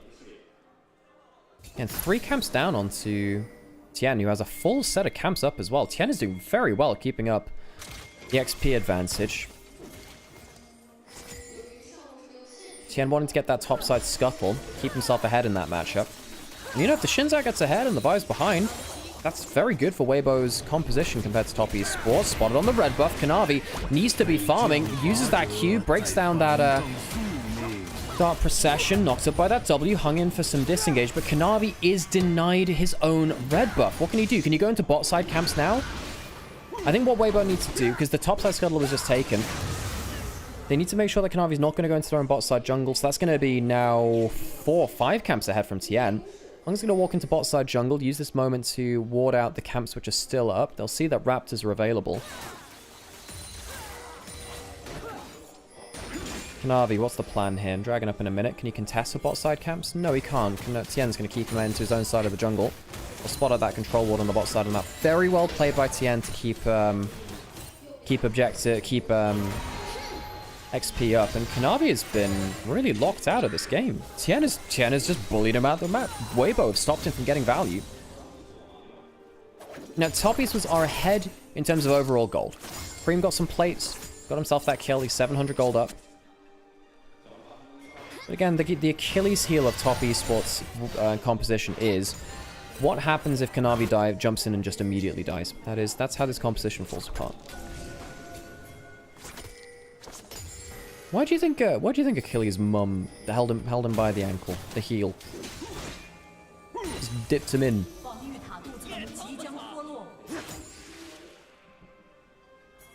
I think Luke from Percy Jackson had the right idea. Much easier to defend weak spot. Anyone else a Percy Jackson fan? I was a huge fan of it growing up. I actually started rereading the series recently. Because some more books came out recently where Percy's now apparently in university, which is very cool. I need to get through them still. I didn't quite make it through the... Was it Trials of Athena? That one? Hope I didn't watch the movie. What movie? I never saw a movie. I also watched a bit of the series, and the series is also not great, sadly. Dragon Spawn.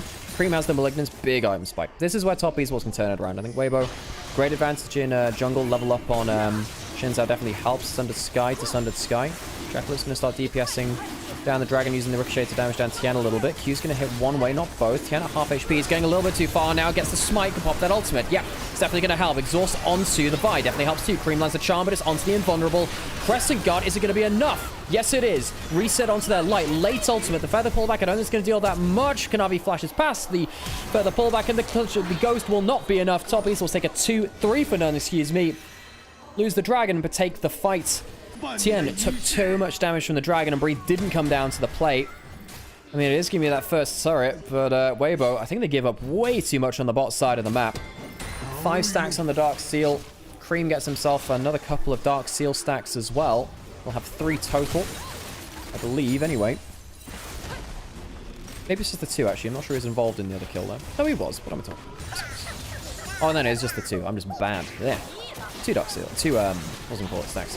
Tien took way too much damage. I think Breathe needed to teleport down if they wanted to fight this. Or you just give them up and you try and make your way out. I think you can give up 1 for a Dragon and a turret. I don't think you can give up 3. 3 is too much. Problem with playing against the Ahri, though, is you do get those resets. You can chase down even further. When you lose 1, you tend to lose more. Great Charm Flash. Finish off the kill. Cream. Very, very powerful. Looks like he's going towards the Horizon Focus second. Horizon Focus, Malignance, and the cooldown boots means your cooldown reduction is very, very high. I know nothing about Percy Jackson. That's a shame. It's a very good series. It's a very cool way of kind of modernizing mythology. Well, having a modern interpretation of mythology.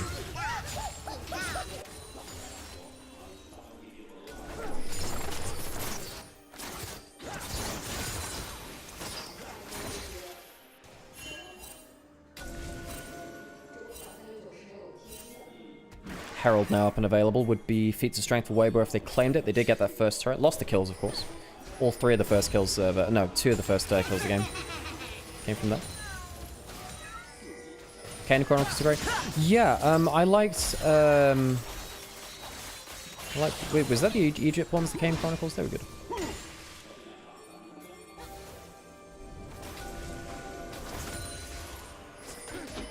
Yes, yeah. I like the Kane Chronicles. They were good. I think I read all of that series, actually. It was good. I enjoyed it a lot. So, top esports, 1,000 gold ahead. Breathe got himself a good amount of gold from the first turret of the game, and of course with plates involved with that too, I believe it was, for a majority of that. Can Breathe pay that back, though? Can he pay that back? 369 is ahead in gold. Still doing fine in farm. Picked up an assist on every single kill that's happened so far.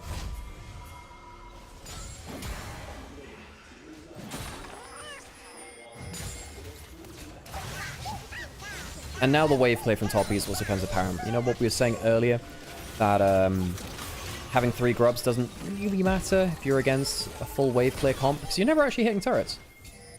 Now, Breathe took the trade in that top lane turret, but top esports only lost the 1 turret. It's not like the inner turret was shredded or anything too.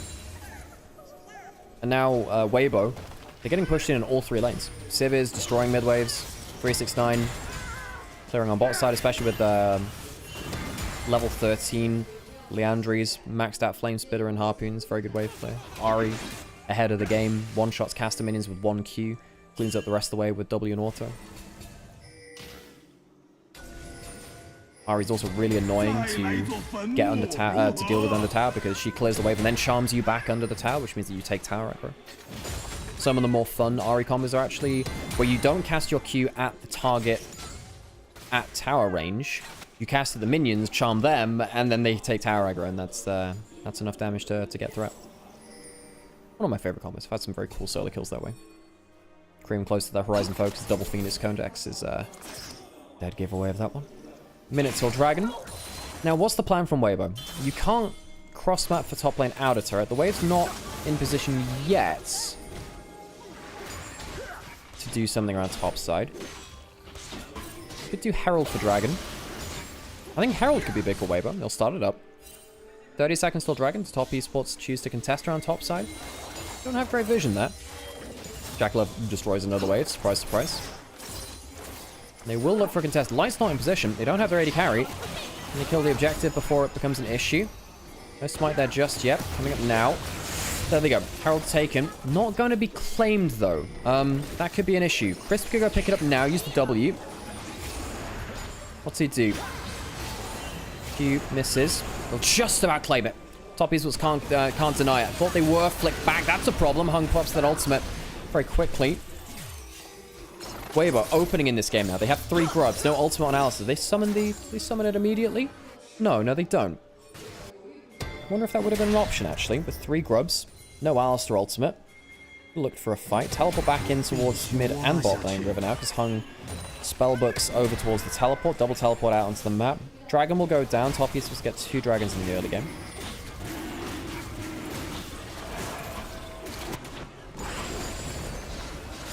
TN will keep farming on his merry way. He has so much farm up on Kanavi, man.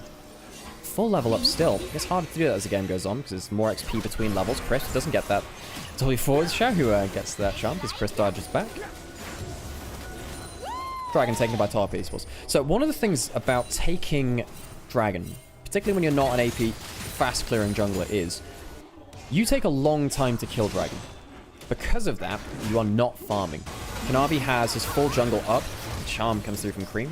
Cream good charm accuracy so far. Kanavi's just down in terms of his farm, and if he has to spend time on his farm now, gives options to Weibo to take actual plays on the map, you know? You know what I mean?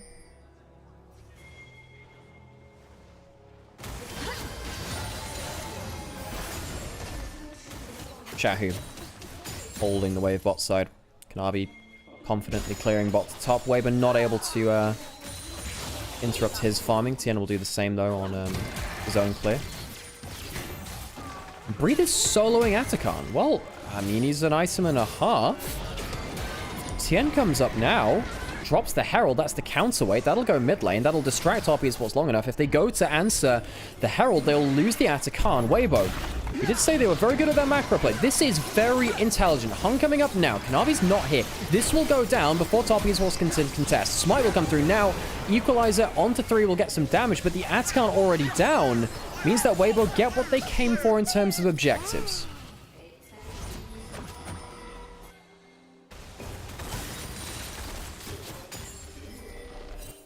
Top Esports taking that bot lane out of turret. They'll get some more gold from that.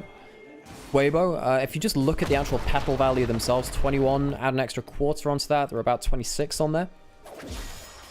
That's about 2,600 gold per flower. I think it's 100 gold per petal, something like that.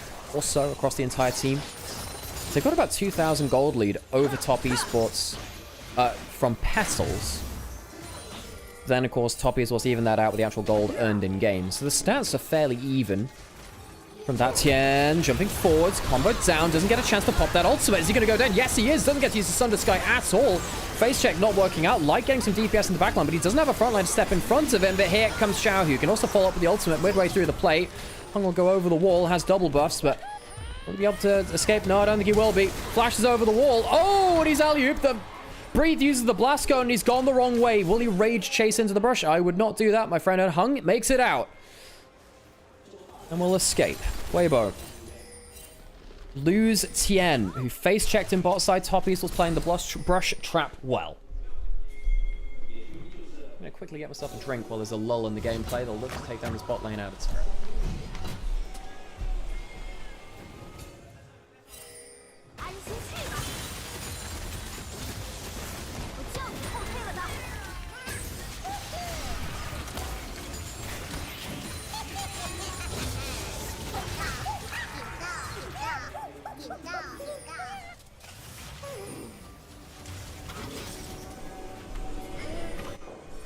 Well, this is the play which happened on bot side. I have a record. So Tien is completely 100-0. Complete CC chain. Dies before he can even really use that ultimate. Doesn't get any Sundered Sky procs. Goes down very, very quickly. Tien, too bold a face check.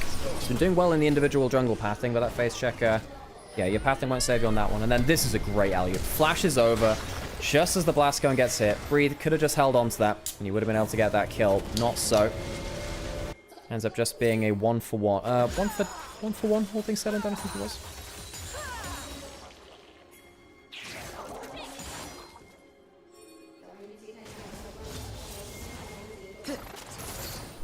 We're in a pretty similar state to how we were a couple of minutes ago.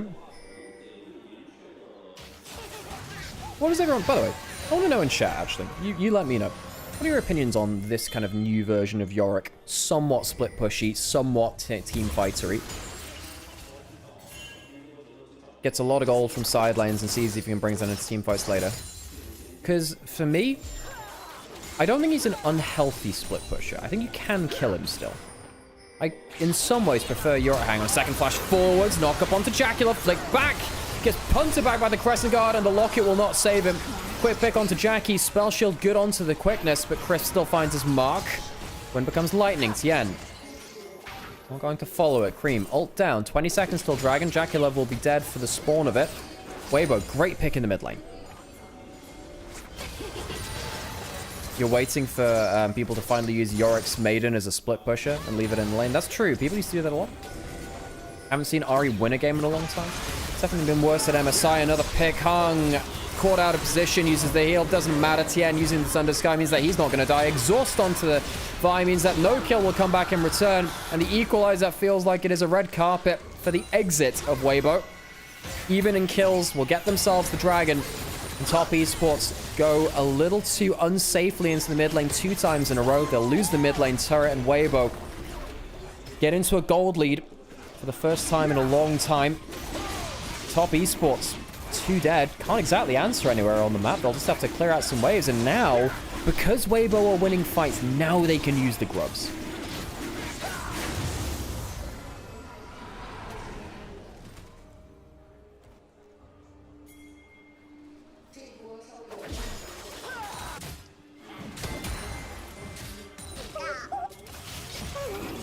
Breathe. 2 items with that Not Thunder Sky. Shojin doing hell of a lot of work. So Jackalope, look, he's not even that far up. He's trying to keep close to Hung. And then that's where it's too far. Doesn't have flash. You could argue that it's a problem of Hung walking up too far and Jackalope needs to be there to support him. Either way, the duo of them going too far and Weibo pouncing.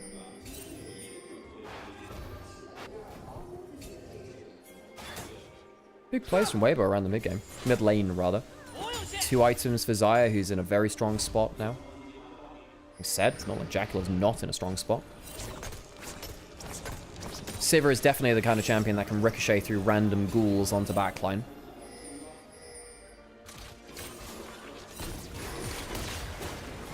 Navi trying to farm up again, still very far behind in terms of farm. Xiaohu caught out on the sideline. There are any teleports to come through? Nothing coming through from anyone. Nope. Xiaohu will just die for free. Overextended. So Weibo lose that one for free. Good pick by Top Esports. Very free. Not really sure why Xiaohu thought he was safe to be pushing up that far. No one was in close range to respond to him.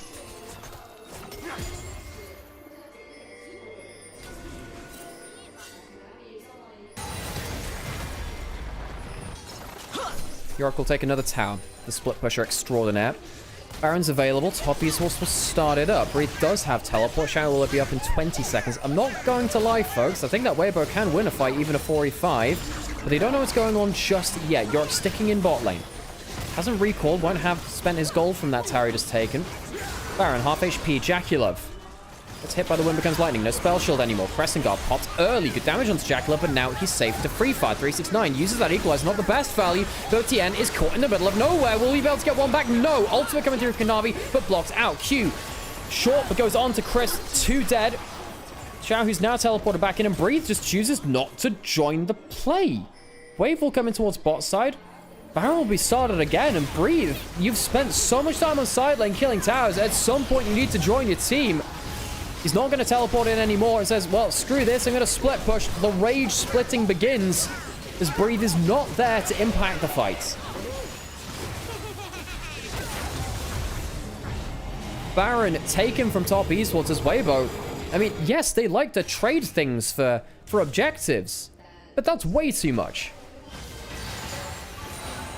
Lots of kills been given up. 3 in that extended play. I mean, the initial contest is not... It's not that bad if the Yorick teleports in. I guess they don't have the best teleport angles, but, I mean, even here, don't you just back off? I don't really see why you should walk up like that. Just overstaying in that fight. Ulting now onto 369, just flashed over the wall. Won't have that available. He'll go down, drops down the equalizer to get some damage back, but while this is happening, Top Esports will take the mid lane outer turret. 1 for tower. Baron buff continues to be used by Top Esports. It's not like Yorick's really doing that much in a side lane right now. He's grouped up in mid lane instead. Top Esports, it's not been a clean game from them. And particularly Kanavi falling so far behind is not something that they're used to. And definitely not something which he's playing particularly well around himself. Jackalope 3 items. That's a powerful build. Both AD carries having the same items, actually. And that's just how BC9 got caught out in that side lane. I'm just a little bit surprised that Breathe has not been able to use the Yorick to that much more advantage. Xiaohu trying to take up this top side turret, but he's stayed too long. Has flash. Gonna get hit. But that ultimate will flash away from the charm afterwards. Doesn't have ultimate to use. Has his rock surfing. Hung comes back with a spellbook teleport. And he'll be able to dunk down onto Xiaohu. Delivers him into the waiting arms of Kanavi with a headbutt. Well played from the spellbook support usage. Hung, a player who I thought was in terrible form earlier this year. Doing okay in the first 2 series we've seen him on Top Esports. Much better than he was playing on Weibo. His old team here, of course. Crisp and Hung switching teams from last split to this one.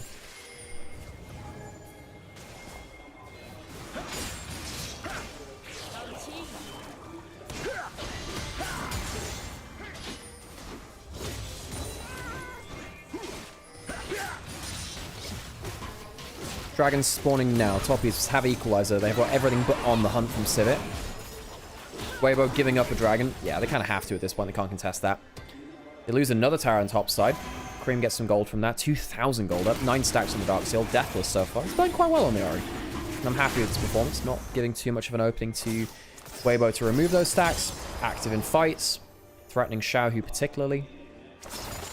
Gone towards the Void Staff third to make sure he can cut through the Merc Treads that have been built up across the board and breathe with a significant amount of magic resist from Jack shows on top of that too.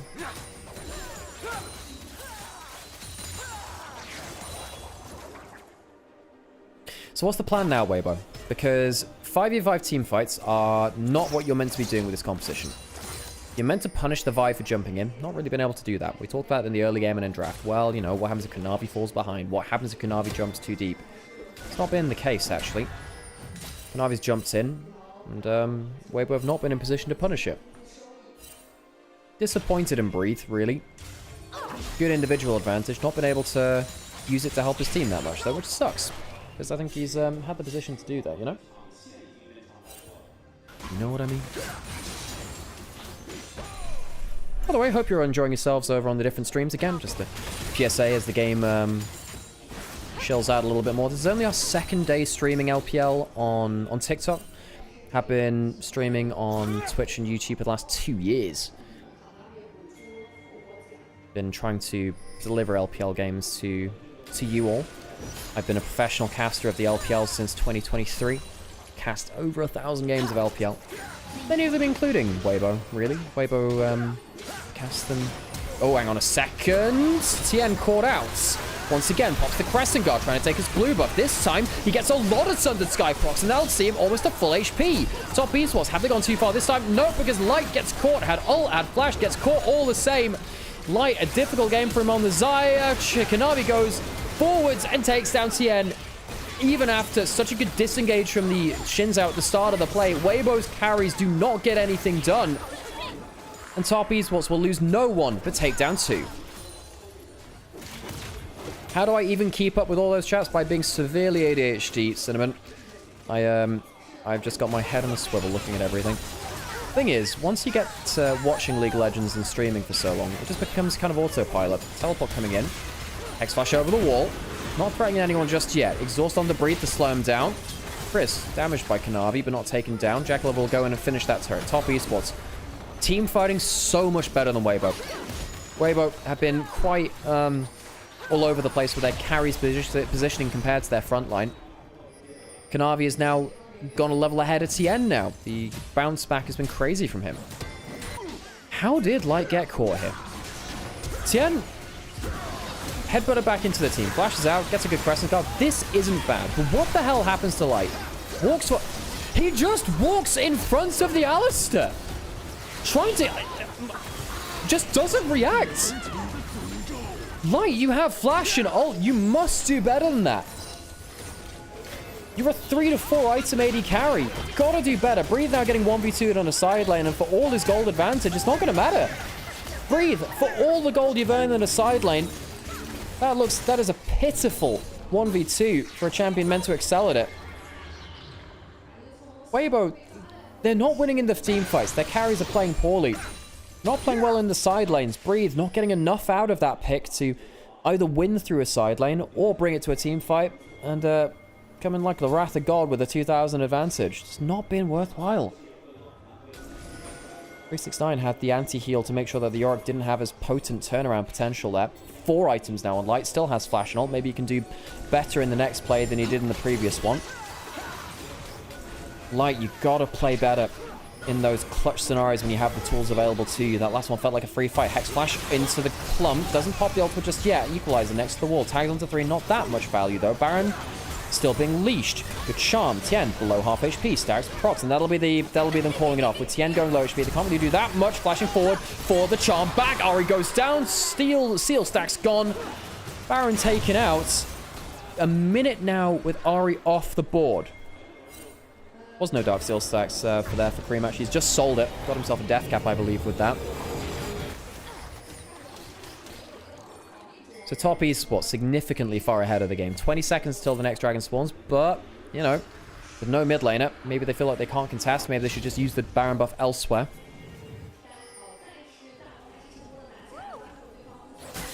Light will clear through this mid lane, try to cut through some of these Baron minions. Doesn't have that much lifesteal, only has the Legends Bloodline, I believe. He's going to take a little bit of damage from the Baron minions there, actually. Teleports back in across the board. Spellbook providing some extra ones. Jackalope trying to clear through the Maiden. Can tank it up now. That's a problem if the Maiden dies, actually. Good amount of DPS. Wait, Cream's just blank border Magi's. Okay. Well, I respect that. Easier to, you know, buy it a little earlier into the game. Suppose he just had the exact gold. Cream trying to aura farm on the Ahri. I can appreciate that. You already had Deathcap. Thank you, SK. Thank you. I wasn't paying attention as closely to his build there. Riftmaker now in for 369. Gives him an even better matchup into the Yorick. Has the triple mask build. And for those of you who are less familiar with the LPL, Top Esports were our champions in winter. They went to First Stand, which feels like quite a long time ago now, because there's been so much league which has happened. And they got blasted internationally. Top Esports at an international level have never really found the success that they wanted. They did win the MSI equivalent in 2020 when COVID was happening. The Mid-Season Cup. That was their highlight. They've never achieved anything outside of that, really. Knocked out by G2 at MSI last year when they had a slightly different roster, of course. Tien was on that team rather than Kanavi. Top Esports with Kanavi joining them. That perked my ears up.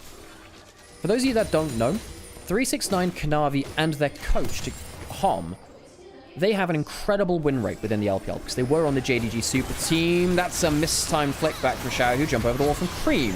Gets the cleanse out of Chris. We get that up from the Spellbook. Level 18. Fully stacked Ult Hunter. Cream will have low cooldown on that. Oh my god, the damage onto Hung. I guess there's discount on beef. The stakes are sold out. Hung goes down. And now maybe there's an extra play to be made. Xiao, who jumps forward, thinks that the moment is now. And you know what? He might be right. No flash from Kanavi. Ults back into the play. Exhausted from Chris. So much damage and will go down into the GA. Top Esports were in control of this game, but the game might be flipping away from them. Jackalope caged up, but he's starting to ricochet back. It's so much damage! The ricochets shred through the team before Jackalope goes down, and Cream will clean up. Weibo had the winning play, but the ricochets shred through Weibo to end the game in Top Esports' favor. Jackalope take a bow. It's not the way that Top Esports would have wanted to end the game, but they'll take it after what could have been a throw around the top lane in a turret. Top Esports had a close series versus Invictus Gaming yesterday, and they will match it with a close game one here against Weibo. Winning from red side, Weibo snatching defeat from the jaws of victory.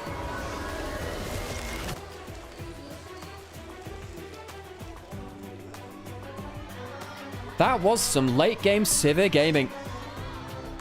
Sivir Ricochet taking about 3 different health bars down into critical in about 2 seconds. Insane last team fight. I'm sure we'll get a replay of that. Hello, I should turn my camera on and say hi to you all. Hello everyone, how's it going? My name's Nymaera. I'm here, I co-stream the League of the LPL.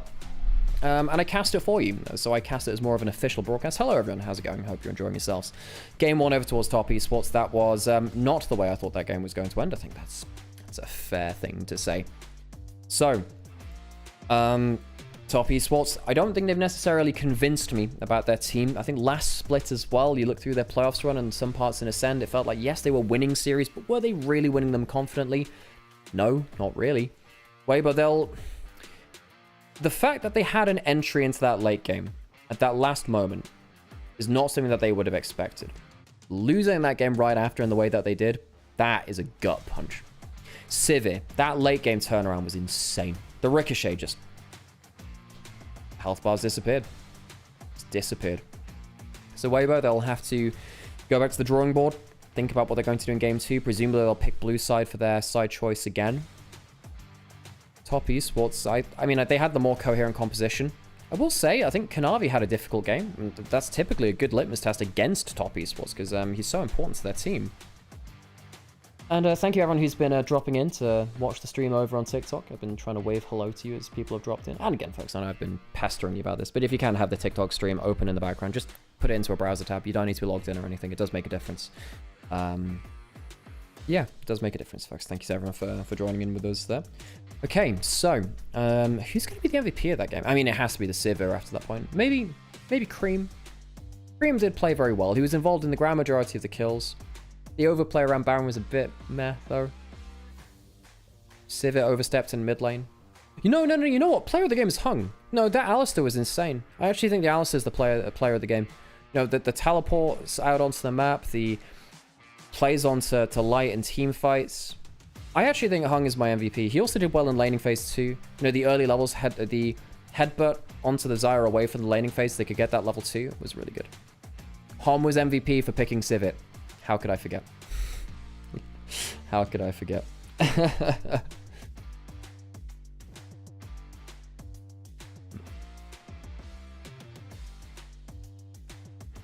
Sivir damage, man. That's some AoE Sivir for you. Not too far behind was Cream, though.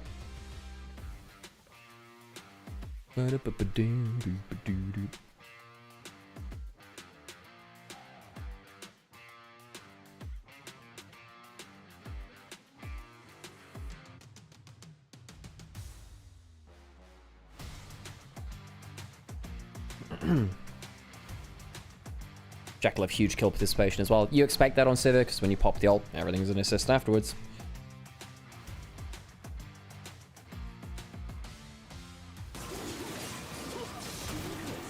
Here are our highlights. This was a mistake from Weibo. They lost 2 instead of the 1. Breathe did get the full outer turret, but I feel like Breathe either teleports in or you try and just lose 1 for the play rather than 2. Light had a bad game, you know. Light Xayah, I know he played well on it yesterday, but I do seem to remember his Xayah was not his best champion over the last couple of years.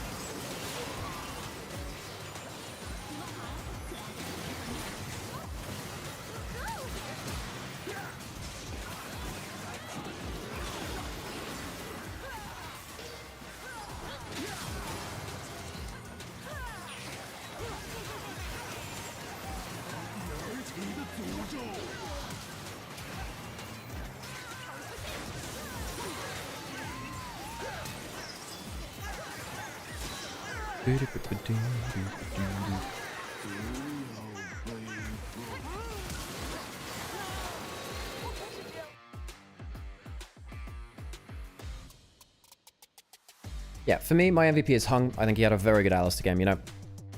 I really liked his impacts with the spellbook. I suppose you could argue it was he was Jackilov as well. I think Jakilov's late game damage on the Sivir was, of course, very important too. However, I think the actual... Put it this way, I think that the Sivir damage was kind of Sivir as a champion. I think that Hung's plays was not Alistar as a champion. I think that was Hung as a player. So I'd value it more from him. Who gets the MVP? Jakilov. Okay. Jakilov gets it. I mean, the turnaround at the end did win them the game. His turnaround was insane at the end of things.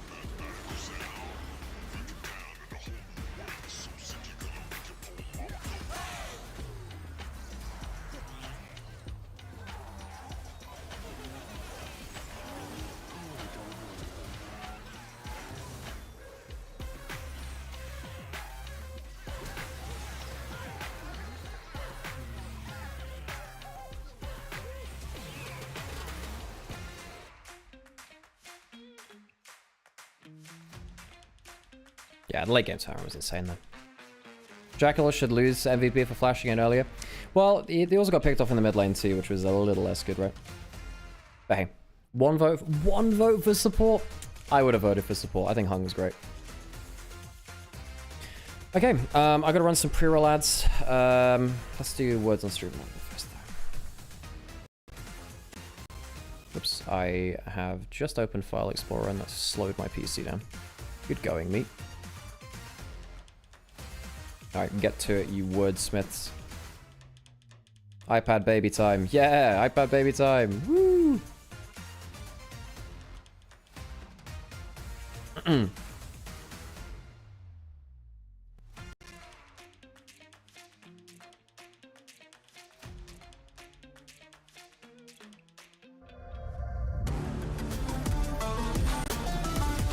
This is so loud.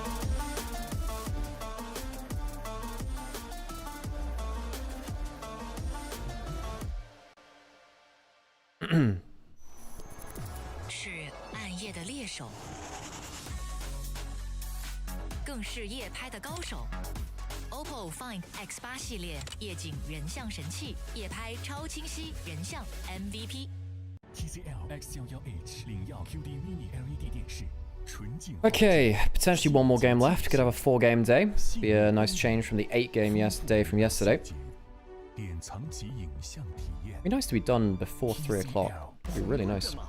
更受中国电竞用户喜欢的能量饮料，更受年轻人喜欢的中国能量饮料。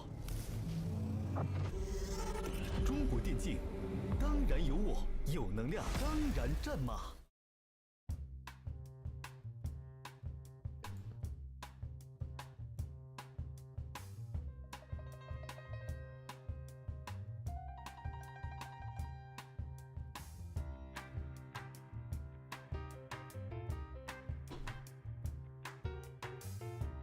Okay, I'm gonna go put the adverts on now.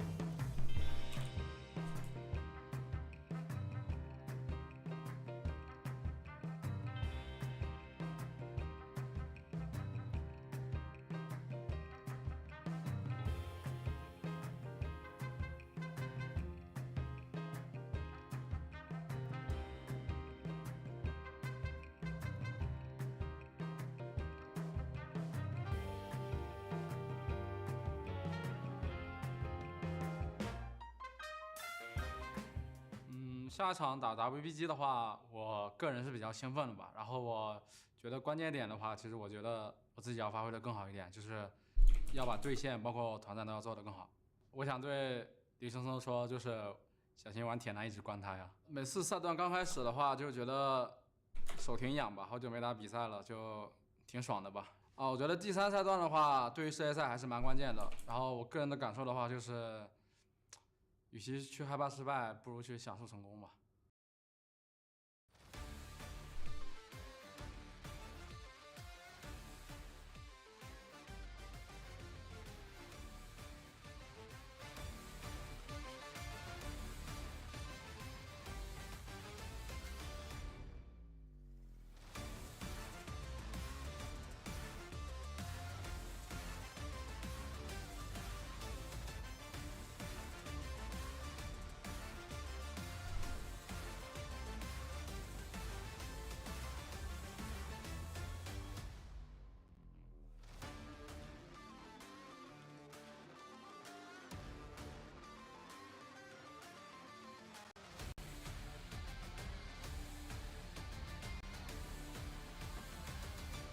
Clip.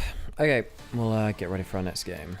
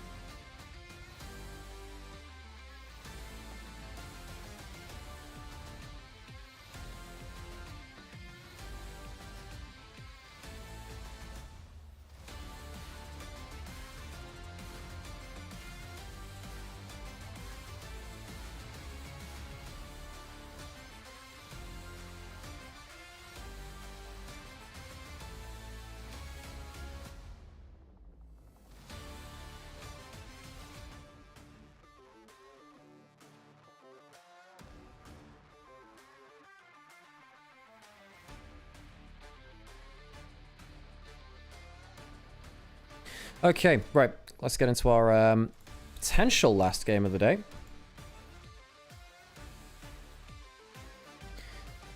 Top Esports, I mean, it's not a confident game one, but it was a game one victory. Weibo on the other side, they'll be feeling a bit hard done by with that game. They did lose a game to FPX yesterday too. I do think they are a tier below our top tier in the LPL. I don't think they're a bad team, but I think they've got a lot to figure out. What's left up? We have stuff like Varus, which you can't really ever let go through, particularly. You have Pantheon, Trundle. If you ban the Trundle, I think Scion is very good. Ornn as well. There's a bot laners. You have, obviously, already mentioned the Varus, but Jhin is in there too in terms of lane dominance. Renekton banned away. Why the Renekton of all things? That one's confusing to me. Pantheon's banned. Okay, cool. Pantheon's banned. Thank you, Mickey. Ambessa. Okay. Suppose, yes, Renekton does deal with Ambessa. Breathe is a very good Ambessa player, so that was telegraphing it a little bit. That means that the Varus gets through. So you've banned Ambessa. Let the Varus go through. Do you want to... Ezreal? Jhin? You could lock in someone like Jhin Rel, and I think you're okay with that. Do you have to lock in the Trundle now because you're worried that the enemy team will lock in something like Ornn Trundle? The Jhin does get locked in. That's an okay trade. I think Varus is the stronger one of the two.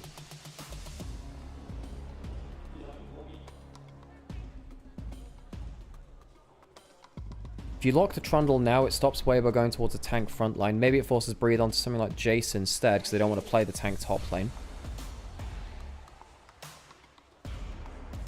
Or at least something which is squishy. You don't want to play something which gives Trundle a ton of tank stats. Trundle is very well into tanks, so Weibo likely looking... I mean, the cannon could be okay. I don't think you blind pick it. Cannon is not great for that. Jarvan's not awful against Trundle. You can always flag drag away from him. You don't win against him, but... some value. If you had a Zero up, he'd be great right now. Obviously banned by Weibo themselves. Aurora's mobile, again, something which Trundle struggles to deal with. Decent jungle mid CVT. Now, what does Cream want to go towards? If you go towards something less mobile, you're not fantastic against the Jarvan Varus. Jarvan dunks you. Varus gets the easy arrow over the top. Aurora as well can punch down you as well. Really like the Sylas. Now, for those of you that remember, when Sylas was released, Jarvan was meta around them. So, if you remember MSI 2019 as well, MSI 2019 was a big part of this as well, around kind of the start of Sylas being in pro play. You used to see Sylas take Jarvan ult, and the Jarvan Stolen Cataclysm is disgustingly strong, because the AD ratio transfers over to a very high AP ratio. So Sylas uses Jarvan ult arguably better than Jarvan himself, because he does so much damage with it. So keep an eye out for that. Of course, the Aurora ult also good. The Varus ult also good too. These are 3 very good ultimates for Sylas to steal right now. And yes, you can get the double Cataclysm. Yeah, it's fun that everything's locked up in terms of the terrain put down on the floor.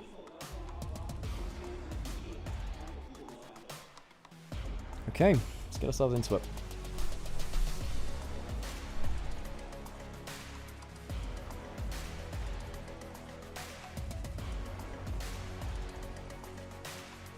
Bot lane bans, of course, coming through as the uncompleted duo. Top lane is not picked in either. Jace banned away from 369, huh. Because I would have thought Weibo would have gone towards something like that because they want the non-tank top laner. Can't go towards the Gwen. Gwen would have also been nice for their comp, I think, as well at this point. Decent into the Sylas in a side lane.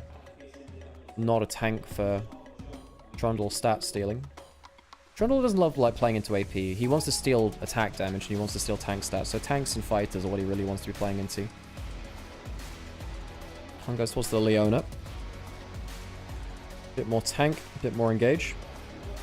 Decent laning phase, but I suppose it's one of the better ones left now that the Rel is out of the equation. Leaving their AD carry... No, not leaving their AD carry to last. They have they're leaving their top laner to last. But Jhin Leona, fine combo. Surprised that they banned away the Jace. Jax gets locked in. Mobile can hop away from the pillar of Trundle. Not fantastic into the Trundle. Again, a lot of stats which Trundle can steal. Not the worst champion into the Trundle, but still. You're not like a hyper tank. Top esports are a no range comp. They do have triple melee into a Jax and into a Jarvan. It's typically not great, not gonna lie. And the Poppy comes in for support. Good versus the Sylas and the Leona. Gragas 369 played honestly pretty poorly on it versus Invictus Gaming yesterday. He got solo killed by the Shy's Jace in top lane yesterday. And yeah, it was one of the bigger reasons why they fell behind in that game and ended up losing it. Top esports. Quad melee comp. Into a Jax, into an Aurora. All 5 of these champions are good versus melees, actually.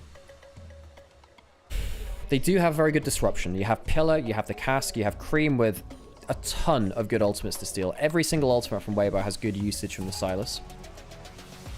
And the Leona can lock people down to make them more impactful as well. If Cream has a good Sylas game, I think top esports can win this. It's not an easy composition to play. Weibo have Aurora into Sylas, a good early lane. Jax into Gragas, a bit more mixed. Varus obviously holds his own in any kind of lane. I do think that Weibo come ahead with the better composition.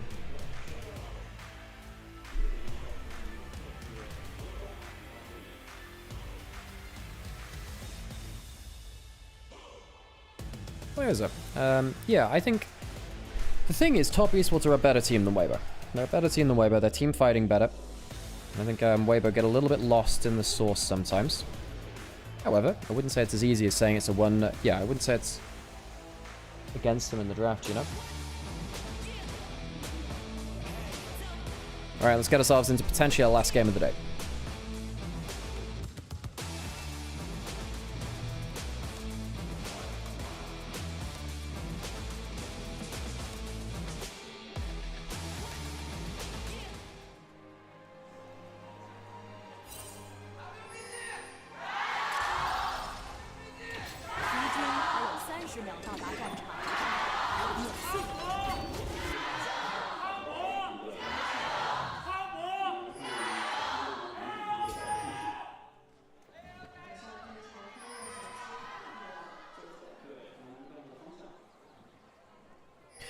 On to the Rift we go.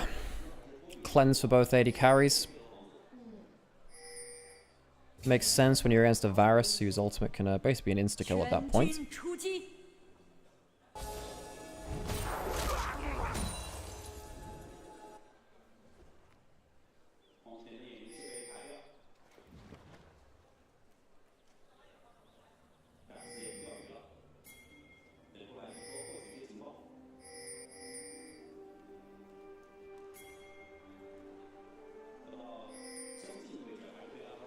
Early laning phase. Jackal and Hung got the better of Light and Crisp in game 1 in the early levels. Poppy, pretty strong early level play. Both supports going for Spellbook this time, no aftershocks or anything like that. Light gets the double E onto the champions, not onto the minions. Of course, can be an important thing when you're trying to look for that wave push. Crisp hasn't showed his skill just yet. Can use that Q for wave push. Hey Sam, good to see you. Yeah, Sam dipped out to go do something today. Breeze stacking up the passive. 369 hits level 2. Hasn't leveled up his second skill just yet.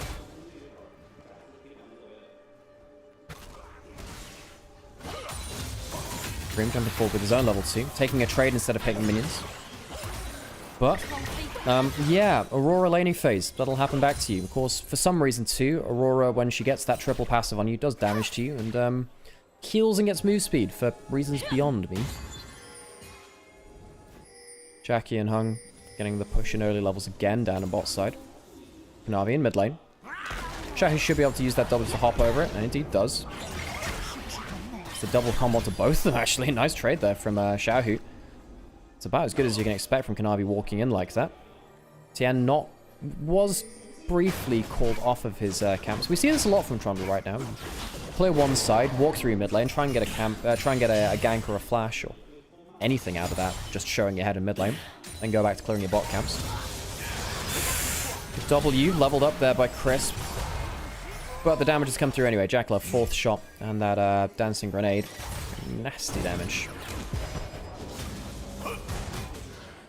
Breathe getting the push in on top side. Why the Silas pick though? Why not? Silas has 5 good ults to steal here. And Silas is a pretty good champion right now in the current meta.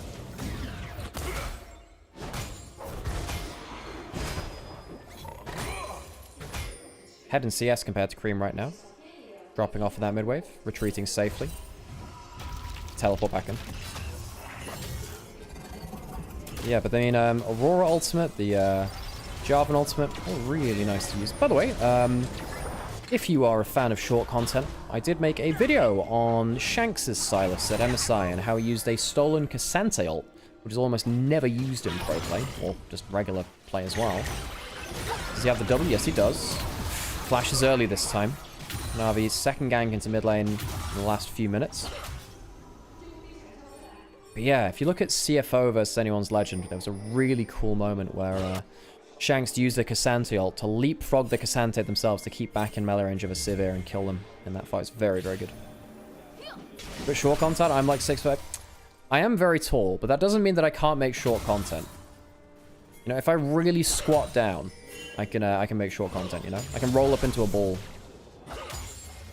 Like, you know how Samus does in Metroid? I can do the same. Okay, Kanavi getting some value onto Xiaohu there, getting the flash out. Hung, going to spot out Chris. W not going to spot that this time. Not the most damage coming through. Still has heal, uses it early. Where's the second cooldown coming in from Hung?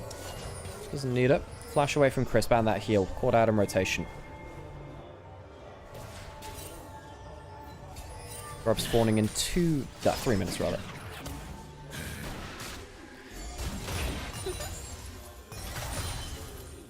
When's Tian going to make himself known? He's not got himself the big farm lead he had in the last game. Down in XP, actually. For now. No, he's not. Was just finishing off that camp. Not able to do that much in the early game so far. Kanavi's just been throwing a couple of pillars into mid lane, getting some decent value. Dragon spawning. No flash on Chris makes a difference. Cream's going to walk into Tian, and he is going to get exploded. Jumps forward, thinks he has Kanavi and Hung on a little bit of a tighter leash, and doesn't. Weibo's jungle support. Turn up to the plate first, get the first blood of the game. Goes over towards Tien's Jarvan.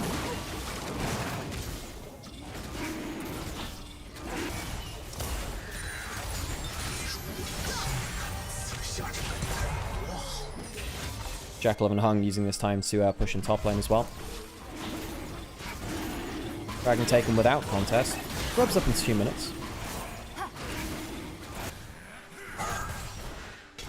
Light, has cleanse, has flash. Oh, that's a bit of a problem. W lands too, and he's just punished. Uses both summoners, dies anyway. So Dragon, hang on, Kanavi stole the Dragon too? It's all falling apart for Weibo. I thought there was just going to be a clean take on the other side. Shows me how much attention I was paying to that part of the map. Top esports get everything. Weibo, after getting such a crucial advantage in that mid lane play, fail at the Dragon take, fail on the top side of the map. Breathe down the bot side, not that much mana for 369. Flash forward, ult comes through as well. His passive from his ult will be rocking every 2 autos now. Not able to finish the kill. 369 standing strong. So what happens here then? So Kanavi on vision around Tribrush. Xiaohu using the passive on hit 2. Tien's low HP. Does he just flash chomp or what? Is it just a smite? It is. He just chomps it. He just chomps it. Tien's smite's not on cooldown. He just didn't smite. He got spooked by Kanavi. Based on what was happening at the bottom, perhaps I'm mistaken about that, because sometimes the replay client can deceive you, but Kanavi just walking up, getting a big old chomp. And top esports find themselves an early lead. Questionable gameplay there from Weibo. Guess they didn't take the dragon quite quick enough.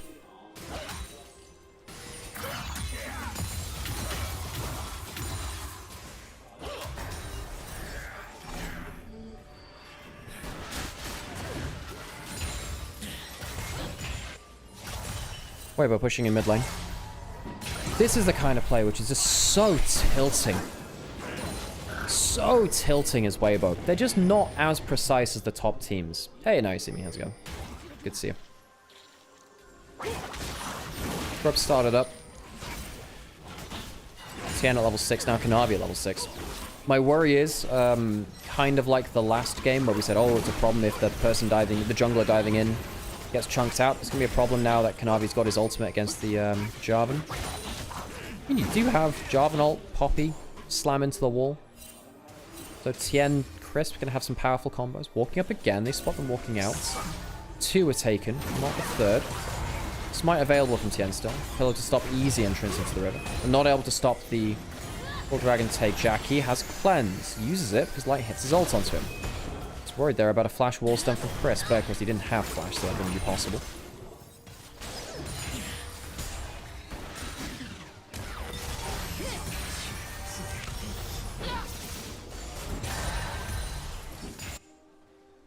Weibo, still very powerful skirmishing potential in this game. I do like watching Weibo. Weibo always keep you guessing.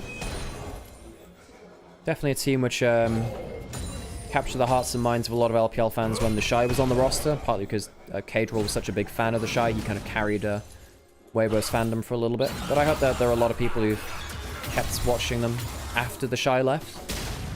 Because he wasn't everything about that team, you know?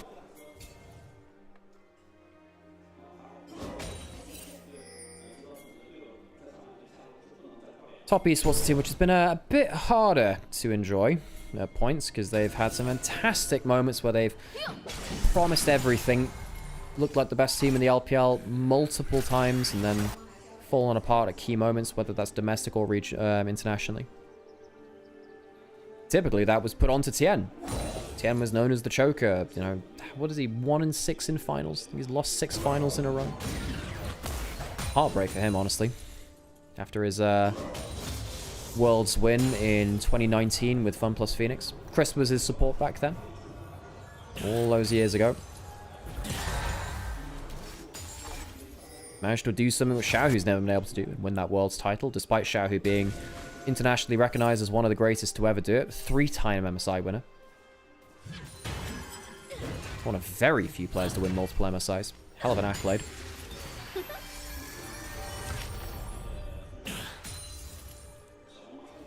when Weibo formed their last kind of teams of this era, when you think about 2023 was when they built their first really big super team.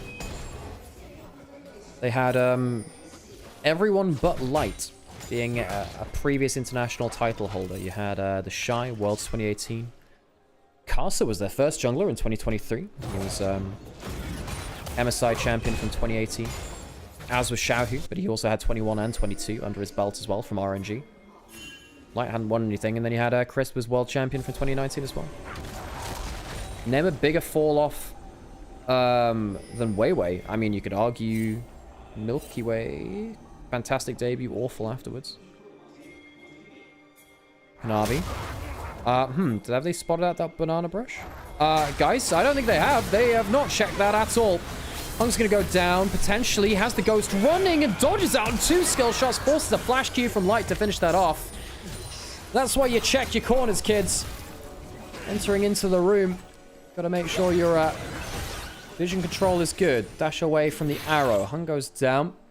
Light using ult and flash does remove him of more cooldowns than he would have liked to use, but it's still a play going over Cream. What ult does he steal? Dragon spawned. Weibo, good pick before the objective. Should mean this dragon is theirs. Cream does not manage to dash out of that ultimate. Chris will make sure there's no extra contest. Say that. There's a chance of Jackal getting a W into the ult. Pillar drops him out of the hitbox there. Jarvan ult comes in, and we know how dangerous that is. The smite comes through from Tien, but the kill comes through. What happens with the fight now? Flag and drag over the wall. The ultimate through from the Team Worlds to see him out to safety too. So it's 1 for Dragon. Tien will survive the last of the curtain call. Top esports, not the contest they would have liked. Weibo's pick onto Hung, setting the objective up in their favor. 369, not really able to do much here besides zone breathe off the wave.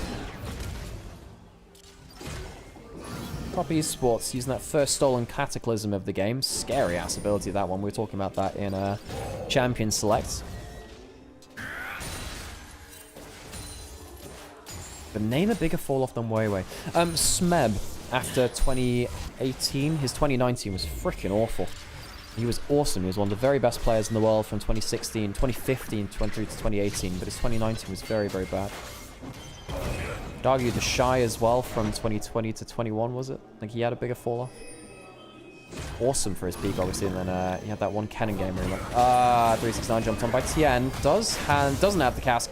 No one on his side of the map. Goes up too far, trying to win out a little bit more in the individual matchup, and instead gets breathed a little bit further into the game. Tien, good minute or two from him. Good bush baits. Play into the side lane. 2-0-1.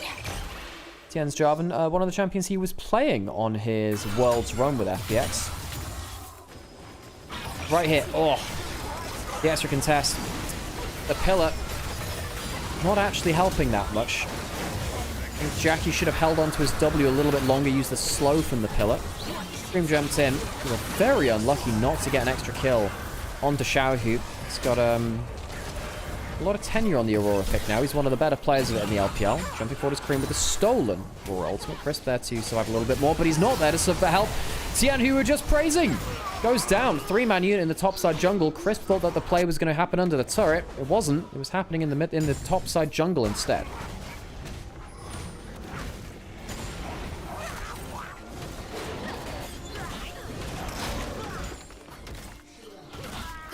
Blue buff steal completed by Kanavi. Top esports get themselves 1,000 gold lead. This is not the biggest thing ever, but they'll take it. Take what they can get here. 1-1 in Dragons. 3 grubs over towards Weibo. Now's the time where we start to think about side lane matchups, about scaling, about 5v5s. I think on the whole, Weibo have a much easier 5v5 to play. But good enough ult from Silas. Getting onto someone like the Varus with that stolen Cataclysm, and we have more questions. The important thing about that Cataclysm is it also makes you unstoppable, so you can go through stuff like the Poppy W in ways that you normally can't from the Silas. 369, spotted out by Tien again, another bush bait from him. Third time he's done this in the last phase of the game. He has Cask, has Flash, and the Cataclysm ignores it. Talked about it being unstoppable. Works out an absolute treat there. Flash from 369 as well. Difficult game from him on the Gragas. What was often a famous pick from him in the last 2 days has been very poor. Very, very poor. Tien having a good game on the Jarvan. Big just get picked off in that top jungle. I don't think he'll care as much about that now. Tien using that ultimate, though, means he's not in a position to continue to contest this Herald. Objective, go over to that atop esports. Feats of strength will be determined on the next one. That dragon in a minute and a half will likely be that. 1,000 gold lead goes down to even again. I really like how both these teams are willing to fight. There was a little while in the LPL, I think from 23 summer, was it? Or was it 24 parts of it? 24 spring, I think it was. But the game really slowed down in the LPL. Stolen Jack-Salt. Gets the passive through from it as well. Teleport coming through from the Aurora. That's dangerous. Auroras can definitely finish off Cream with that kind of HP. Breathe will back off. Teleport back into the play. Cream can do the same soon. Around the Dragon, we'll expect those summons to be used. No kill to happen just yet. Cream 1,000 gold up on Xiaohu. Rod of Age is stacking up nicely. Important in this game, you need to be a little bit survivable to dive into the melee of the meat grinder, which Weibo can set up into the quad melee comp of top esports.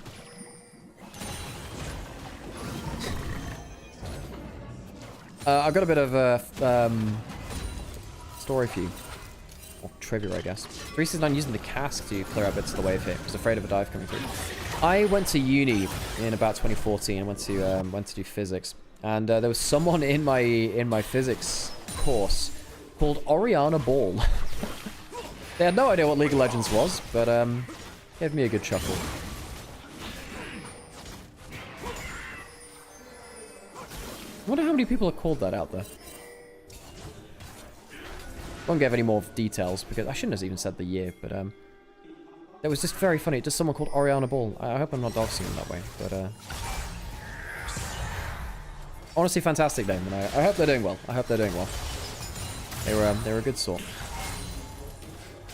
Dragon spawning now. Be second for either team. Top esports have pick of the litter for Cream's ultimates. Don't have the Jack-Salt, but that's one of the least impactful team fight ones. Tien out of vision. Could go for another big play. Spots it on the sweeper. Not going to be free this time. Chris flashes forward and ejects the Trundle. Now they can go for the smite. Cream uses the Cataclysm, but he's wall stunned on his own Cataclysm. Flashes out. Doesn't have enough time to get a second round of cooldown. Smite fight's going to come through, and Trundle does end up getting back enough in time to get that second play down. 369 not quite able to get that kill. Flash away from Xiaohu. Q off target as well. Cream goes down to the combo we highlighted earlier. We thought it would come from Tien's ultimate, no, but Chris stunning him on his own Cataclysm wall. And Cream goes down. Kanavi, good of him to get back to the plate, get that smite. Didn't even need to use the flash to get in range. Thought he might have to.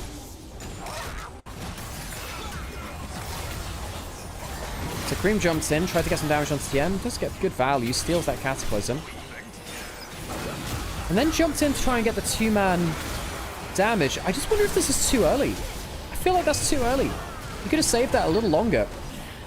Maybe used it onto Poppy's E to go unstoppable through it if she used it onto you. 369 flashes away from the combo. Tien been very proactive on this pick.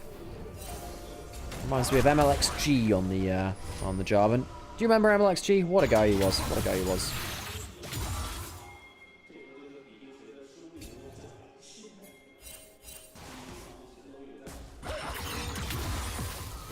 You punt the Trundle and don't focus Drake. Well, the problem is if you focus... So I think the Cataclysm stopped the auto attacks coming through from Tien and Crisp. I think if they were able to auto attack it, I think they might have focused the Dragon. Cream casting Cataclysm did mean that Tien and Crisp couldn't focus down the Dragon. I suppose I think they also just think they should have just won the fight. So, you know. Kanavi. Not too far behind in terms of gold to Tien. 500 gold, considering that he's got 4 kills on the other side. Not too bad, I suppose. Cream, I guess he's going Riftmaker second with this kind of build. 369 almost 1,000 gold behind. Going for the Seraph split. Cream aggroing the Atacant. Dragging it away from Weibo if they wanted to start it up.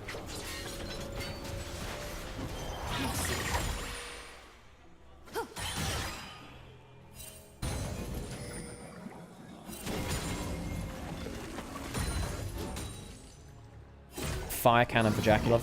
Ah, God, it's Ghost Blade Fire Cannon from Jackie. Blah. I guess there's no hyper tanks on the other side, and the mobility does help versus the job I'm running at you. Oh, it feels like so low damage. Really feels like so low damage. Misses the cannon there. Oops. I don't know. I think that Jhin can actually carry teamfights as a hyper carry. Varus has Grievous wounds on E. Why did he buy anti-heal? That's a great question, you know. It's a great question. Maybe he thinks he needs to get it on his Q instead, but it's flimsy, isn't it? I think it's very flimsy. Completely agree. We could have been further on his way to third item. Hasn't gone for the tier worth noting, so he's not going towards the Muramana, which can be big damage spike later into the game. He doesn't often complete a second, often does it third. Pillar into that brush. Crisp. Ulted by the Trundle. Punts him out, but still very low on resist. Doesn't have the flash anymore. Good accuracy from Jaculov kills him down. Good pick off. One for none. A little while to buy back that cooldown of the Subjugate as well. Minute and a half until Dragon. So if there's a fight around the next Dragon instead of the Atakan, we'll have that ultimate backup. Maybe Weibo do want to take a fight while that cooldown is unavailable.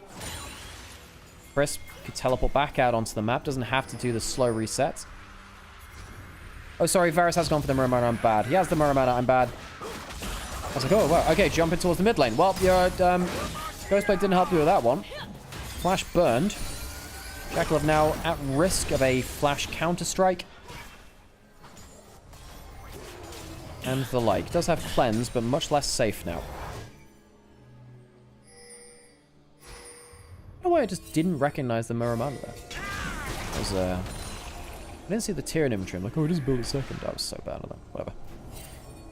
Riftmaker completed from Cream. That's a huge item for the Sylas. More HP. Transfer some of your HP into your AP. And also your healing from your W scales up a bit more too. Counter coming through. Great damage. Breathe. Ults. We'll have another Leap Strike available soon. Ulting for... Sometimes you ult in this kind of matchup just to make sure you get a really winning trade, you know? Atakan, Dragon, available on the bot side of the map. Top esports, if they win a fight here, they'll get both. I suppose both teams will get both. Breathe committing the Grandmaster's Might top side does mean that he's in less of a position to come down and impact bot lane fights. Weibo, are they in a position to trade this? They do love trading objectives. Weibo are a team that like to play some tricksy macro, but giving up Soul Point for Ocean Soul? For a Trundle? I don't know if that's great. Tien might just go for the steal, going in again. Has Cataclysm to go forwards. Varusol not getting much there. Smite comes through. Cream activating that Riftmaker. Has himself the Cataclysm. Jump forwards onto you by 3. Has a lot of damage, but I don't think he's going to be able to use it, and indeed he won't. Goes down. 1 for Dragon currently. 369. Has Cask, has Flash, uses the Flash to get out. 1 for Dragon. Top esports. Soul points. And Weibo don't cross map. Atakan started up now that Crisp is down though. Top esports, maybe over-invested into a single Dragon. 369 has the cast. Shahu now ultimate.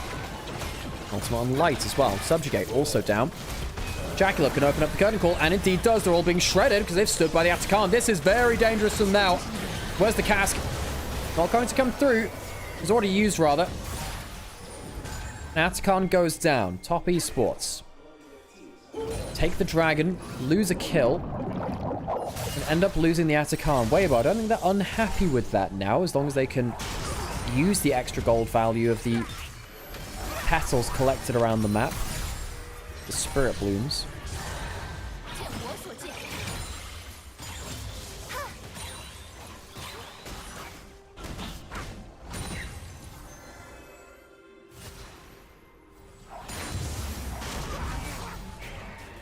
Baron now available too. Cream not really able to impact these fights in the way that I would have liked to see from him. He's been caught out 1v2, 1v3 multiple times. Had 1,000 gold lead. Lost it in that last fight. We'll gain it back again now. Shahu at 2 items also has the Riftmaker. One of the great things that Aurora can do, if you didn't know about it, is kind of do that. Land the Q on someone. Wait until you get the full proc of Liandry's and Riftmaker's increased percent damage, and then pull the Q back. Really nasty. So you Q, wait a few seconds, EQ return. Really nasty. You end up getting a ton of extra damage on it. Who has a stronger late game? I think Weibo has the stronger late game. You know, you're into a quad melee comp. And I think the Poppy Jarvan is so nasty at stopping top esports from getting onto their priority targets. Weibo on the whole, I think, have the better composition, but it's not like top esports are bad players. They can play out hard compositions. In fact, they did a lot of that in Split 1. Going into first stand, one of the biggest comments I had about top esports was, I don't think they draft good, I think they draft comfort, and they're good enough to make that work. Often, LPL has had teams like that. BLG in 2024, they're exactly the same. They didn't draft well, they just drafted well towards their players, and they played them well enough that it worked out. Now, I think actually top esports and BLG both ran into the same problem, which is, if you ever have a dip in form, things fall apart very quickly, because then your drafts get exposed, and you're not good enough to justify picking them. Jumps forwards, actually gets a hit onto them, gets a stack of his Conqueror. Gonna get slammed into the wall by the Poppy, and Cream had no flash, goes down, once again found in a 1vx. Weibo putting multiple members into his lane, and on his case, Cream, despite having so many resources, has struggled to impact the game. Xiaohu gonna get some alone time on top lane tower, and Cream just wasn't safe to walk up there. Tien has been in every single brush. Every single brush. Top esports will have a chance to get Ocean Soul at the next dragon, but they're not walking into it with a lead. They're behind in gold. Behind the Atakan. They have the feats of strength. So there are big questions now about this fight. 3 items hit for 80 carries heading into this dragon. Jackalope with Infinity Edge, Cyrilda's onto Light. Both of them are going to be chunking out huge portions of damage. There's no hyper tank to stop either of these 80 carries doing damage with their poke, with their long range burst potential. Especially in what is quite a low range game. Tien about to get his ultimate back up, has Black Cleaver. Navi with a Dead Man's Plate.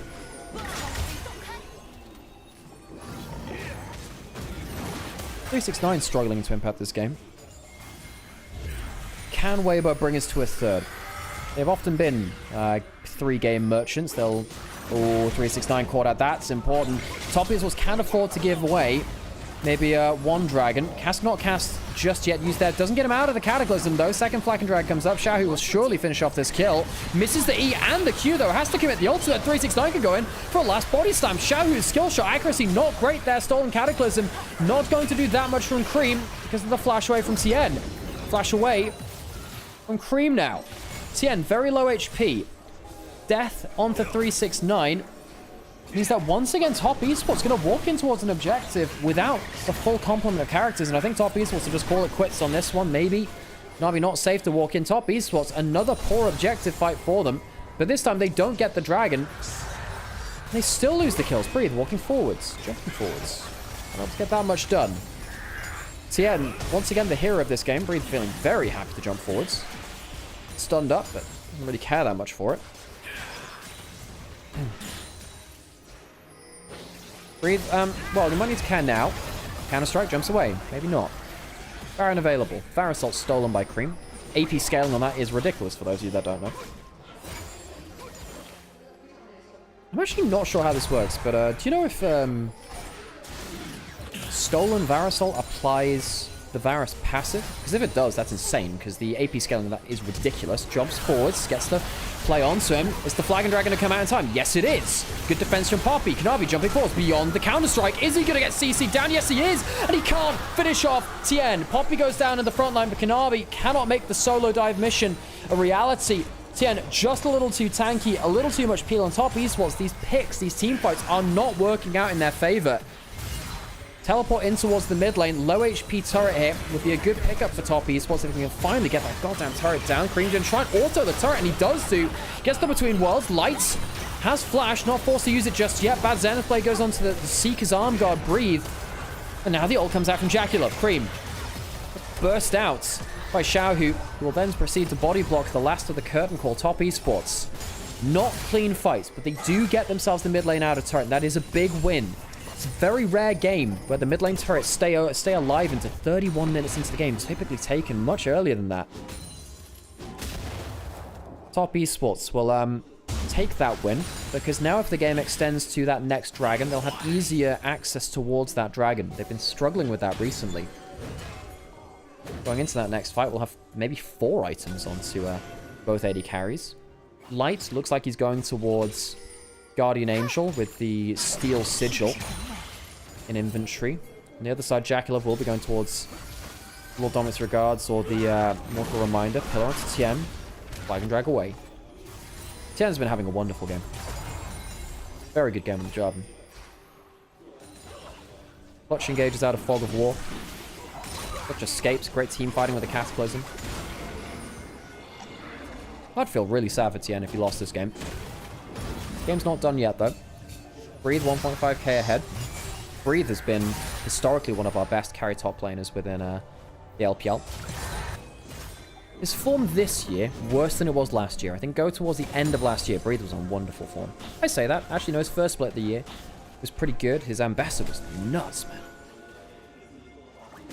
Breathe has been one of the brightest sparks for Weibo in recent days. Xiaohu with a gold lead on the Aurora after being 1,000 gold behind for stretches of this game. Cream and 369 having a bit of a nightmare here in game 2. Cream got resources, died a lot, hasn't been able to use them. 369 didn't get resources, also died a lot, not really been able to impact the game.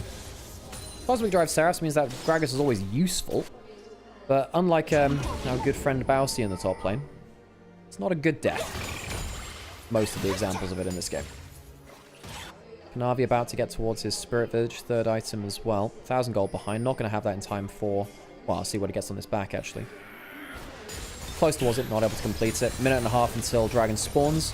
Another shot at Ocean Soul for Toppies. If they get Ocean Soul, that's where the game gets difficult for Weibo. Because while they are dealing with the Gragas and the Silas and the Trundle, they're not going to deal with them quick enough that the Ocean Soul isn't going to give them an extra half HP bar. Now, there is a... Morelnomicon on Xiaohu, they have Grievous Wounds. I just think Ocean Soul, even with the reduced healing, is going to be a real pain in the ass. Tien spots there, wards out that brush, level 16, same as Kanavi. Kanavi Subjugate, very crucial to keep your eyes on. He gets a good enough Subjugate down, Top Easels can kill that first target. Jackalow went for the Mortal Reminder, has the anti-heal variant rather than the slightly higher damage version of Ludomi's Regards. Dragon up in 30 seconds. Some wards in the pit from around the pit from Top Esports. They have one in onto the Dragon Pit itself in the Ocean Brush. Ocean Man. Poke from Varus. Owie. Yeah, that hurts. Gonna have to go straight down the center of this team fight. The approach, Tien trying to get a little bit of poke with the maxed out Demacian Standard. Arrow hits onto Cream, he fails to dodge away with the E. Breathe on the top side of the play. Fully spotted. Tug of War for the mid lane. This is why mid lane priority. We talk about it so much in pro play, but this is why it's important. So easy to play around Dragon if you control mid lane. Look how hard it is for top Easels to walk in towards the objective, because they don't have mid-wave pushed. You have to wait for it to come into themselves. Weibo can walk into River, while AD carry is distracted on mid-wave. Kanavi really wants this scuttle, because it'll give them much better vision control. Trying to look for the fight now. Cream using that stolen Varus on. Yes, it does apply those Varus stacks to sit around it, but not used. Not popped, rather, because Chris punts him out. Stolen Varusol used. Cream will have his ultimate back shortly. What does he use next? Cataclysm 369. Has teleport. Stopped on his recall. That could be important, actually. 369 aggroed the Wolves, weirdly. And will now only recall now. 369. You should have E'd the other way, back towards mid lane. Slow on the recall now. Won't be there to disengage. Breathe spotted on the flank. Weibo with much superior positioning. Getting poke out. 369 late on the play. Teleporting in now.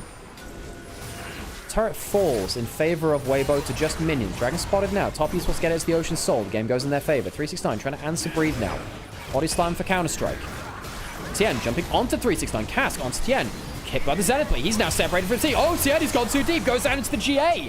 He'll have his flag drag up as he comes back out. Where's the body slam? Counter-Strike looking to save him, but it's not going to be enough. Jackalow survives. Dragon still available, and Cream goes wild. Weibo had the better setup. Top Esports have the better team fights.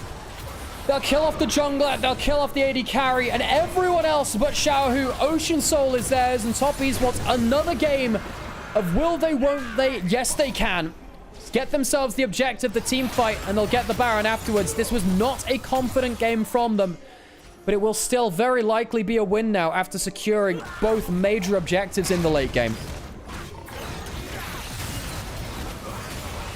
TN just going in way too deep onto 369, who struggled to impact the game. Got a crucial explosive cast to separate TN away from his team and into the waiting arms of Hung's Leona. Baron goes down onto 5 members. The 4-for-0 team fight started off with 369 teleporting back in. Right here, here's the big play. TN goes in, trying to close down the Gragas. Great cast. Separates out the Gragas from the people attacking him, and also punts the Jarvan into the team. Kanavi, well played from him to jump right into that play. TN has the flag and drag, chooses to go for an engage rather than going into the Dragon Pit. I guess he would have died to Cream anyway. The damage had been done. After having such a great game, TN makes the crucial mistake in this Dragon fight, which should have been one for them. That one's on TN. Going in too far.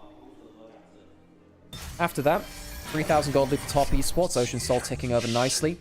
Baron buff has a couple more minutes on it. Top Esports very happy with things going now. The feats of strength going to give Top Esports some extra bang for their buck. The mojo diff from Top Esports. Hell yeah. You know what? Sometime I'm going to have to see if Munchables wants to come on and cast a series. I know he stepped away from casting, but we'll get him on. We'll see if we can get him on for something. Might be fun.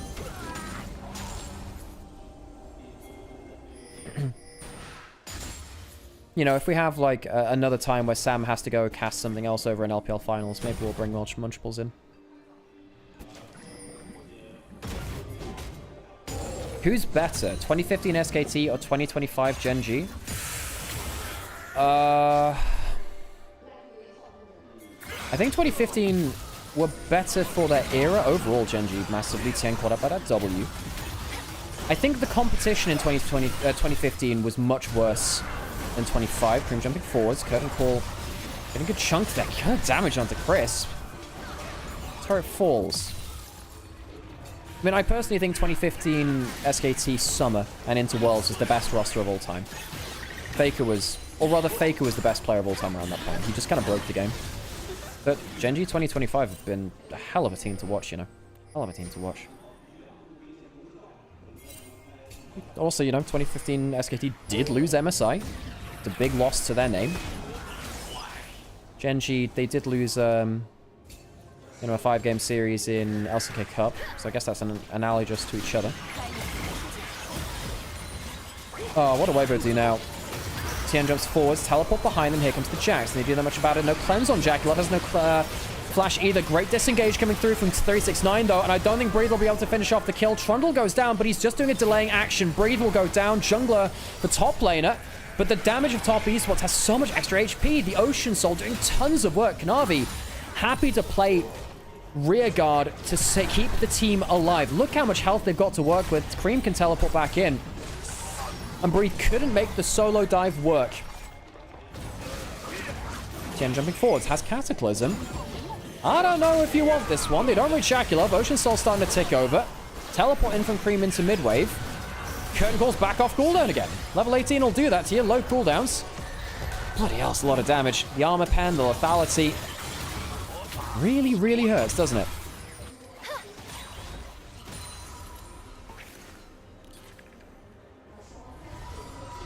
Gen G only rivaled by 2023 JDG. 2023 JDG only lost a single series that whole year, and that was the last one they played, and it was a hell of a good series versus T1, of course. That's the kind of thing which will take a lot... Like, I don't want to commit to an opinion on that before I've seen how the year plays out, and without a ton of VOD review. No, this is a historic year of dominance from Gen G, for sure.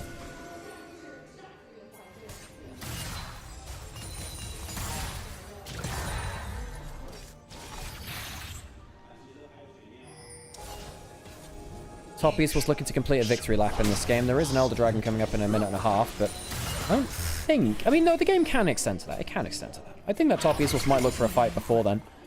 I think with Cream's big items, he can kind of do whatever the hell he wants. And particularly Jackalov having GA with Ocean Soul. There's a really nasty interaction where if you go down into GA, you do start healing while you're in it, I believe. So you come up with more than the minimum HP. As long as you're still in combat. Alright, looks like the game will go towards Elder Soul. Elder Dragon, rather. Not Elder Soul. You know what I mean. Toppies will recall, spend their gold. Get back out onto the map. Weibo don't have the objective setup this time. Toppies won the last big dragon fight with worse setup. Now they have the better setup, better items. The Grievous Wounds were dropped by Light, who's now full build, has Serpent's Fang as his last item.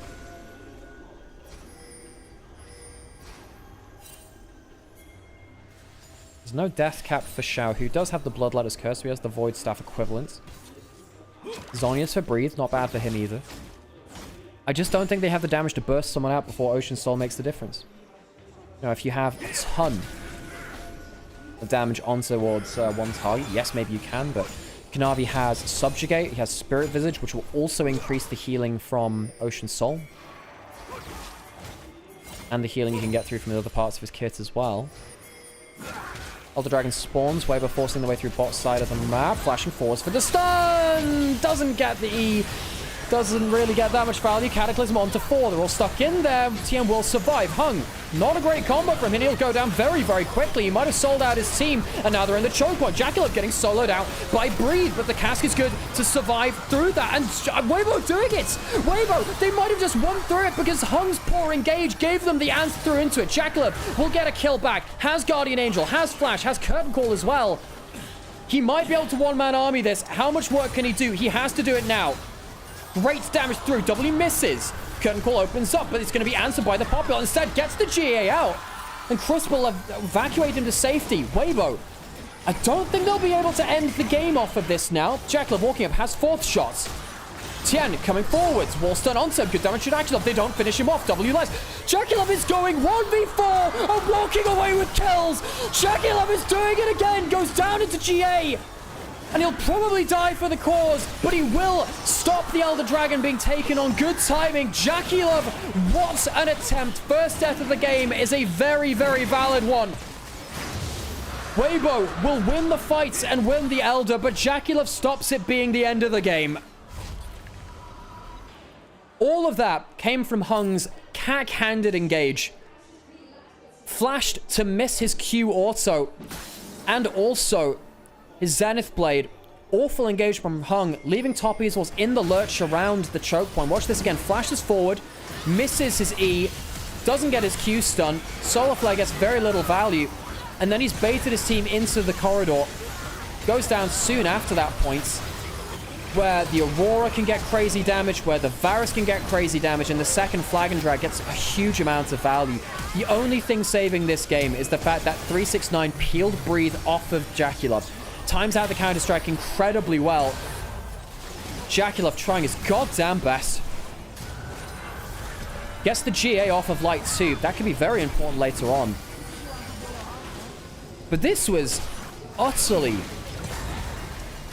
different from how the previous Dragon fights have played. Jackalov gets the kill with his trap ball, thing said and done. Oh, and Light flashed out of vision, I think it was. That last auto attack, I think, would have killed. The flash forward, a little poor there from Jackalov. Maybe he could have played around next round of cooldowns instead. Jackalov so close. And Weibo, yeah, their coach is slapping himself to see if that's a dream or a nightmare. Bit of both, I'd imagine. Medjay is picked up from Weibo. They have the Elder for another minute. Well, that was a team fight of all time. Toppies will still have the Ocean Dragon. We did say, hey, Weibo, if it goes late game, yeah, they'll have extra damage. That Varus is doing so much work. Holy crap.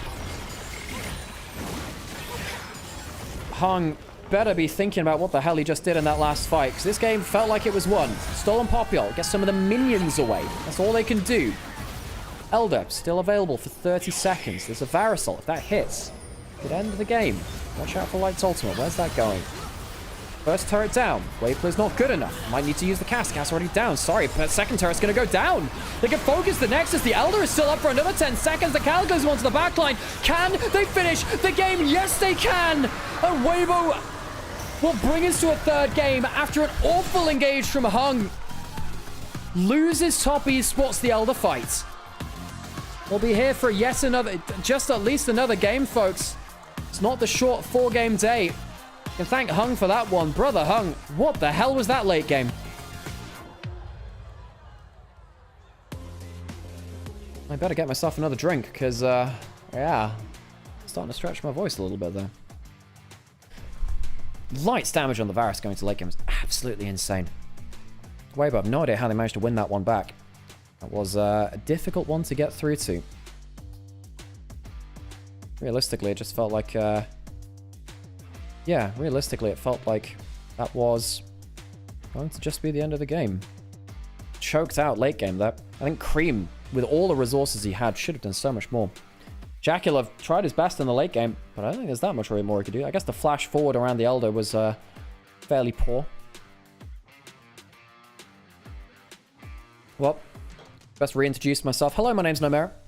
I've been casting the LPL on this channel for a number of years. I've been casting the LPL professionally for a number of years as well. It is my job. It's what I do for a living. And given that there is no official LPL broadcast anymore, I lost my job for that bit of it. I went on to cast other leagues instead.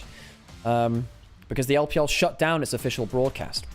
What that means is now I cast it here instead. Now, if you're enjoying this, please drop a like, a comment, follow, subscribe to whatever it is applicable on various channels. Currently streaming in 4 different places, on Twitch, on TikTok, and on 2 different places on YouTube. Feel free to watch on your platform of choice. All of them do support us. But if you can, drop some likes, comments, subscribe, anything like that. If you can have one of the other streams open on just a muted tab browser in the background, it helps the algorithm too. Makes an awful lot of difference because, you know, I spend hundreds, thousands of hours on the LPL to try and bring you good content. I hope you enjoy it. And yeah, I really do need to take a break at some point, folks, to get myself another drink. But yes, I hope you guys are enjoying whatever the hell that was. Okay, I'm going to take a quick break, folks. I'm going to leave you with the highlights and the MVP. And then we will get through to our last game of the day. Thanks, Starbase.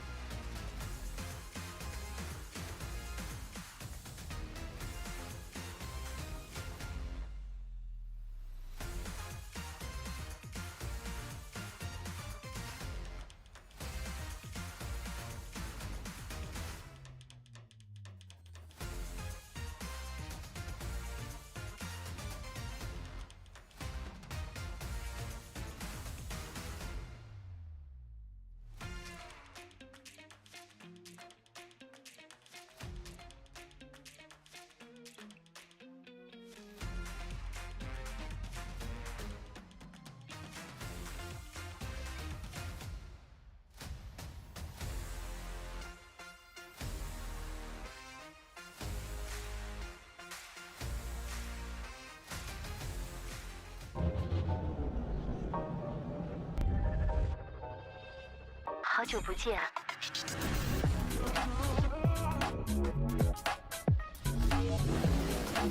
关闭车窗，空调调到22度。好的，都搞定了。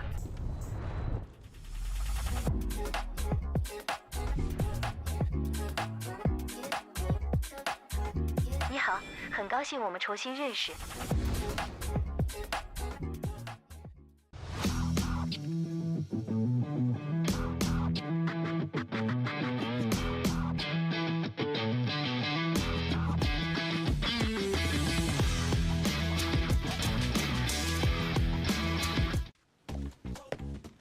把生活玩出新意，自由自在，灵感随行。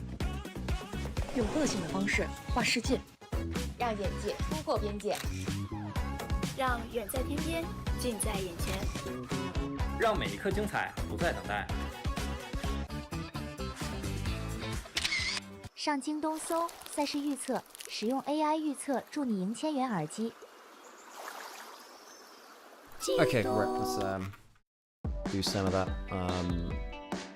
Let's do some of that word again, this one. Okay. One more game, folks. One more game.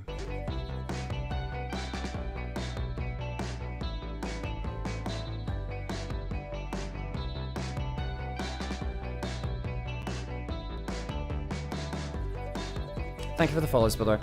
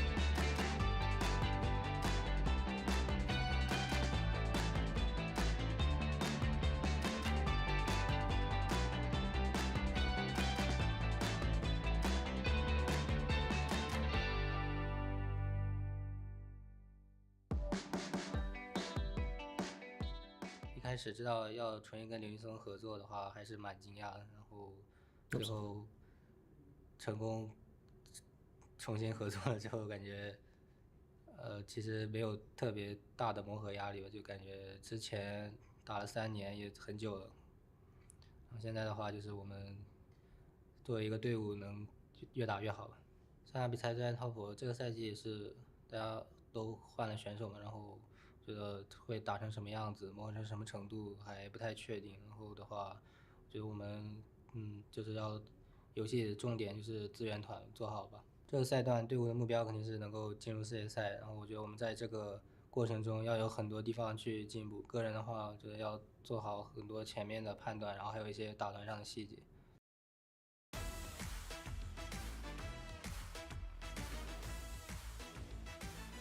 Okay, one last game, folks. I'll, yeah, try and I hope my voice will save myself. Well, be able to make it through it.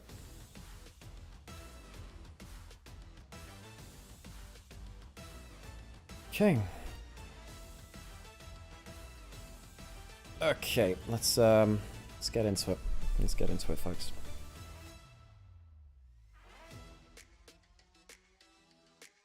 Oh, one more. Deciding game, folks.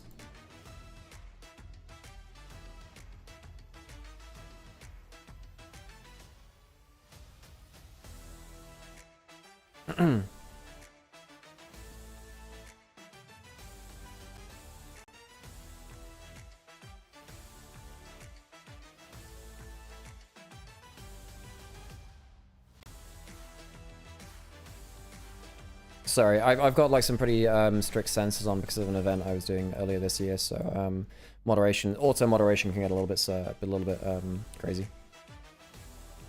I think it should be all good now. Okay, one more round and then we'll get into it. So, the top piece was I didn't like that draft in the last game. I think that still they should have won around the Elder Dragon. They didn't. That was, I think, a failure, particularly of Hung in that last team fight. I think 369 did a good job appealing, but you know, as soon as that engage goes south, it's just GG. Just choosing to take the engage in that choke point was such a bad plan, you know.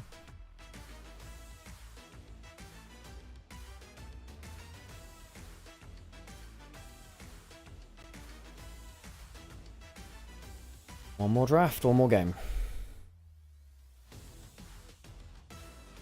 I'm gonna turn my, oh man, I just need to close my eyes. I'm gonna turn my camera for a little bit. I really haven't been sleeping well the last couple of nights. Trying to brute force my sleeping schedule.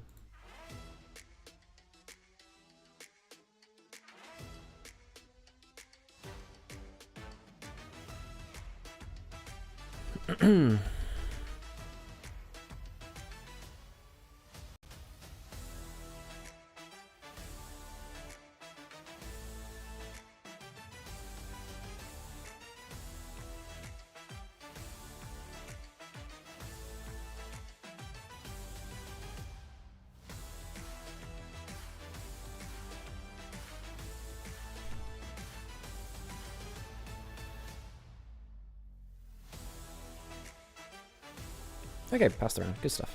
Should be getting into draft soon, folks.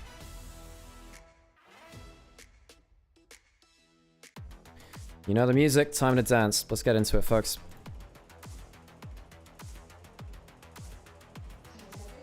Top piece was Weibo deciding game. Ambessa bound to go away from Breathe. Breathe is a very, very good player of that champion. What's going to be like through this time?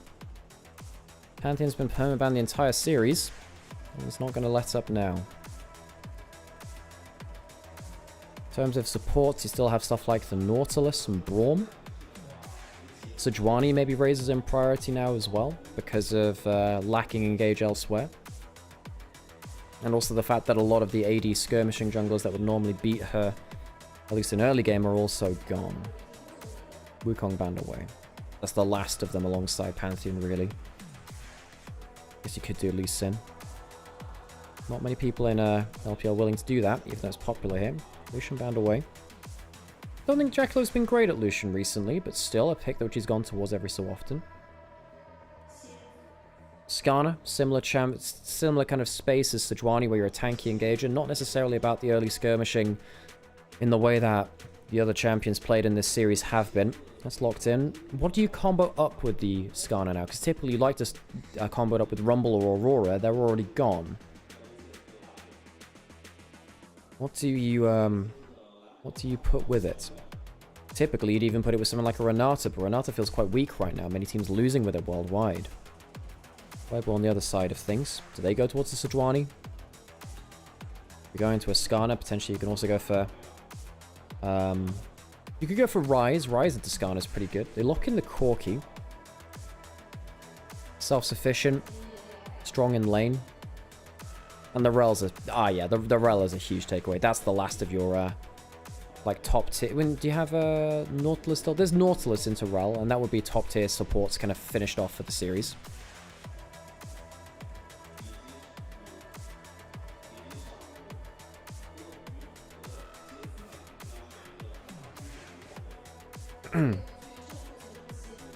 Orianna, strong laning phase, not that much which deals with it that well left in the pool now.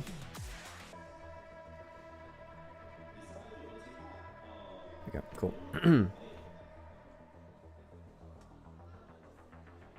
go towards the Renekton, you're going towards lane dominance for top esports. There's still stuff like the Jace available for Breathe if he wants to go towards that and you pick in the Renekton. They go towards the Aatrox. Jace a bit more risky into that pick now.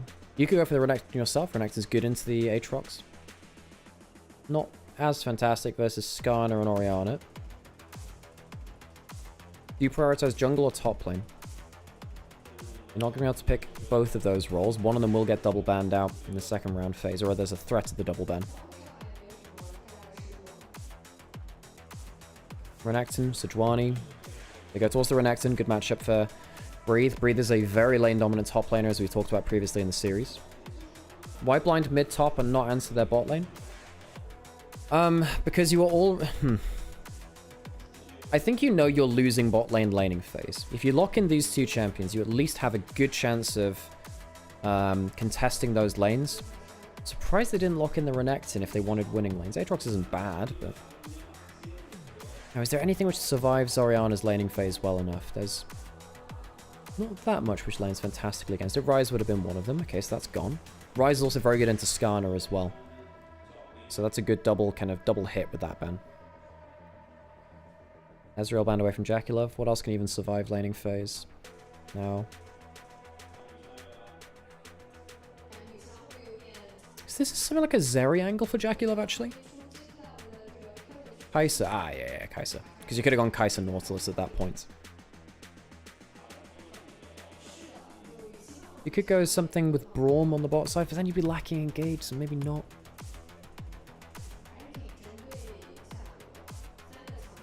I think something like Zeri looking okay for Jackie-Love now at this point. Xiaohu could go towards Hui, so people saying in chat, but he's not really a Hui player is the thing. You could go Tristana with an AP jungle for Tien. That's more towards Xiaohu's comfort zone. He used to be a huge Syndra player. It's okay into Orianna. Not that great in current meta though. I know some people have been playing it more like Nemesis, but I don't think it's the be-all and end-all. MF Nico free win. Nico's been banned at this point. Ah, the Annie made it way through. Of course, Annie's fine. Annie's perfectly fine. Decent early lane. Gives you an extra engage threat. You're lacking a little bit of scaling damage on Weibo. I think if it goes later, I think Topias would have more damage to throw out at Weibo. What does Tien go to actually survive? Kalista, I know Jackie-Love likes it, but it's not been playing that well right now. Now, if you go towards the Renata, we did talk about this earlier in the draft, the Renata over the Impale is pretty huge. Ahri counters Annie in lane. Ahri's been played earlier in the series, so you can't play that. Also, Ahri loses to Orianna in lane. So, no, Orianna is actually very good versus Ahri in laning phase. So, last pick for Tien. You have good engage. If you go towards the Nocturne, it makes your engage much more potent because they end up being unseen as they look for that Tibbers flank. Those are our drafts. Last game of the day.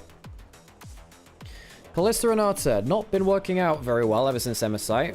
We'll have to overcome the Kalista Renata curse. No, interesting that you mentioned the Ahri into Orianna. One, it was already banned anyway, but still. For that matchup, no, Orianna tends to beat up the Ahri. Slightly longer range, can trade through the wave better.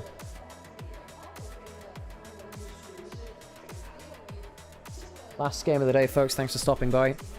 Again, if you can put the put one of the other streams on in the background on a muted tab, particularly the TikTok one, because it tends to go very viral. That would make an awful lot of difference. You know, it doesn't take that much. You don't have to log in. It's pinned in the Twitch chat. You know, it's linked in the YouTube chat as well. Okay, who do I think is going to win? Well,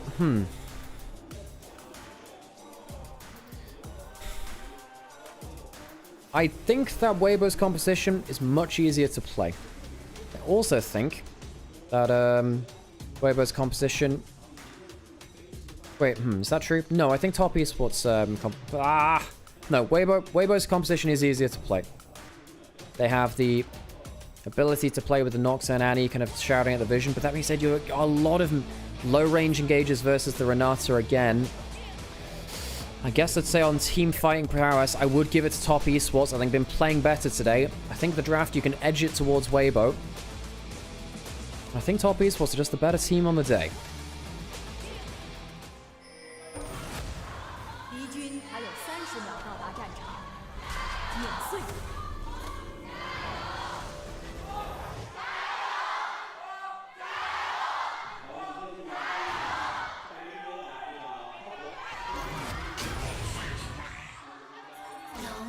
You get quite worried for Weibo when they have to pull the trigger and Hung can just throw the ult down over it.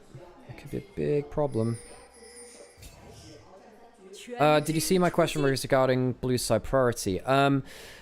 Is it still as heavy as blue side prio in pre-SMSI? I mean, based on the statistics, it is. I think it's based. I don't think that. I don't think that blue side should be winning drafts as much as it is, and I don't even think blue side is winning draft all the time. I do just think that there's an aura of blue side in pro play. I think that red side, particularly later into Fearless, should gain more and more power. Like right here, I do think Weibo walked away with a better draft. Xiaohu, did he start with the Molten Shield? He did. Yeah. Fairly common for the Annie. Long attack range as you can walk up. Trade with the shield. Get one fadeaway auto as you've got slightly longer range. Tends to be the way to beat out Azir and Orianna.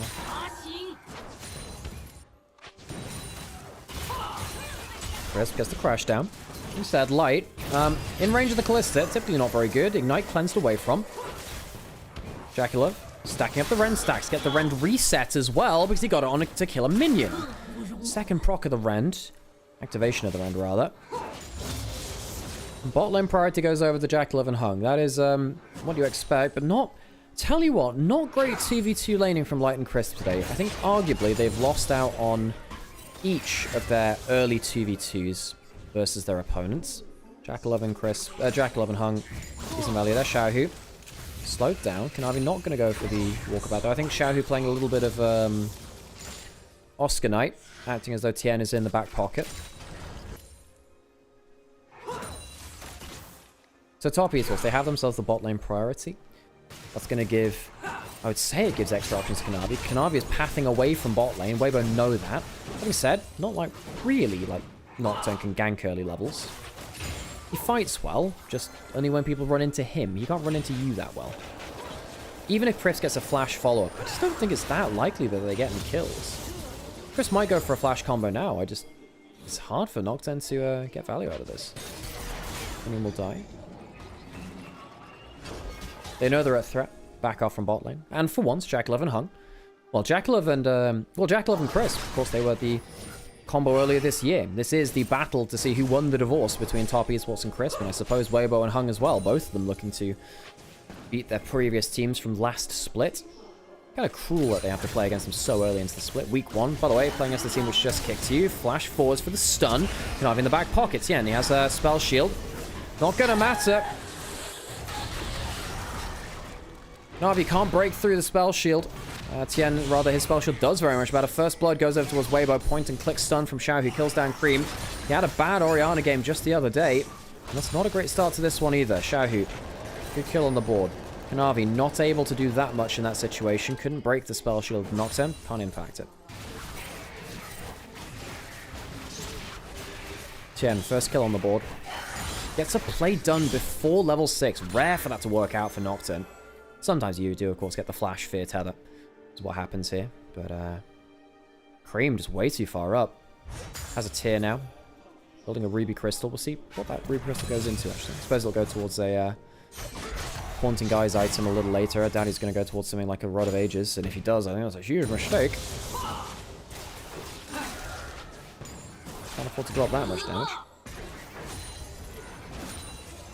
Dark Evan Hung, great bot side dominance in terms of their control, denying a lot of CS. Not leading to strategic victories right now. Dragon is spawned. What this will mean is that they do get first swing at the dragon if they want it. They should always get it. Jackie Love going to get an extra auto onto them. Oh, misplayed the run there. On cooldown.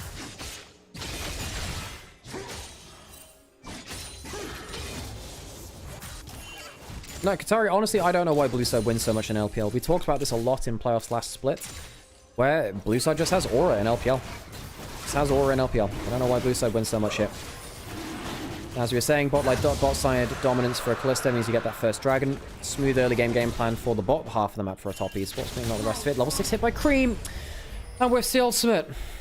Molten Shield. Tier 2 boots gives him the move speed to walk away from that, and he doesn't have Tier 2 boots. You can't walk that down. Cream in the deciding game. Another bad Orianna game. Had a bad one yesterday versus Invictus Gaming in their loss in game 2 yesterday. Cream has become a mage player for top esports, and Typically, I valued him on them, but right here, not getting good value out of the Orianna. 369 swapping away. Spellbook teleport from Hung. Not going towards the Guardian, going towards that Spellbook. I think it's better for the Renata, honestly. No, the Guardian helps in the first few levels of the game. Likely dive on bot side. Jackulov gonna be able to really start to stack up and breathe. Won't kill, has the Dominus. Good play down there. Flash in, ignite, sorry, flash away, ignite, drop. 369 not gonna get CC. Teleport in. Tien doesn't have that level 6. Q3 being stacked up by 369. Teleport in from Breeze to the other side of the map. Leaves Jackulov and Chris. Jackulov and Hung, rather. Sorry, it's really getting to me now, this last game of the day. Alone on that top side. Breeze is going to be present for a plate here. 369 could teleport to the other side of the map if he wanted to do the same thing, but it feels like he's safe enough to play now that Chris doesn't have the ignite and Tien doesn't have level 6. Not going to do that much. Xiaohu gets that stun onto Kanavi. Level 6 to level 6 between jungle and mid lane. Weird old early game, this one, in terms of the rotations across. Jackulov's still 15 or so CS ahead of Light. Despite the fact that Light had switched away, Light could go forward. Stun lands. Blight Valkyrieing in. The lesser seen Corki roam towards mid lane. Cream will survive this one. Going for double Ruby Crystal, actually. Is he going towards... yeah, I mean, double Ruby Crystal. That's not a common item build first on Cream. Is he really going towards a Rod of Ages? Neither of those build in towards the Seraphs, of course. That's the another item which he'd have to build up. Oh no, sorry, it is the cat. He is going Rod of Ages. Okay. Didn't expect that. Rod of Ages Orianna. Very slow build. I'm not sure. Well, okay, so this could be the mid lane tech we saw a bit from Humanoid over in LEC. I believe Chovy was doing it too. Because Rod of Ages only gives you 350 HP on completion, you just go towards Catalyst. And you don't build the Rod of Ages. You just get the 350 HP from Catalyst. It's good mana, survivability item, and then you sell it later on into the game when you don't need it anymore. Grub's gonna get started by top esports. First one goes down. Jackulov rotating over towards all of the early objectives. They are behind in gold. That is worrying. Weibo can threaten at the one item mark very heavily, because they have the Annie Nocturne. Renekton as well, of course. Teleport down towards the bot side. 379 no flash. Does have ultimate again. 3 biscuits, which will help him regen at low HP. Left alone here. No teleports. Nothing from Spellbook either. Charging up the stun is Xiaohu. Ultimate comes down. Gets a little bit of healing. Q2. Can he get the passive? Nope. No, he can't. He'll die. Breathe uses that ultimate. Stacks up that rage. Survives the turret. Kanavi can come down potentially. Some issues here. So they get the kill and not that much else. Cream alone on the top side turret has 3 grubs, so he'll be getting more value out of this. Top esports, I think they're winning in the cross map loosely. I mean, yes, you are denying farm and XP from 369, but not the end of the world. Loses half a wave down there. Can teleport down towards this turret. It's not like Weibo can really force the play again. Xiaohu does have flash, and this is a bigger problem. Hung does have bailout. It's not going to matter. Feeds the strength. The kill portion of it ain't earned by Weibo. Level 6 hit by Tien. And Hung just walking way too far up. Kill basically in the duration of the CC. Cream got 2 plates from top side. Weibo got 2 kills from bot side and a couple of plates. Now they feel a little bit better about the trade.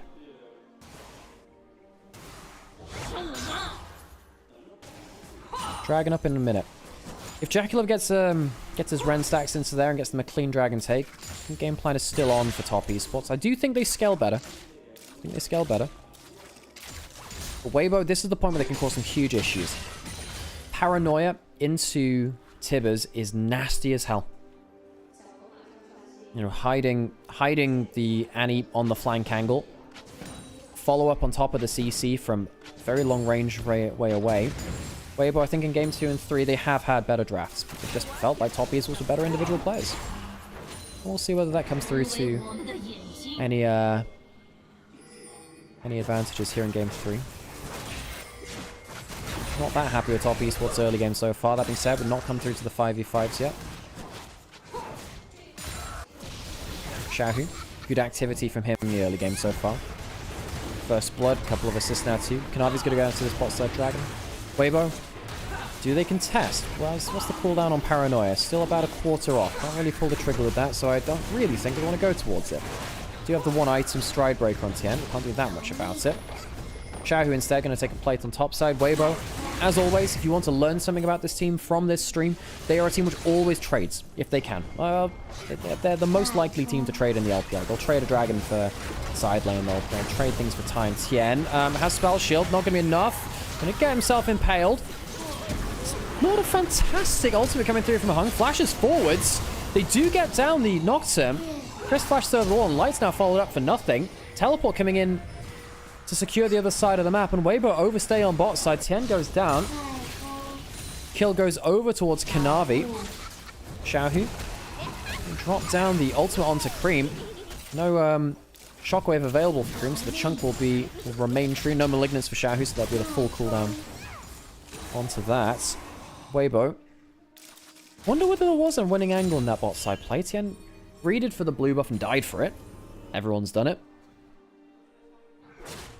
Isn't this the Genji strategy to trade side lane gold for Drake? Yeah, that's one of the big things that they do, but Weibo definitely do that here in the LPL. It's not as much of an LPL thing.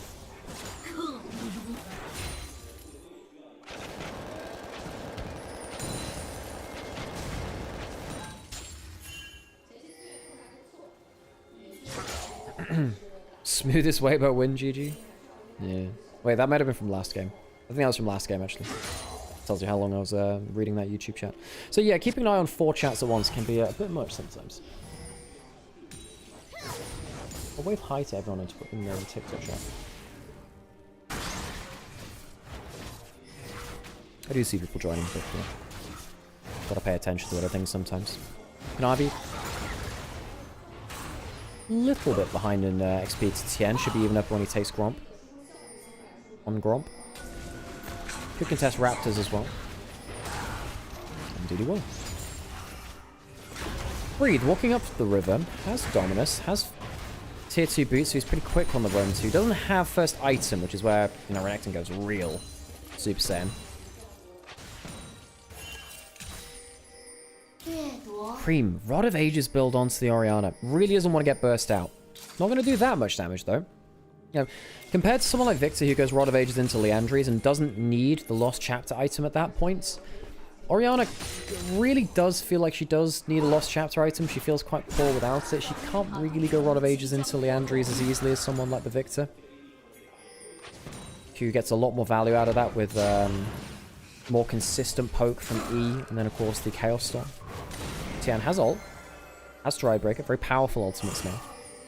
Top tier deals need to be covering their side lanes well. Mikhail's from Hung. Does help against the Annie-stun.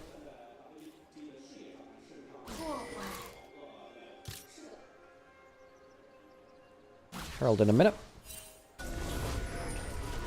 First tower, actually, they're going to be the decider for the feats of strength. Tien, ooh, out of vision. Jaculov, no one walking by. Said they had to cover side lanes. Maybe they have to cover mid lane instead. Jaculov has cleanse, has flash, can use either of them. Uses his flash and still dies. Great movement by Crispin Tien to get that kill and take the Kalista off the board. You'd think that play would come in towards the side lane. Absolutely not. Goes in towards the mid lane of all places instead.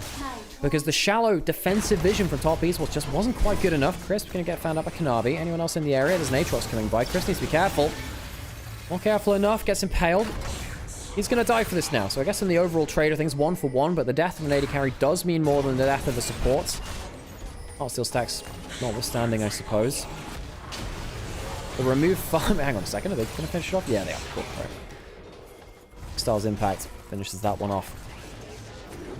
Kill participation in the team.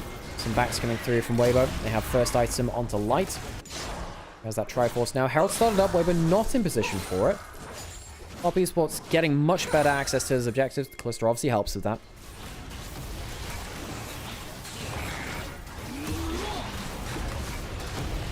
Objective dominance from top esports, even if the gold is not going their way. And that does give them some options. They can choose to give up a couple of dragons now. Scale into the game. I do think they scale better.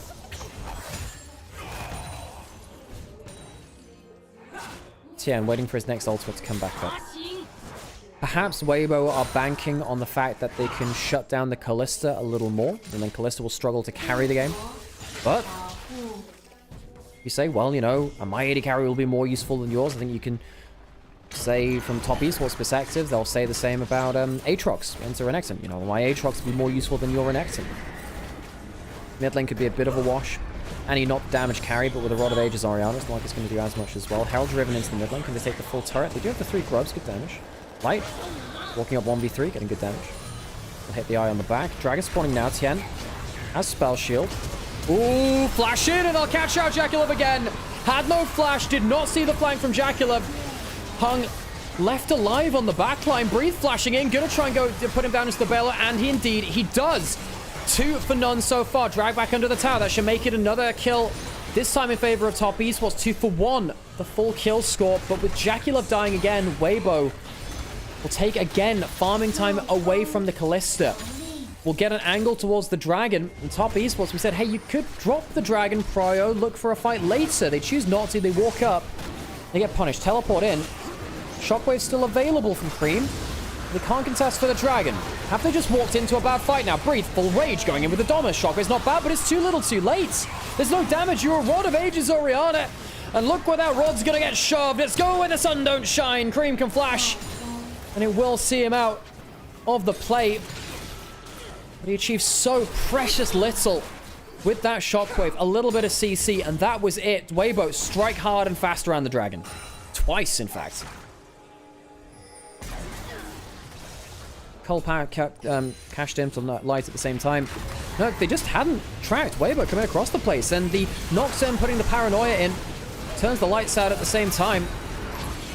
Callista needed that safe entrance towards the objective. Gets absolutely obliterated, removed from the fight. And, you know, it's not bad from Kanavi dragging someone under the turret. It's just not game winning. It's not team fight winning.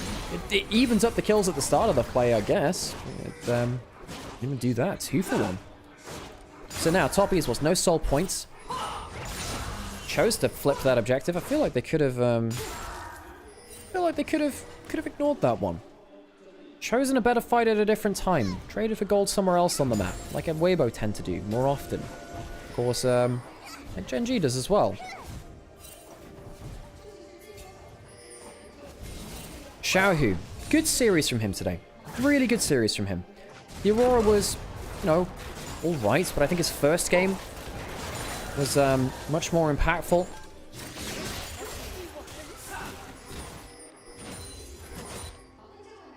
I think that, on the whole, Xiaohu's first couple of days have been decent. They have been decent.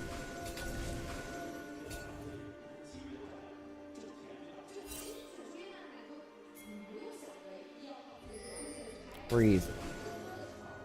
202, 1,000 gold ahead. Remember, 369 chose the Aatrox knowing the Renekton was available. And we questioned it at the time in draft, whether Top Esports should have picked the blind pick of the Renekton, which feels like it would have been a lot easier to win that blind pick lane with. Aatrox blind pick, I'm not a big fan of it. Weibo, we said, hey, we think that draft may be a little easier to play. Probably, quote-unquote, a better draft. If it goes late game, I think Top Esports get a lot more options. But even then, Rod of Ages Orianna, 1.6k behind now. I don't think that's going to be realistic now. Shockwave's not going to turn fights. The Taliyah game was very impactful for the wrong reasons. I think the Taliyah game was fine. I thought he was fine.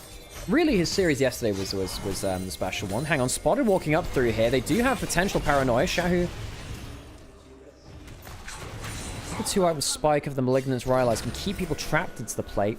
There's an extra bunch of HP to fight with too. Dragging up in 2 minutes and nowhere really close. Weibo walking up and just threatening Top Esports. Threatening to jump on them as they move between the lanes. Causing them to drop some farm. They'll have to check Atakan. Spawned 10 seconds ago. Tien's soloing it out right now. Doing quite well at soloing it out right now. Light throwing out some vision. Top Esports, they don't know this is happening right now. How quickly will this go down? How quickly will Weibo bring other people to the plate? We'll do it right now. Xiaohu going over. Doesn't have a Liandry's, but will he go to Molten Shield Tien to give him some extra ability to tank the Atakan? And that'll be it. No contest. Top Esports. This time they say, well, we won't fight for it. But imagine if they'd done that for the last Dragon. They could have just left it.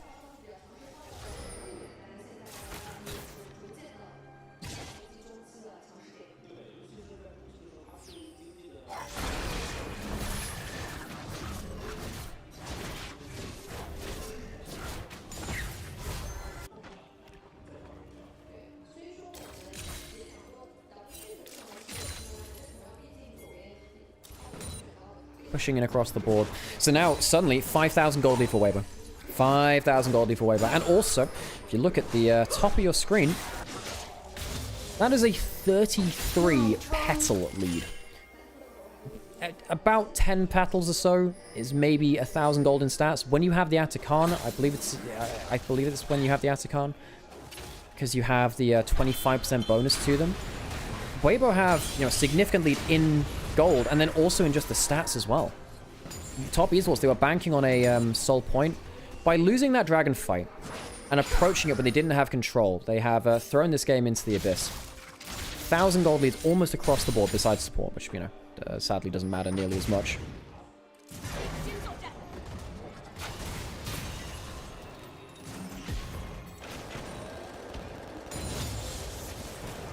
Light's about to get himself towards the Muramana.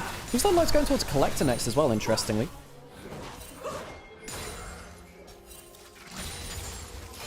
Not often we see that on the Corki anymore. We did see some Emax Collector first with Hubris and stuff like that a little while ago. Tien's going to go towards the Dragon. Top esports once again not going to contest this. Trying to get to some extra gold instead. It wasn't an objective bounty, it's worth noting for Top esports. I'm surprised it wasn't, given the gold lead and the objective lead. Going by on the back of the turret.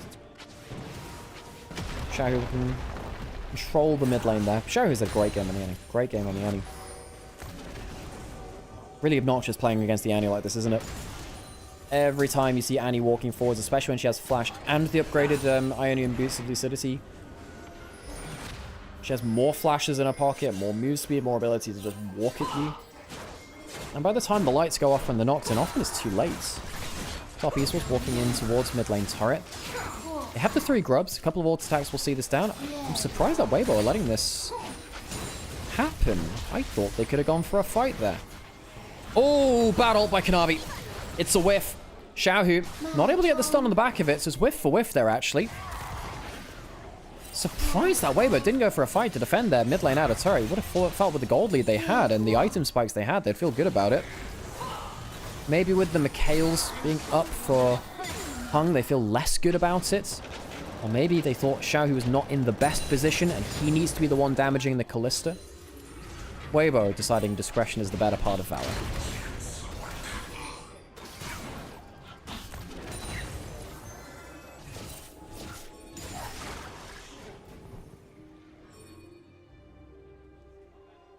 Game slowed down a little bit now. Weibo pushing inside lanes again. They did choke out the map a little bit before, but they've struggled to keep up those vision lines. Which ADC is more cursed, Kalista or Corki? I mean, Kalista based on recent form. You gotta say it's Kalista based on recent form. God. Light has gone for the Swiftness boots, by the way. He will go towards the upgraded Swift March, which is really, really annoying to play against. Just the raw move speed you get from Swift March. If you ever get the auto attack from the Triforce, it's so hard to chase them down. Means that Skarner, Aatrox really struggle to keep on top of the Corki.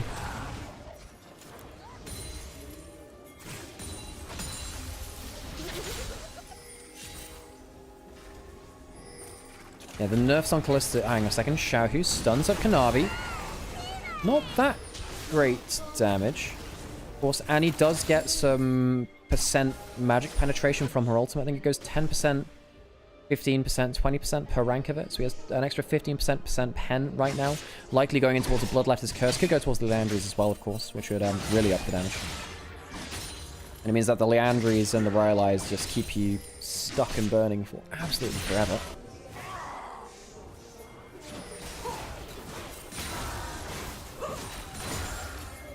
QSS built up by Light, actually, not finishing off the Dirk item.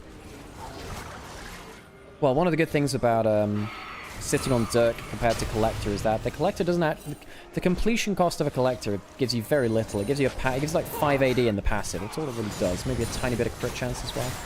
It's like 10% crit, 5 AD, and the passive. It's not that valuable. You don't get any extra lethality or something like that. Can I jump forwards again? They do have the Shockwave and the ability to dissonance the Skarner forwards. I'm getting a little bit worried for Weibo now. They haven't made a play in a while, and this is their power spike. Top esports only get stronger from here. They have leads. Top esports should be not as powerful. The Orianna has stacked up both stacking items now. The Seraphs and everything. Tien jumped on the side. Does have flash. Flashes away. Blast cone over. They could just go over themselves, though, Hung, using the exhaust. Where's the counterplay? Triple flash invested by Top Esports. And they'll find the jungler Weibo. They don't have a response. Xiao, who doesn't find a way to teleport behind them. They don't find a way to catch out anyone else. And Top Esports, they take the fact that Weibo have been so slow and not forcing plays, and they take away the jungler. Now, Xiao, who has ultimate, has flash, but do they have the damage? And without the Nocturne, can they get it down as reliably? I think Top Esports see the path to victory here. Get those Ren stacks into the Baron. Look for a fight. 369 getting some power down.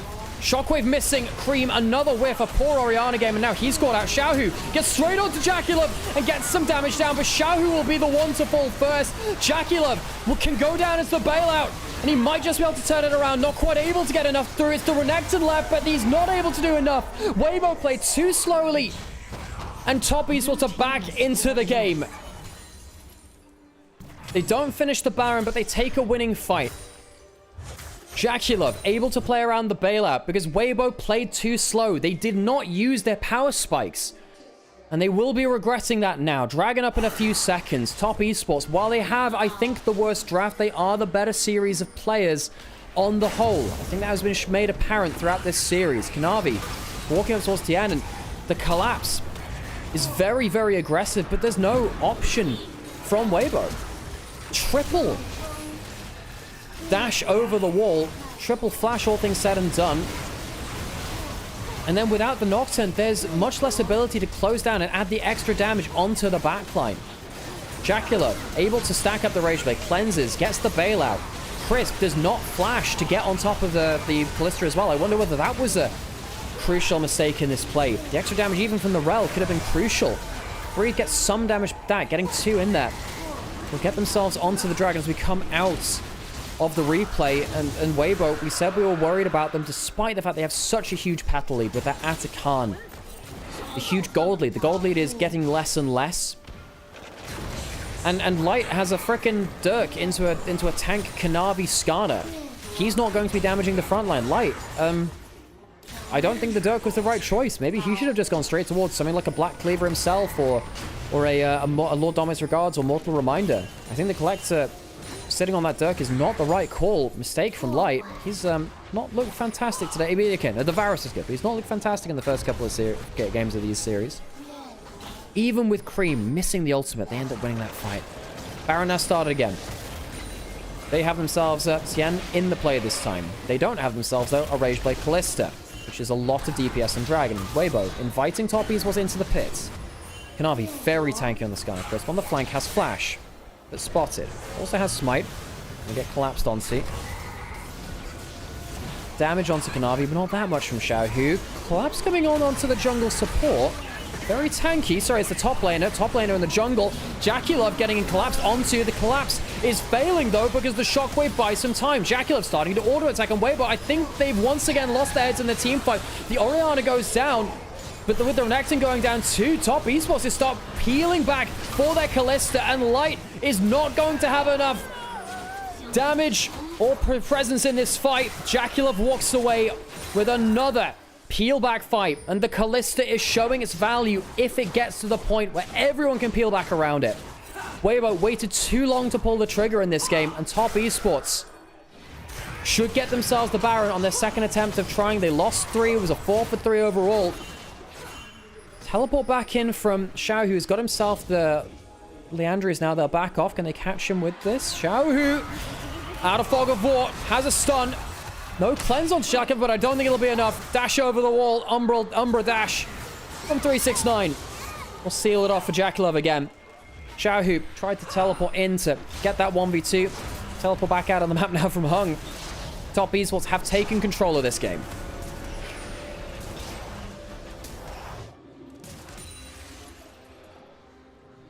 Oh, Weibo, this game is so winnable, but they have let the timer elapse.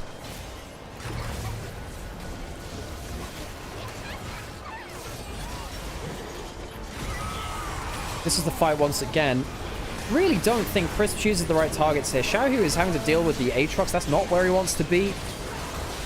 Means that there's another target not getting damage down onto Jackulov. Jackulov is the main source of damage in this game. We go back to the Baron again, picture in picture. Can Weibo find a fight now? I don't know about it. Paranoid will be up if he wants to fly into the pit for a steal. Chrismo flash this time. Breathe on the flank. Here comes the Paranoid. Does he fly in? Yes, he does. It's not going to be a steal. And I think Weibo's divers have just dove straight into their graves. 2 dead, no steal. Top Esports control of the game. I feel like I'm going to be saying this a lot, but Top Esports, they didn't convince me in this game. Bad early game from Top Esports, clutched out in late game, is not the victories which Top Esports really wants to be having. These are not clean, confident games, but it has been enough. Weibo, the timer has elapsed. They've reached a point in the game where they've been outscaled through some misplays, and Light, for some reason, with a collect the 3rd item, is just not doing damage now. Gets Hunshook as well to make matters worse. Breathe will ult. He'll get the cleanse and the Mikhails out of Jacula, but it's not going to be enough because he doesn't actually get any damage from it. Tibbers will die. Top Esports break the base. That's a nice line. Weibo were given their flowers, which now belong next to their headstones. That's a good one. It's a hell of a good one. Very poetic. A eulogy for Weibo.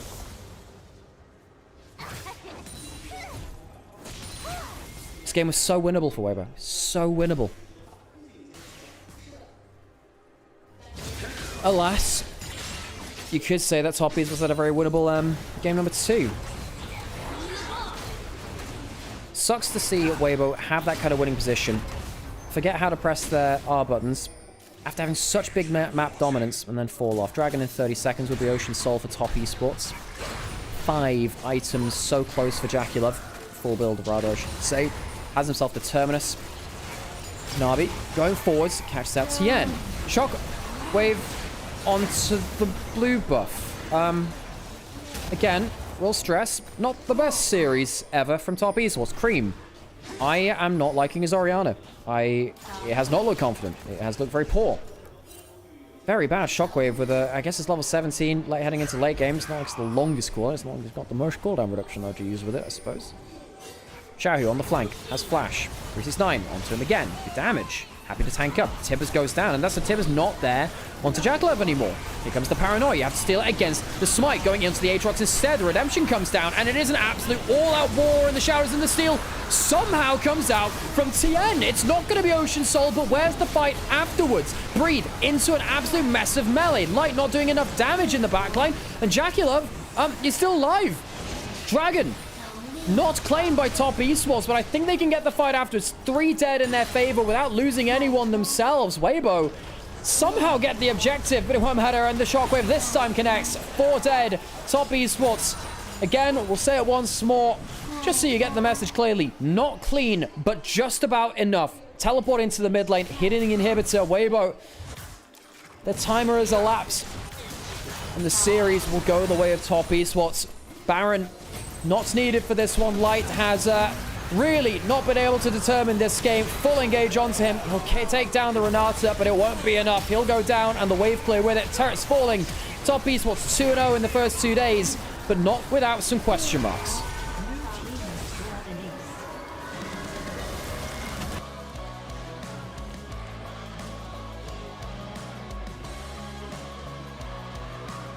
Not sure Top Esports should be happy with the first couple of days.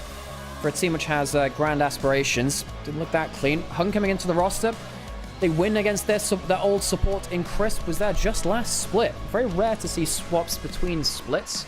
But in the LPL, we've had about 10 of them between spring and summer. And that'll be the last game today. Thank you everyone much for joining me. Voice is going a little bit. I need a drink. I need to rest my eyes a little bit. If you've enjoyed the games today, please drop a like, a follow, a subscribe. Whatever you can. Thank you for the follow there. I've been solo casting this last series today. I couldn't do this without my brother Initialise though. Sam and I, we've cast together on this channel for the last year and a bit, last 2 years even.